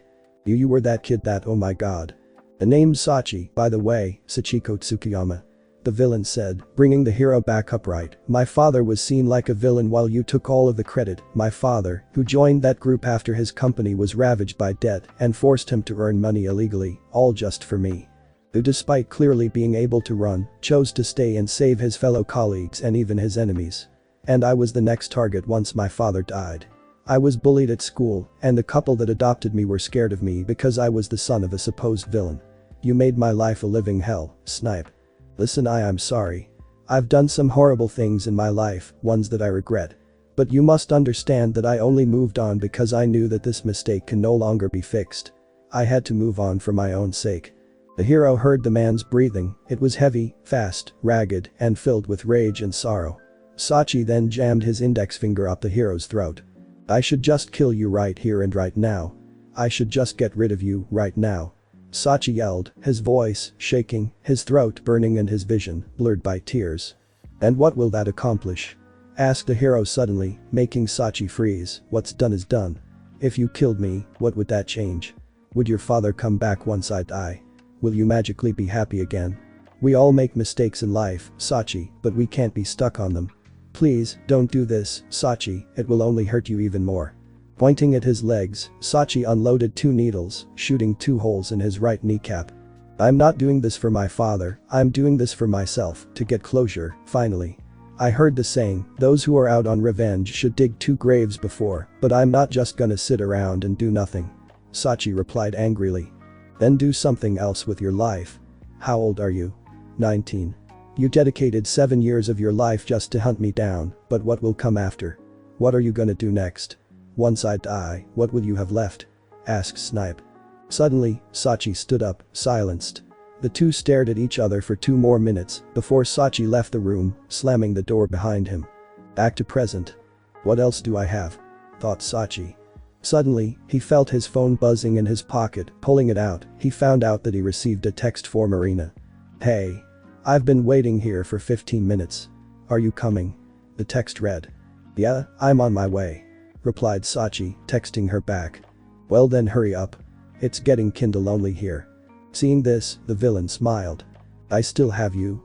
One Alliance, a massive mansion that was supposed to be the dorms that the students of class would be moving to.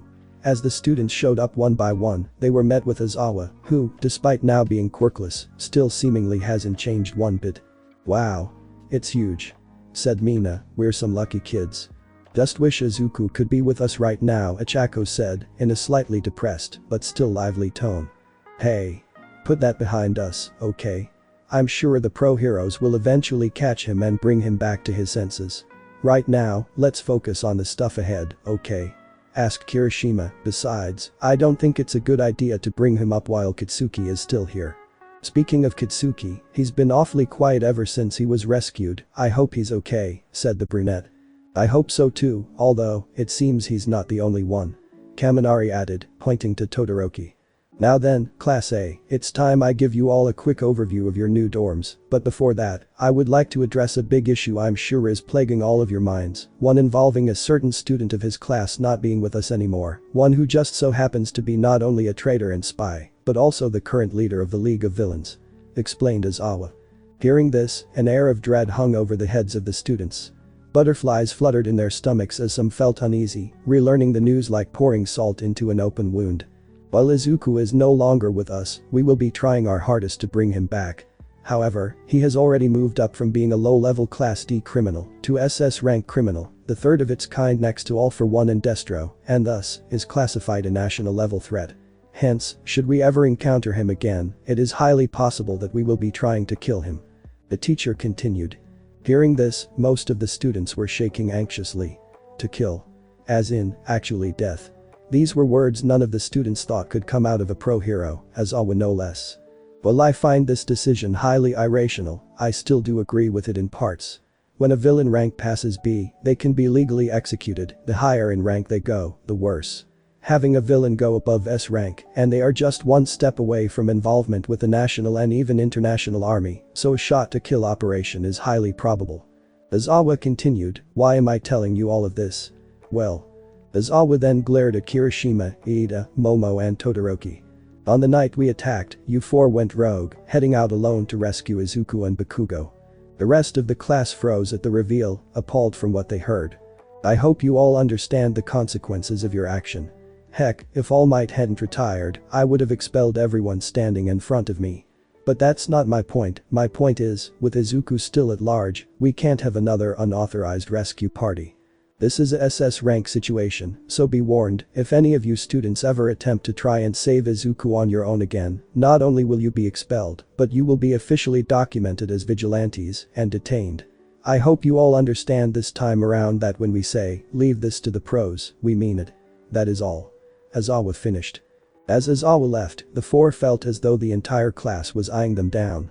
Seeing how hurt Kirishima looked, Katsuki took action, dragging Kaminari into a nearby bush.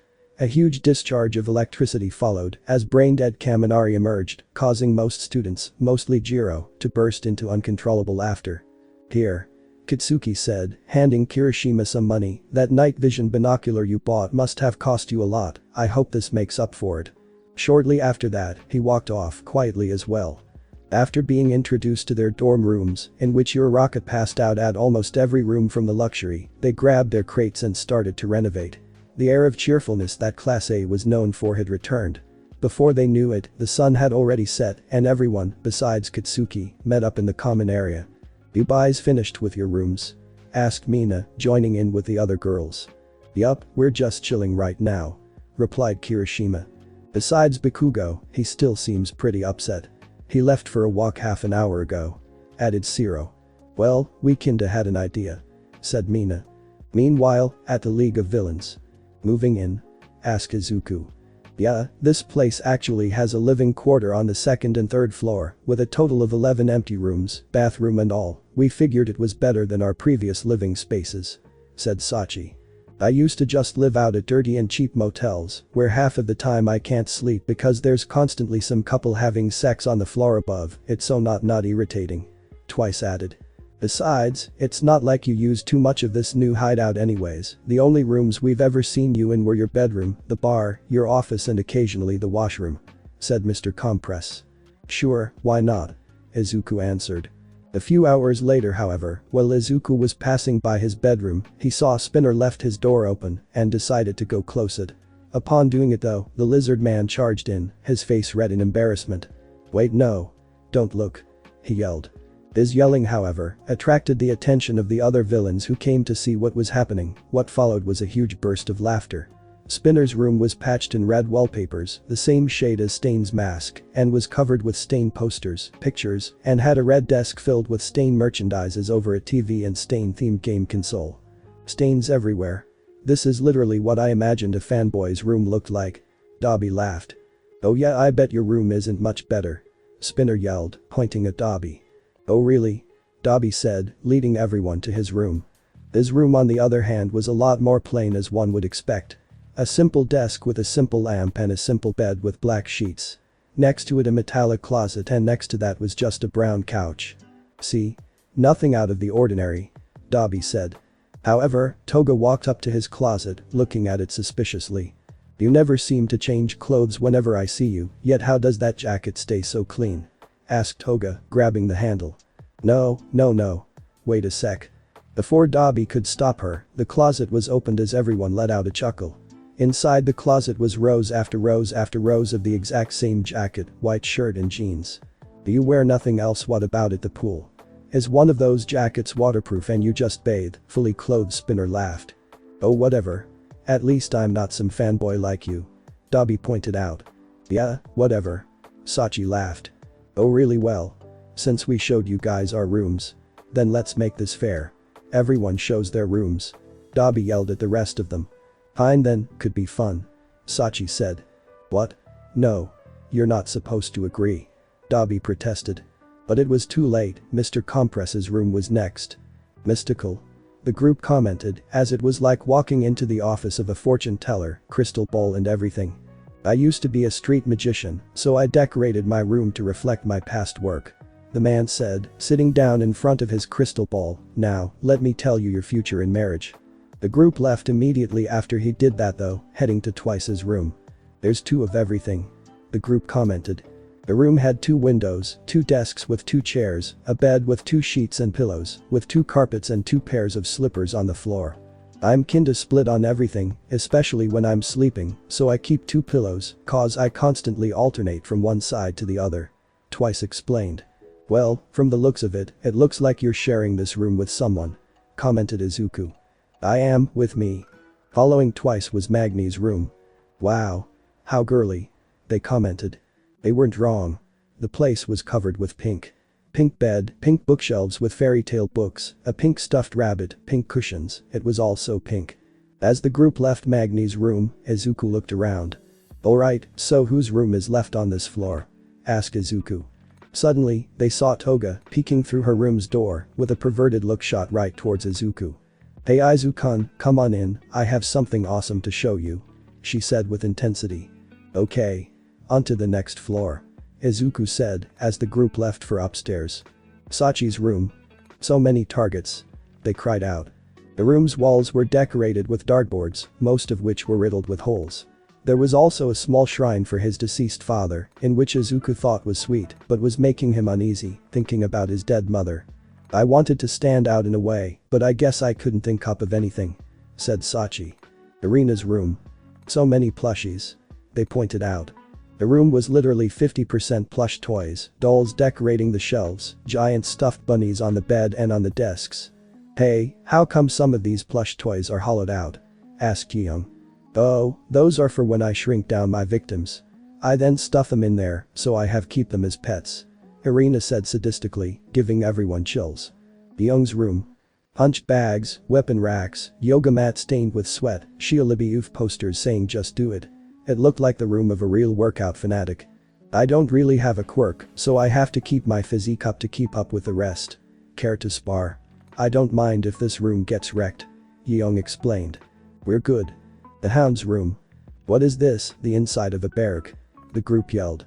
The Hounds, all sharing one room, had redecorated the entire thing.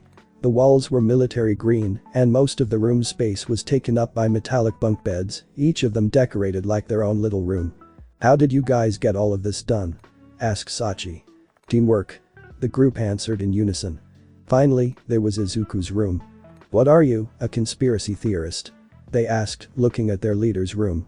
The walls were covered in pictures, notes, threads, linking the picture together, billboards, covered in photos and newspapers, piles of paperwork, files, maps lay on the desk that looked like it was on the verge of collapse, and even the bed sheets were scribbled on. I usually work from night to sunrise, so I occasionally take things from my office and bring them into my room to finish. Explained Izuku. Then how loaded is his office? Thought the villains in awe. Young master. Your coffee is ready. Kurogiri called, entering his room, and good lord, you need to clean this room, with all due respect. The villains looked at each other. Wait, where's your room? They asked. My room? The group was then taken to behind the bar. There, they found his room behind a hidden door on the wall. It was small, but quaint, with a bed, desk, everything you'd expect from a normal person. Damn, we were expecting something extravagant, given your personality. Commented Spinner. Sorry to disappoint you then. Kurogiri replied as the villains left. However, as soon as they left, the bartender went to his desk and pressed a hidden button. Suddenly, another hidden door opened as Kurogiri walked in. Inside, the room was painted pure white, with different suits hung on the walls. But the most amazing part was the massive bookshelf, on which there was rows after rows of DVDs and manga.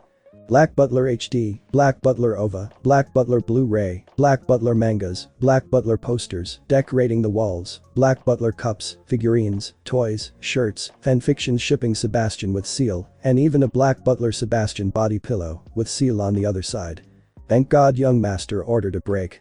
Kurogiri said, inserting a Black Butler DVD in his TV, I'm behind by 12 episodes, and I need catch up. Sato ended up winning the award King of the Rooms, mainly because he unintentionally bribed the girls with cake.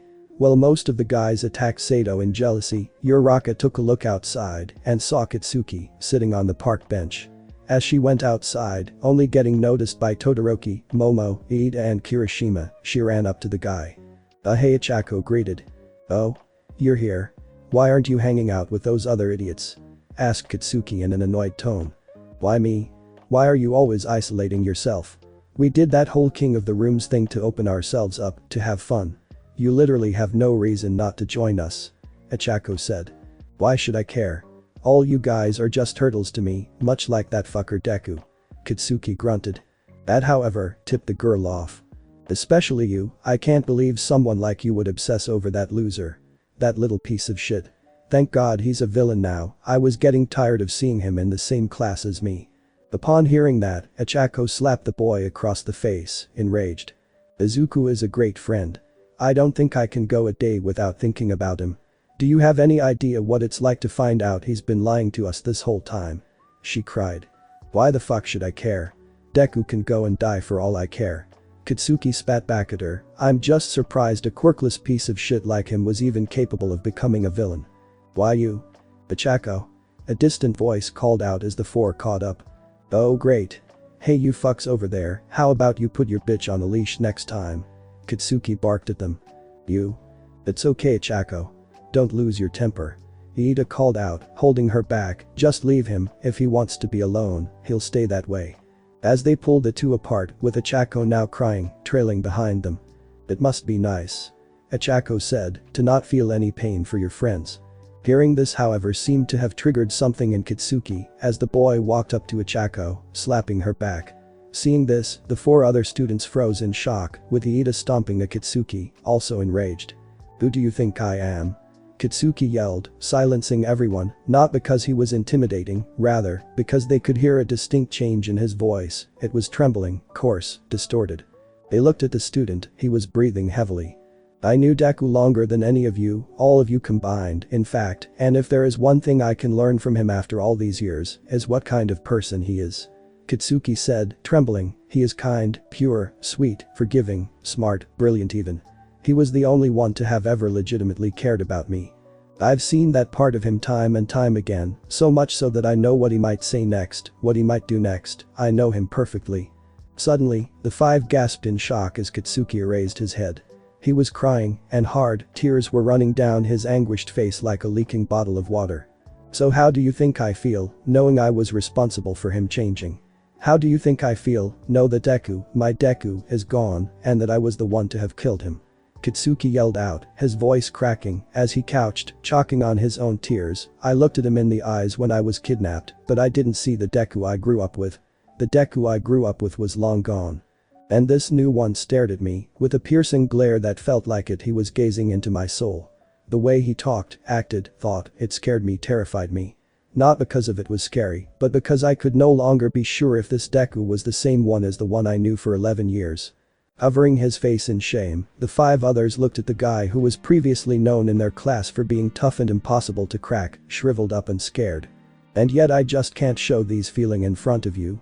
I never cried in public before, and no matter how much I tell myself it's okay, part of me is still scared at what might happen if I let loose. So I hold them back, over and over and over, I keep holding these strong emotions behind me. Katsuki uttered, sitting back down on the park bench, slowly curling up into a ball, and I don't know how much longer I can hold. I'm scared of everyone, scared at what might happen if I cried, so please, just go, don't look at me. Stop staring at me with those eyes full of pity. Suddenly, Kirishima came in and hugged him too, trying to hold back his tears. It's okay Katsuki. he said reassuringly, there's nothing wrong with crying for a friend. Kiri-san, Katsuki uttered, slowly peeking out. We are here for you, all of us. The redhead continued, so it's okay to cry. Hearing this, Katsuki hugged Kirishima tight as the student clutched onto him as Katsuki cried into his shoulder. I'm sorry, Deku. I'm sorry for everything. If I can fix what I've done I would. So please come back. I'm sorry. I'm sorry. I'm.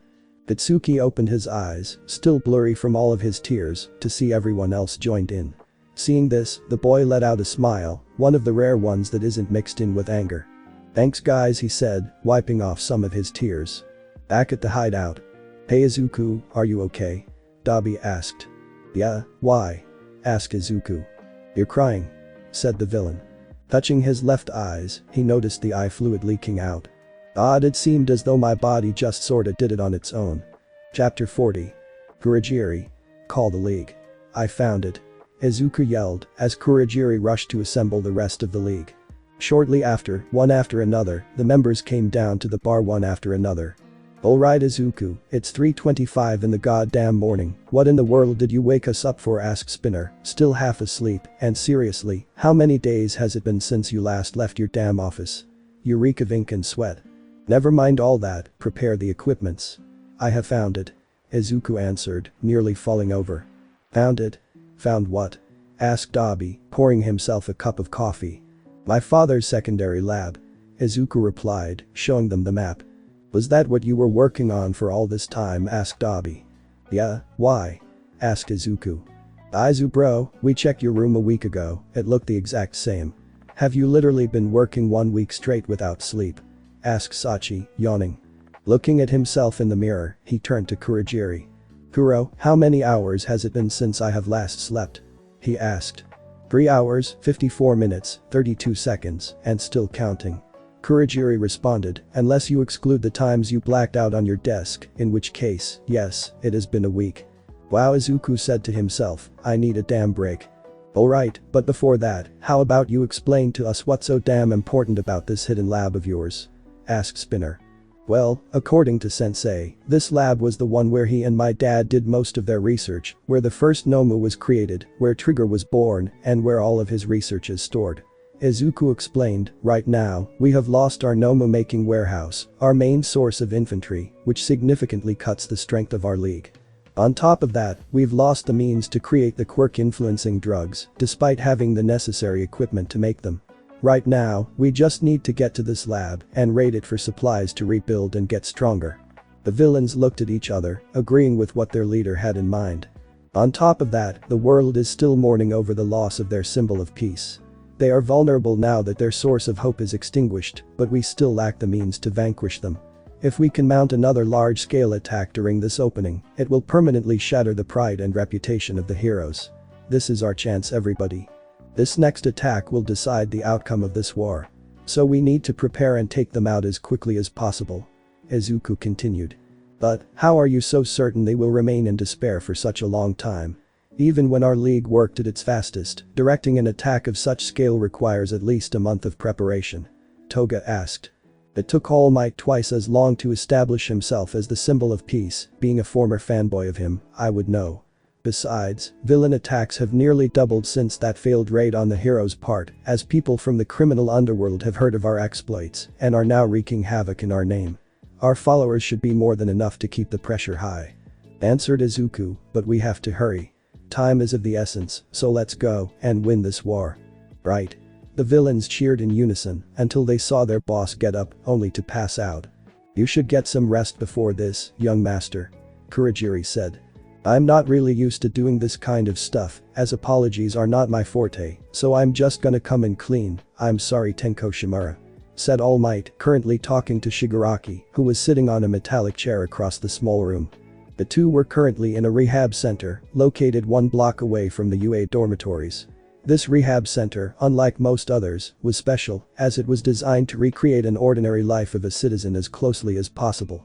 While most rehab centers detain their patients in cells, these provide their patients with a separate apartment and even allows them to walk around freely, as long as they are wearing their suppression collar, which lets the institute track where the villain is at all times, as well as nullify their quirks if necessary. Their goal is to make sure their patients know what to expect from the real world before getting tossed back in by simulating it as accurately as possible, in contrast to most rehab centers, who just tells them what it's like and oftentimes fail to reintegrate their patients to society. "I don't go by that name anymore, just call me Tamura Shigaraki," replied the villain in a dull, depressive tone. Seeing the state he was in, Yagi knew he had to act accordingly to his behavior. Any attempt at contradicting him might have negative impacts on him. According to the Multiple Therapy for Dummies book that he read, it is best to cooperate as much as possible in order to win over the trust of your patients, instead to pressuring them. "Listen, Tenno, Tamura, I understand you and I are on pretty bad terms right now and that you would rather be anywhere else, but around here, you have to trust me, I am here to help you," explained All Might. Hearing this only made the man laugh. "Ha ha ha. You helping me? Oh, that's rich coming from a hypocrite like you, All Might." Tamura yelled at him before slowly calming down. "This is what I hate about you heroes. Your arrogance alone makes me want to vomit my guts out. Do you really think helping a broken man like me is that simple? Do you really think you can save me just because you are the #1 pro hero? If wouldn't be the former #1 pro hero if I don't try to at least." All Might replied, "So please, give me a chance to save you." "Save me, huh? Fine, answer me this. Why am I suffering?" asked Tamura. All Might was stumped by that question, unable to come up with an answer. "No answer, huh? That's what I thought. You think you can save me, but you don't even know what you're saving me from. It's like buying the materials to build a house without planning out what kind of house you are building. Or rushing into a building to save a bunch of hostages without knowing who's the hostages and who are the ones holding them against their will." Tamura replied to All Might's silence, "If you want to help me, then start correctly, you dumbass." Hearing this, All Might realized his mistake. He hadn't even thought up on how to approach Shigaraki's problems, much less what they were, yet he arrived, still confident he can save him. Knowing that Tamura hates those kind of people, the kind that are confident in their ability so much so that it becomes arrogance, he had already worsened the situation when he started speaking to him. "You're right, I don't know what's going on, I don't know how to help you, but pushing me away isn't going to make anything better. So how about instead, we forget what happened all the way up until now and start over?" asked All Might, who received a slow nod in response. "Good, now, tell me, when did this all start?" Hearing this, Shigaraki removed his hoodie, revealing his wrinkled face. "Everything started back when I was young. My mother had died at birth, while my father and grandfather were killed by a villain who had a grudge on my grandmother Nana. Seeing how her popularity would attract danger, she put me into foster care and severed all bonds with me. So from the day I learned how to talk, I've never spoken to my grandmother." "But you want to know what they had done to me in that foster home?" asked Tamura. I don't. Here's a hint. I used to be quirkless," replied Tamura. All Might's eyes widened at the reveal. What? This was back in an era where the quirk became the majority and quirkless discrimination was at its peak, so most foster homes wouldn't take me in fear that those who were quirkless would be targeted and picked on. This foster home she sent me to, however, was much, much worse. We were nothing more than lab rats, day after day, tortured and experimented to the brink of death, all the while the world outside, including you so-called heroes, were oblivious to the matter. I lived my following years in fear, planning my escape, knowing that my grandmother would be worried sick about me and was doing all she could to save me from this terrible hell. Tamura explained, but then came a day where the goddess of luck herself gave me her blessing and allowed me to escape. Miraculously, I was able to escape. I was finally free to the world. I was finally able to see my grandmother, who I was certain was worried sick. But then, what did I see? What did I see? All Might gulped, bracing himself for the reveal. You. My grandmother and you, together. Like mother and son. She looked so happy, as if I had never existed in her life. She didn't even mention me in the multiple conversations I eavesdropped on. Where was my love? Where was my family?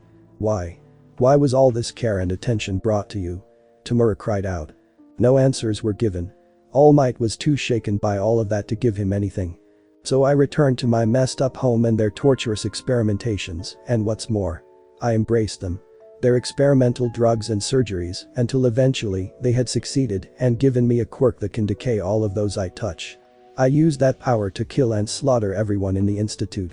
But not just those soulless so-called caretakers, but also my inmates, the innocents that had also tried to escape. I killed all of them, men, women, even children. They were like animals. And I slaughtered them like animals. Shigaraki continued, his voice becoming more and more distressed as he went on. I couldn't stop anymore. I was a beast. And much like all rampaging beasts, they must be put down. So why? Why did it have to be her that put me down? No, you don't mean. Yes, it was Nana Shimura, your sensei, who had shown up to the institute once one of them sounded the alarm. And the look in her eyes, they were cold and merciless. She put me down, her own grandson down, without a second thought, with no remorse. Because she didn't care about me anymore, only you, All Might. Shigaraki explained. But there's no way sensei would. Being a hero isn't all fun and games, Toshinori-san. But suddenly memory flashed before his eyes. Sometimes, you'll end up doing some things you're not proud of, some things you wish you can fix, some things you've done that you didn't realize were horrible until after you had done it. I envy you, Toshinori, I really do. Even now, you live your life to its fullest, with no chains holding you back. I wish I can remember how that feels, there's just so much regret weighing me down. So this is what you meant, sensei, how could you? Thought All Might. But no, you was the one who saved me, the one who brought me the care I longed for all this time, asked Shigaraki. All for one? Asked All Might. Now that's the first thing you got right, congrats. Shigaraki replied with a hint of sarcasm. Another pause followed, as All Might, despite mustering all of his brain power to say something, anything substantial, failed to deliver anything that could help him mend the wounds he had inflicted upon the broken down husk of a man sitting in front of him. Well, if you have nothing, then I guess this session is over, now if you excuse me, I got places to be. Shigaraki said, getting up and heading towards the door. Wait, before you go, answer me this. Asked the former hero, why did you help us? Excuse me? When Endeavor's team was trapped in that dome back during the Camino incident, they would have all died, but according to him, you and Stain showed up and saved them. If you really did hate heroes, then why didn't you just leave them for dead? The young man's hands trembled briefly when his palm made contact with the door. I don't know. I guess I must have thought that I had no more to lose. Izuku has taken All for One, whom I recognized as practically my father, from me, the League of Villains, which I regarded as my real home and family, they all turned their backs on me. I had nothing left, so I thought that since I had nothing left, I might as well make it so that others can have something. He said, trembling. Upon hearing this, All Might smiled. He had finally hit bullseye. Anything else? Asked Shigaraki. No, that is all for today, see you tomorrow, same time. All Might. TSK, whatever. Shigaraki hissed, leaving the room. You still have part of Nana's heroic spirit somewhere inside you somewhere, Tinko. We can still save you. Thought All Might. As Shigaraki left the building, however, he ran into a familiar face on his way back to his provided apartment. Sitting on a nearby bench, he came face to face with Katsuki, staring longingly at his phone. He remembered the kid suddenly, the one at the sports festival, which he watched through the front glass of a nearby TV store. Looking at him, however, he felt an odd amount of pity towards him, like was mourning for the loss of a friend. Hey, what are you doing? The man asked the student, trying to peek at his screen, only to make him jump. What the, Shigaraki? What are you doing here? Katsuki yelled back, startled, as he entered a fighting stance. Whoa there. Chill. I'm not your enemy. Look. Shigaraki said, showing him his choker, they still have me in custody. Besides, I'm quirkless now anyways. Your friend Izuku took my quirk weeks ago. Hearing him say that name, however, didn't sit well with the boy, but he managed to hide that fact. Fine then, what do you want? Asked Katsuki, still with a ruthless tone, as per usual. Oh, nothing much, actually, and stop acting, I saw you mourning only a minute ago. You can't hide it from me. Shigaraki replied, I'm just curious about what you're doing all the way out here. We are currently trying to make some ultimate moves to forge our own hero identity or something, but frankly, I couldn't take my mind off the recent events that transpired, so I came out to clear my head. Replied the student. Oh really? Do you have any ideas so far? Asked Shigaraki. The student cupped his hands together, firing a concentrated blast. I called it armor-piercing shot, where I focus my explosive force down to one point to penetrate my opponents. Nothing else other than that. Katsuki replied, with a more somber tone. Hearing that tone, however, it reminded Shigaraki of what he was once like back when Afo first took him in as his disciple. Hearing himself for so many years secretly gave him a talent of recognizing whenever someone's trying to hide their pain. Well no duh, you can't think of anything else. Shigaraki said, lightly tapping his head, you keep beating yourself up over nothing. Your mind is so busy trying to make sure whatever pain you're hiding doesn't leak that you can't even think straight. So how about you let that part go and try again? I can't. Katsuki said, turning towards the direction of the gym they were training at. Every time I look at this school, from its main building to its dorm rooms, or even to its staff, I can just picture Deku, squeaking fanboy gibberish, running down to halls, notebook out, trying to get an autograph from every pro hero turned teacher he meets. Shigaraki took a look at Katsuki's phone. He was looking at past photos of him and Izuku, and even some class photos. It's just not the same without him. I can't believe I'm saying this, but I miss the poor guy. Why did he have to turn? Asked Katsuki to himself, hitting himself over the head. Why can't I ever be a decent human being? Why am I such an asshole to everyone I meet? Seeing this, the former villain grabbed Katsuki's wrist, stopping him from hitting himself over the head. It's not your fault, kid, he was better off a villain anyway. Becoming a hero would be a waste of talent for the guy. Bound to serve the law and justice, being just another fish in the pond, said Shigaraki. What do you mean by that? When was the last time the world was changed by a king? Or a great ruler or government? When a new era begins, it's always due to some revolution, led by rebels who disagree with something about their current conditions, and now is no different. Even if Izuku managed to become a pro-hero, he won't be able to save the millions of other quirkless people, discriminated and crying for help around the world, or the millions of mutant quirk users, who are shunned by society for looking inhuman. Because the voice of a single hero isn't enough to change the world, contrary to popular belief. Only a villain's speech can make change happen. Shigaraki explained. Izuku must have known that, as well as disagreed with the state the world is in, and wants change. So it isn't your fault, Katsuki, it's the world's. But I was the one who introduced him to this harsh reality. It was me who led him to believe that no matter how nice he was, no matter how hard he tried, he will never have a place in this world because he is quirkless. But did anyone stop you when you bullied Izuku? No. Did anyone cared about how horribly you treated him? No. Did any of the teachers care or try to stop you? Or how about the pro-heroes? Who neglected him despite his admiration for them? If the world isn't to blame, then it would have stopped you long ago. Shigaraki replied, why else do you think I too had attempted at one point to destroy the structures of today's society? Katsuki didn't reply, he just nodded, agreeing with what the villain had to say, when suddenly, he snapped back to reality, realizing who was giving him advice and trying to comfort him. Wait, why are you telling me all this? He asked suddenly, only to see that Shigaraki had already gotten up and was leaving. I dunno, I guess maybe I just wanted to help, said the villain, I don't even know anymore. Oh, and one more thing. The villain said, turning around and smiling back, don't go take your classmates for granted, okay? As the man left, the students stood there bewildered. He suddenly heard voices coming from behind him. Hey Bakugo. What are you doing all the way out here? We're heading off to buy a drink, wanna come? Asked Mina, along with some other classmates. Turning around fully, a grin drew on the blonde's face. Sure. Morning, sleepyhead. You had a nice nap? Asked Toga, whom Izuku woke up to. I thought you had your own room. Izuku replied, still sleepy, as he gently pushed Toga off his chest and got dressed. That room gets kind of lonely when you're not around, you know. I've missed the days when I would sneak into your room and snuggle into your arms. Toga replied seductively, only to make Izuku flinch, knowing that Toga had been at his place that many times. Izuku stuttered, before letting out a defeated sigh, I have no excuses, I guess I'm just way too busy lately. Suddenly, Toga leapt onto him as he was just about to grab his shirt. Then allow me to ease your stress. She whispered lustfully. Young master. We are leaving in 10 minutes. Kurogiri cut in, walking into his room only to see what was happening. He looked at the two in silence. Make it 20. He finally said, leaving. The two then turned facing each other.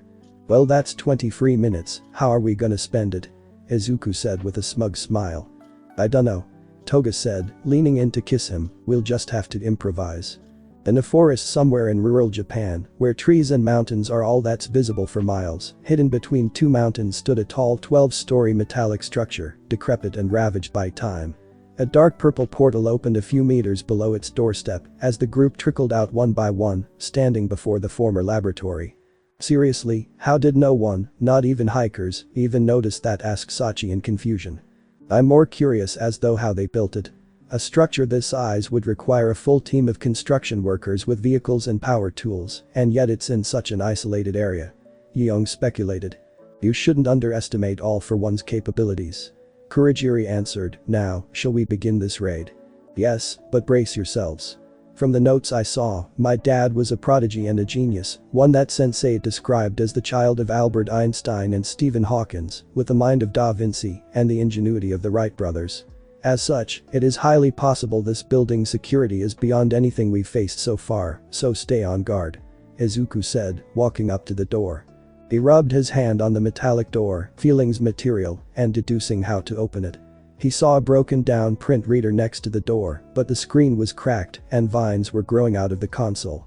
Seeing that there was no other way in, he took off his black glove and placed 4 of his fingers onto the door. Ready, guys? He asked one last time. Ready? The group yelled back. The 5th finger was placed. Chapter 41. The massive metallic door crumbled to dust as light flooded the abandoned facility, revealing a dark corridor which seems to lead deep into the laboratory. Alright guys, keep your eyes peeled, we never know what we can run into here. Izuku ordered, activating his glow quirk as the group entered. This is so cool. It feels like we're playing Resident Evil, but in real life. Oh, I can't wait for a zombie or something to pop up. Spinner commented, going in first. The group traversed the vast maze of corridors. Suddenly, footsteps were heard on the other end of the room. Oh my god, this is actually happening. Spinner reacted to the noise as the footsteps got closer and closer. Eyes, look. Dobby pointed at the approaching figure.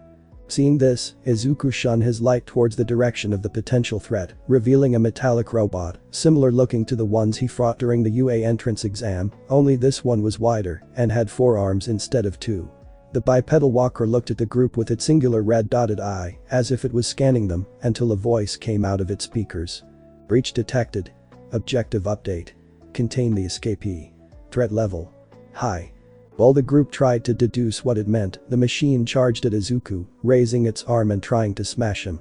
The boy swiftly dodged, flipping behind the group as his subordinates tried to stop it. Beat this, you Gundam reject. Spinner yelled, slashing at it with his new katana. The blade bounced off the arm of the robot, leaving no apparent damage as it slammed Spinner to the side, pinning him against the wall and scanning him. Subject mutation level. Low. Potential threat level. Low. Objective update. Terminate the obstacle. The blade sprouted out of the machine's arm, attempting to impale Spinner. Just then, the machine stopped in its tracks as it was pulled towards Magni's magnet, which allowed Dobby to douse it in flames. Are you okay, Spinner? Asked Yeong, picking him up. Yeah, could have been better. Replied Spinner. The flamer then turned back to Izuku. What was that thing? Asked Dobby. No clue, but it seemed to be interested in me, for some reason. Replied Izuku.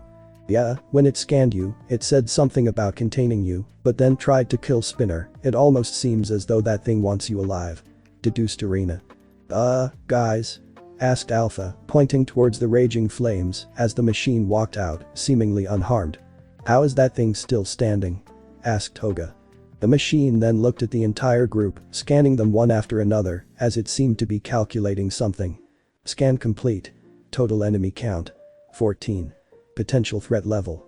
Disastrous. Average individual threat level. Moderate. Objective update. Terminate the threat, retrieve the escapee. Proceeding to deduce enemy stature 76%. Before the machine got to finish, the hounds charged at it, with Alpha and Tracker riddling it with bullets, followed by Rabbit activating his quirk and punching it, sending it flying back.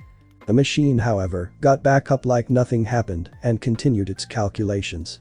Deduction complete. Subject identified. Emiko Toga. Power level. 443. Well, would you look at that, it measures our combat prowess by power level. Said Sachi. You think anyone here can get a power level over 9,000?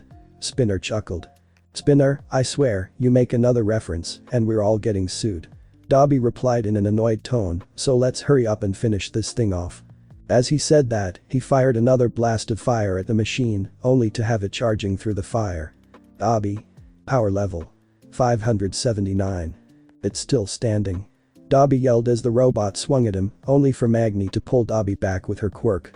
Seeing this, Mr. Compress jumped in, trying to turn the machine into a marble. But the robot's head did a full 180 before blasting the villain with a red beam. That's a hero Seiko. Power level. 501. The zapped villain disintegrated however, as another, similar-looking one, popped up from behind, turning one of its legs into a marble and causing it to fall. "Nice one, Twice." The real Mr. Compress cheered. Their brief celebration was cut short however, as with a swing of its arm, Mr. Compress and Twice were sent flying. Jinbube Gawara. Power level. 297.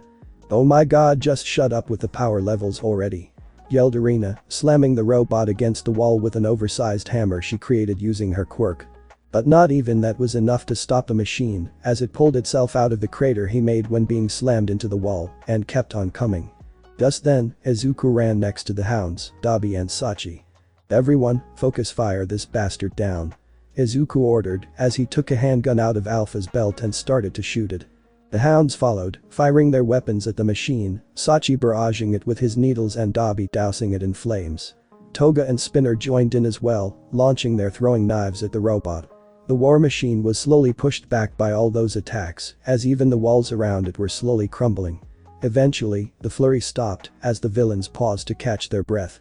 Did we get him?" asked Dabi. As the smoke cleared, the villains stood, jaws dropping, as the machine, despite being badly damaged, was still standing. "Major Major, Damamamama Mage R received RRR requesting backup." Suddenly, several red dots appeared behind the broken down machine as more started to appear. "Oh, you have got to be shitting me," Izuku grunted. Boss. What do we do?" asked Sachi, intimidated by the amount of enemies they were facing. "We run," Izuku said, turning around, only to see that there were a bunch of them behind them as well. "Oh come on," Izuku yelled. As the robot slowly approached them, Sachi turned to Izuku. "So what now?" asked Sachi. Suddenly, Izuku's left arm morphed into that of Anomus as he punched a hole in the floor, leading to the lower levels. "Get to the lower floors. Quickly," Izuku yelled as the villains jumped down the hole one after another. However, once every other villain had gone down and as Izuku was about to jump in, one of the machines grabbed him before he could make it. "Target contained." "Izuku," Toga cried. "Forget about me. Just run," Izuku yelled back as he got pulled away from the rest of the group. The others tried to intervene, but they too couldn't do anything but watch as their leader got taken away by a bunch of robots. Sachi, staring at this, turned his attention to Toga, who was bawling her eyes out. "Izuku," she uttered as tears ran down her eyes. "Hey, Toga, I'm sorry about what happened to Izuku bro, but we can't let his sacrifice go in vain. Come on, let's get those research stuff our boss came here for and get the fuck out of this place," Sachi said encouragingly. "But what about? Izuku's strong, he's stronger than any of us. He'll make it out alright," Sachi said. "Now come on your feet, we're just getting started." Hearing this, Toga stood up, wiping away her tears. "Alright." As the machine dragged Izuku deeper and deeper into the facility, the boy, who initially was struggling, was fascinated by what he saw as they passed by room after room, each one having a one-way glass wall, so that he could get a full view into the works his father did. From shelves after shelves of multicolored vials to different kinds of machinery, the boy actually started to wonder whether or not these robots actually meant any harm, when suddenly, they all stopped dead in their tracks as a voice was heard. "I suggest you let go of the young master, or else, you will not like what's to come," said a familiar voice. Immediately recognizing the formal tone and terminology, Izuku called back with certainty of who the man was. "Kurogiri. Don't come any closer. These things are stronger than you think," Izuku yelled as he turned around and saw the misty man standing behind the groups of machines. One of the machine fully turned around and scanned him. "Power level. 104. That revelation surprised Izuku. He knew Kuro was not suited for combat, but how was he that weak? As the machine then came closer to him, Izuku let out one more warning. "Kuro. Run. You can't beat them," Izuku yelled as one of the robot raised its arm. "Don't worry young master, you may think I'm in danger, but trust me, I'm not." He laughed as one of the robots swung at him. To both their surprises, the arm seemingly went right through him. But upon closer inspection, it wasn't that simple. The robot looked down at the arm that just attacked Kurogiri, it was missing. Suddenly, a black aura wrapped around Kurogiri as his body emitted an murderous aura that made Izuku's dormant Nomu instincts to yell at him to run. "Because now, I am no longer holding back," he said. As the machine lunged at him, Kurogiri casually walked at it. Suddenly, to Izuku's surprise, the black bartender walked right through the machine, leaving a man-shaped hole through the machine's body as it collapsed, dead. Two more lunged at him, trying to punch him. Kuro dodged, cutting off the arms of the robots with a wave of his hand. He then delivered a barrage of punches, riddling the two robots with holes. As Izuku stood in awe, the other machines, still numerous, closed in on him. The numbers are quite troublesome. Kurogiri said, I should thin out the herd. Cupping his two hands together, he created a black, smoky orb and launched it at the robots. The ball penetrated them one after another, as if Kurogiri was guiding it with his hands, as one after another, the robots fell, with Kurogiri casually walking past them as they get riddled with head-sized holes by the black orb, walking towards the one that was holding Izuku captive. Two of the machines in the backline shoot at with lasers, which, surprisingly, entered his body, but didn't come out. Then, Kuro raised his left hand as the glow in the area where the lasers hit traveled to his palm, firing out the laser and blasting one of the machine's head before the black orb came back, taking out the other one before re-entering his body. The machine, scanning Kuro one last time, deduced that he was a larger threat than the kid in his hands.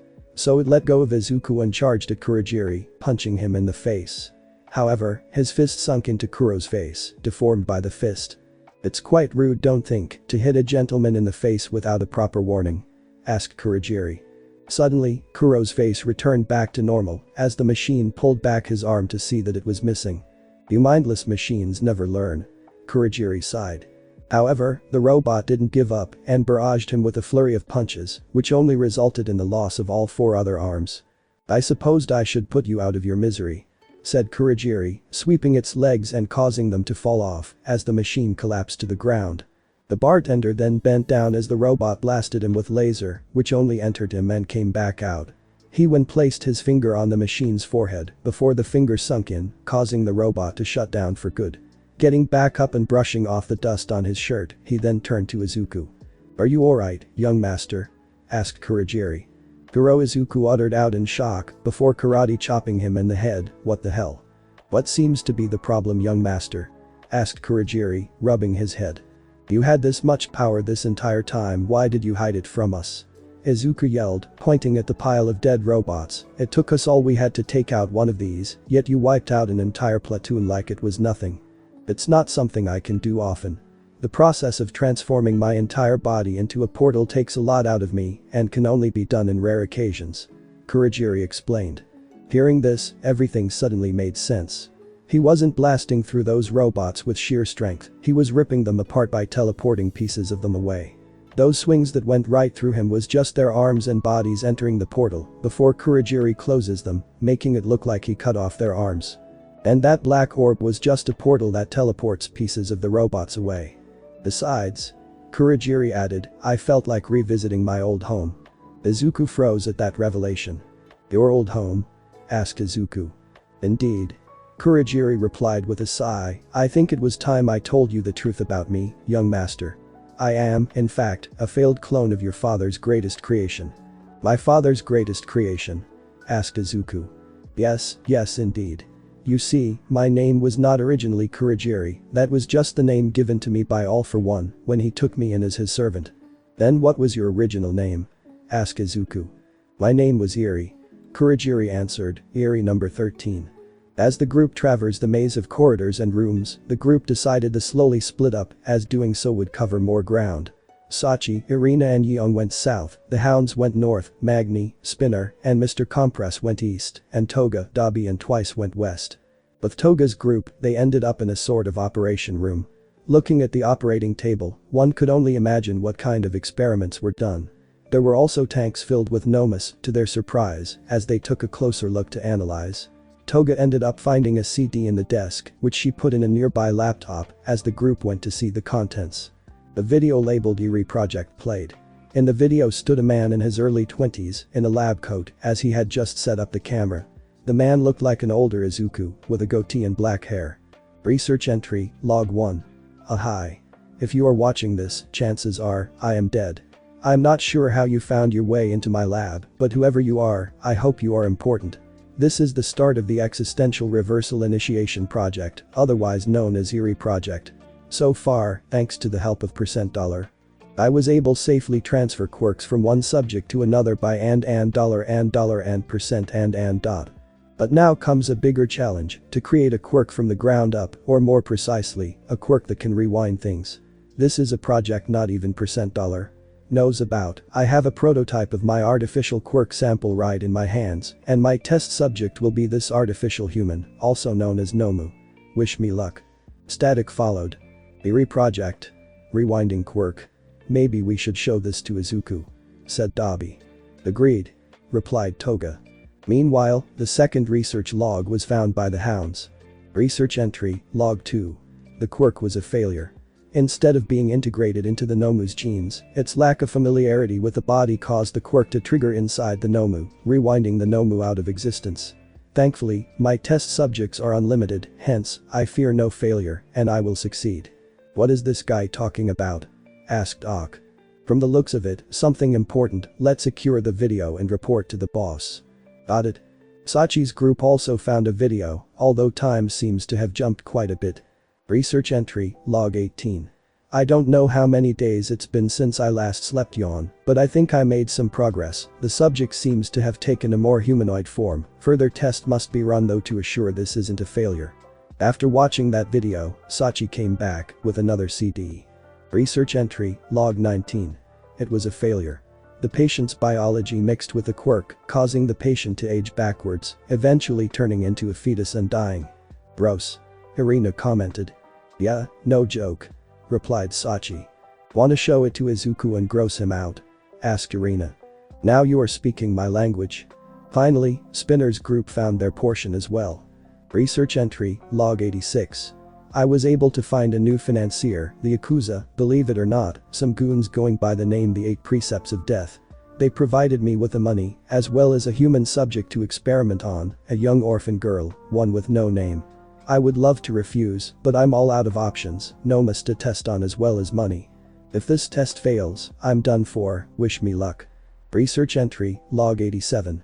It worked. My formula worked. She's alive and kicking. And most importantly, she has the rewind quirk. Sure, there seems to be some side effects, including white hair and a horn growing out of her head, but that doesn't matter. I finally achieved my goals. Wait, what was that? The bang was heard and the video cut out. Just then, the feed went back. Status update, the Yakuzas came back to retrieve Eerie, but I fought them off. I put her in status in somewhere they will never find. I'll have her delivered to my main lab back in Kamino, Yokohama by tomorrow. This will all be over soon, I hope. My first step in creating the silent plague is almost complete. Hisashi Midoriya, signing out. Suddenly, the group froze. Wait, Kamino? As in, hero-rated Kamino, the place that was completely destroyed during the battle our old boss had with All Might? Asked Spinner. Yes, seems like it, responded Magni. Does that mean that Eerie's? We'll have to consult the boss to find out, come on, let's go, said Mr. Compress. Kurogiri lead Izuku to Hisashi's main office, as he knew the ins and outs of the building like the back of his hand. So to clarify, due to the fact that there's still a bit of Nomu blood in me, those machine activated? Asked Izuku. They were designed to contain the Nomus in case they get out of control. Seeing how powerful you were, they sent in the heavy-duty containment robots, that was probably why you all had so much trouble taking them down. Responded the butler. So anyways, what is the Eerie Project? Asked Izuku. The Eerie, or Existential Reversal Initiation Project was Hisashi's first attempt at erasing quirks from the world. I was its 13th attempt, one where he first needed to test out if his new formula would harm a Nomu's body. So instead of injecting the experimental quirk into my body, he injected a pre-made, existing quirk using said formula. As per expected, the formula worked, and he went on to apply said formula to his experimental drug to use on Eerie number 14. Replied Kurogiri, but that experiment failed, so he scrapped both of us. I, however, survived and was saved by All for One, whom I served loyally since. As they reached the office, Kurogiri opened the door. Everything you need to know are in here, from the Nomu formula to the quirk drug formulas. Kurogiri answered. As Izuku went in, digging through and grabbing notebook after notebook after notebook, as well as looting the room for pieces of machinery and any kind of new drugs he had never seen before, Kurogiri stood guard at the door. Suddenly, Izuku smiled. Found it. Suddenly, a loud beep was heard, which startled both of them. What was that? Izuku asked. The building security has been triggered, someone's here. Answered Kurogiri. It must be the others. Let's go. Izuku ordered, hurry, warp me to them. After going all out against the containment bots, I'm completely drained, we're gonna have to go on foot. Replied Kurogiri. Izuku let out a sigh. Fine, then let's go on foot, but we have to hurry. I can't believe you activated the building security. Irina yelled at Sachi. Well, how was I supposed to know what the big red button did that? My instinct is, a button, touch. Replied Sachi. Even in video games you're not supposed to do that. Spinner cried, as the two group converged. Suddenly, a bullet flew in, taking out the security bots. Alpha. Your squad made it. Spinner cheered, turning back to see the hounds. At ease guys, these security bots are not nearly as strong as the machines we previously fought. Replied Alpha. Really, Sachi said, before another wave flooding at them. Seeing this, Sachi wanted to test out the hound's theory. He pointed at the bots and fired. Surely enough, the needles penetrated the armor as two of the bots dropped dead. Finally. Some enemies we can dispose of. Spinner cheered, seeing this. Wahoo! Yeong cheered too, slicing through the bots. Come on then, let's get to Izuku now that we know these bots are nothing to worry about. Replied Magni. A burst of flame appeared down the hall as several security bots were sent flying back, melted. Damn, these things just keep coming. Commented Dobby, walking by before noticing the rest of the group. Oh hi guys. Oh hi. We were just talking about how much easier it is to dispose of these guys. Said Sachi. Well, don't get too comfortable, cause there's literally 100 of them behind us. Dobby said. Sachi froze at that revelation. Oh dear. Guys. Irina pointed to behind them as more came from the other side. As the group struck a fighting pose, they split into two and attacked from either side. Time to test out my new ultimate moves. Irina said, reaching into her pocket, revealing a handful of sand. Desert avalanche. The grains of sand she threw became as big as rocks, bowling through several of the bots. Sachi followed, pointing all 10 finger at his enemy. Shotgun mode. Heavy buckshot. Firing 10 needles at point blank, he blasted through a group of security bots with a blast as powerful as a shotgun. Following Sachi, the hound ran in a reverse V formation. Hunting pack formation. The four surrounded a small group of security bots, like wolves would do to fight their prey, pouncing one after another. Shortly after that, every bot within the circle were in pieces. As more bots closed in, Twice pulled out his ruler and turned to Mr. Compress. Clone Brigade. Cloning Mr. Compress several times, the multiple compressors ran in, turning the attacking bots into marbles. Meanwhile, Magni saw a bunch of robots running towards her, so she stuck her magnet onto the wall. Magneto-transfer. Suddenly, the entire left wall became magnetized, causing most of the robots to get sucked onto the wall and get stuck. Everyone. Get down. Dobby yelled, donning his gas gauntlets. Demon breath. Clamping his two hands together and buffed by his support gear, he unleashed a huge burst of fire which burned away all remaining security bots. Alright. Go team. Sachi cheered before hearing clapping. Good work everyone. Izuku ran down, cheerfully. Izuku-kun. You're okay. Toga cheered back, leaping into his arms. Damn, Izu bro, and I thought you were not gonna make it. Sachi said. Well, I almost didn't. Replied Izuku, luckily Kurogiri helped me. Well, that checks out, so, you got what you need? Asked Irina. Yup. Izuku replied, all of my dad's research, all in this duffel bag. Great, because we found something of our own. Sachi said, giving the CDs to Izuku. Looking at the CDs, a smile drew on his face. Everyone, get packing, because we're heading home. He said with a smile. Okay. Sachi replied confusingly as everybody followed Kurogiri to the exits. Flashback. Looking through the notes, Izuku had finally found it.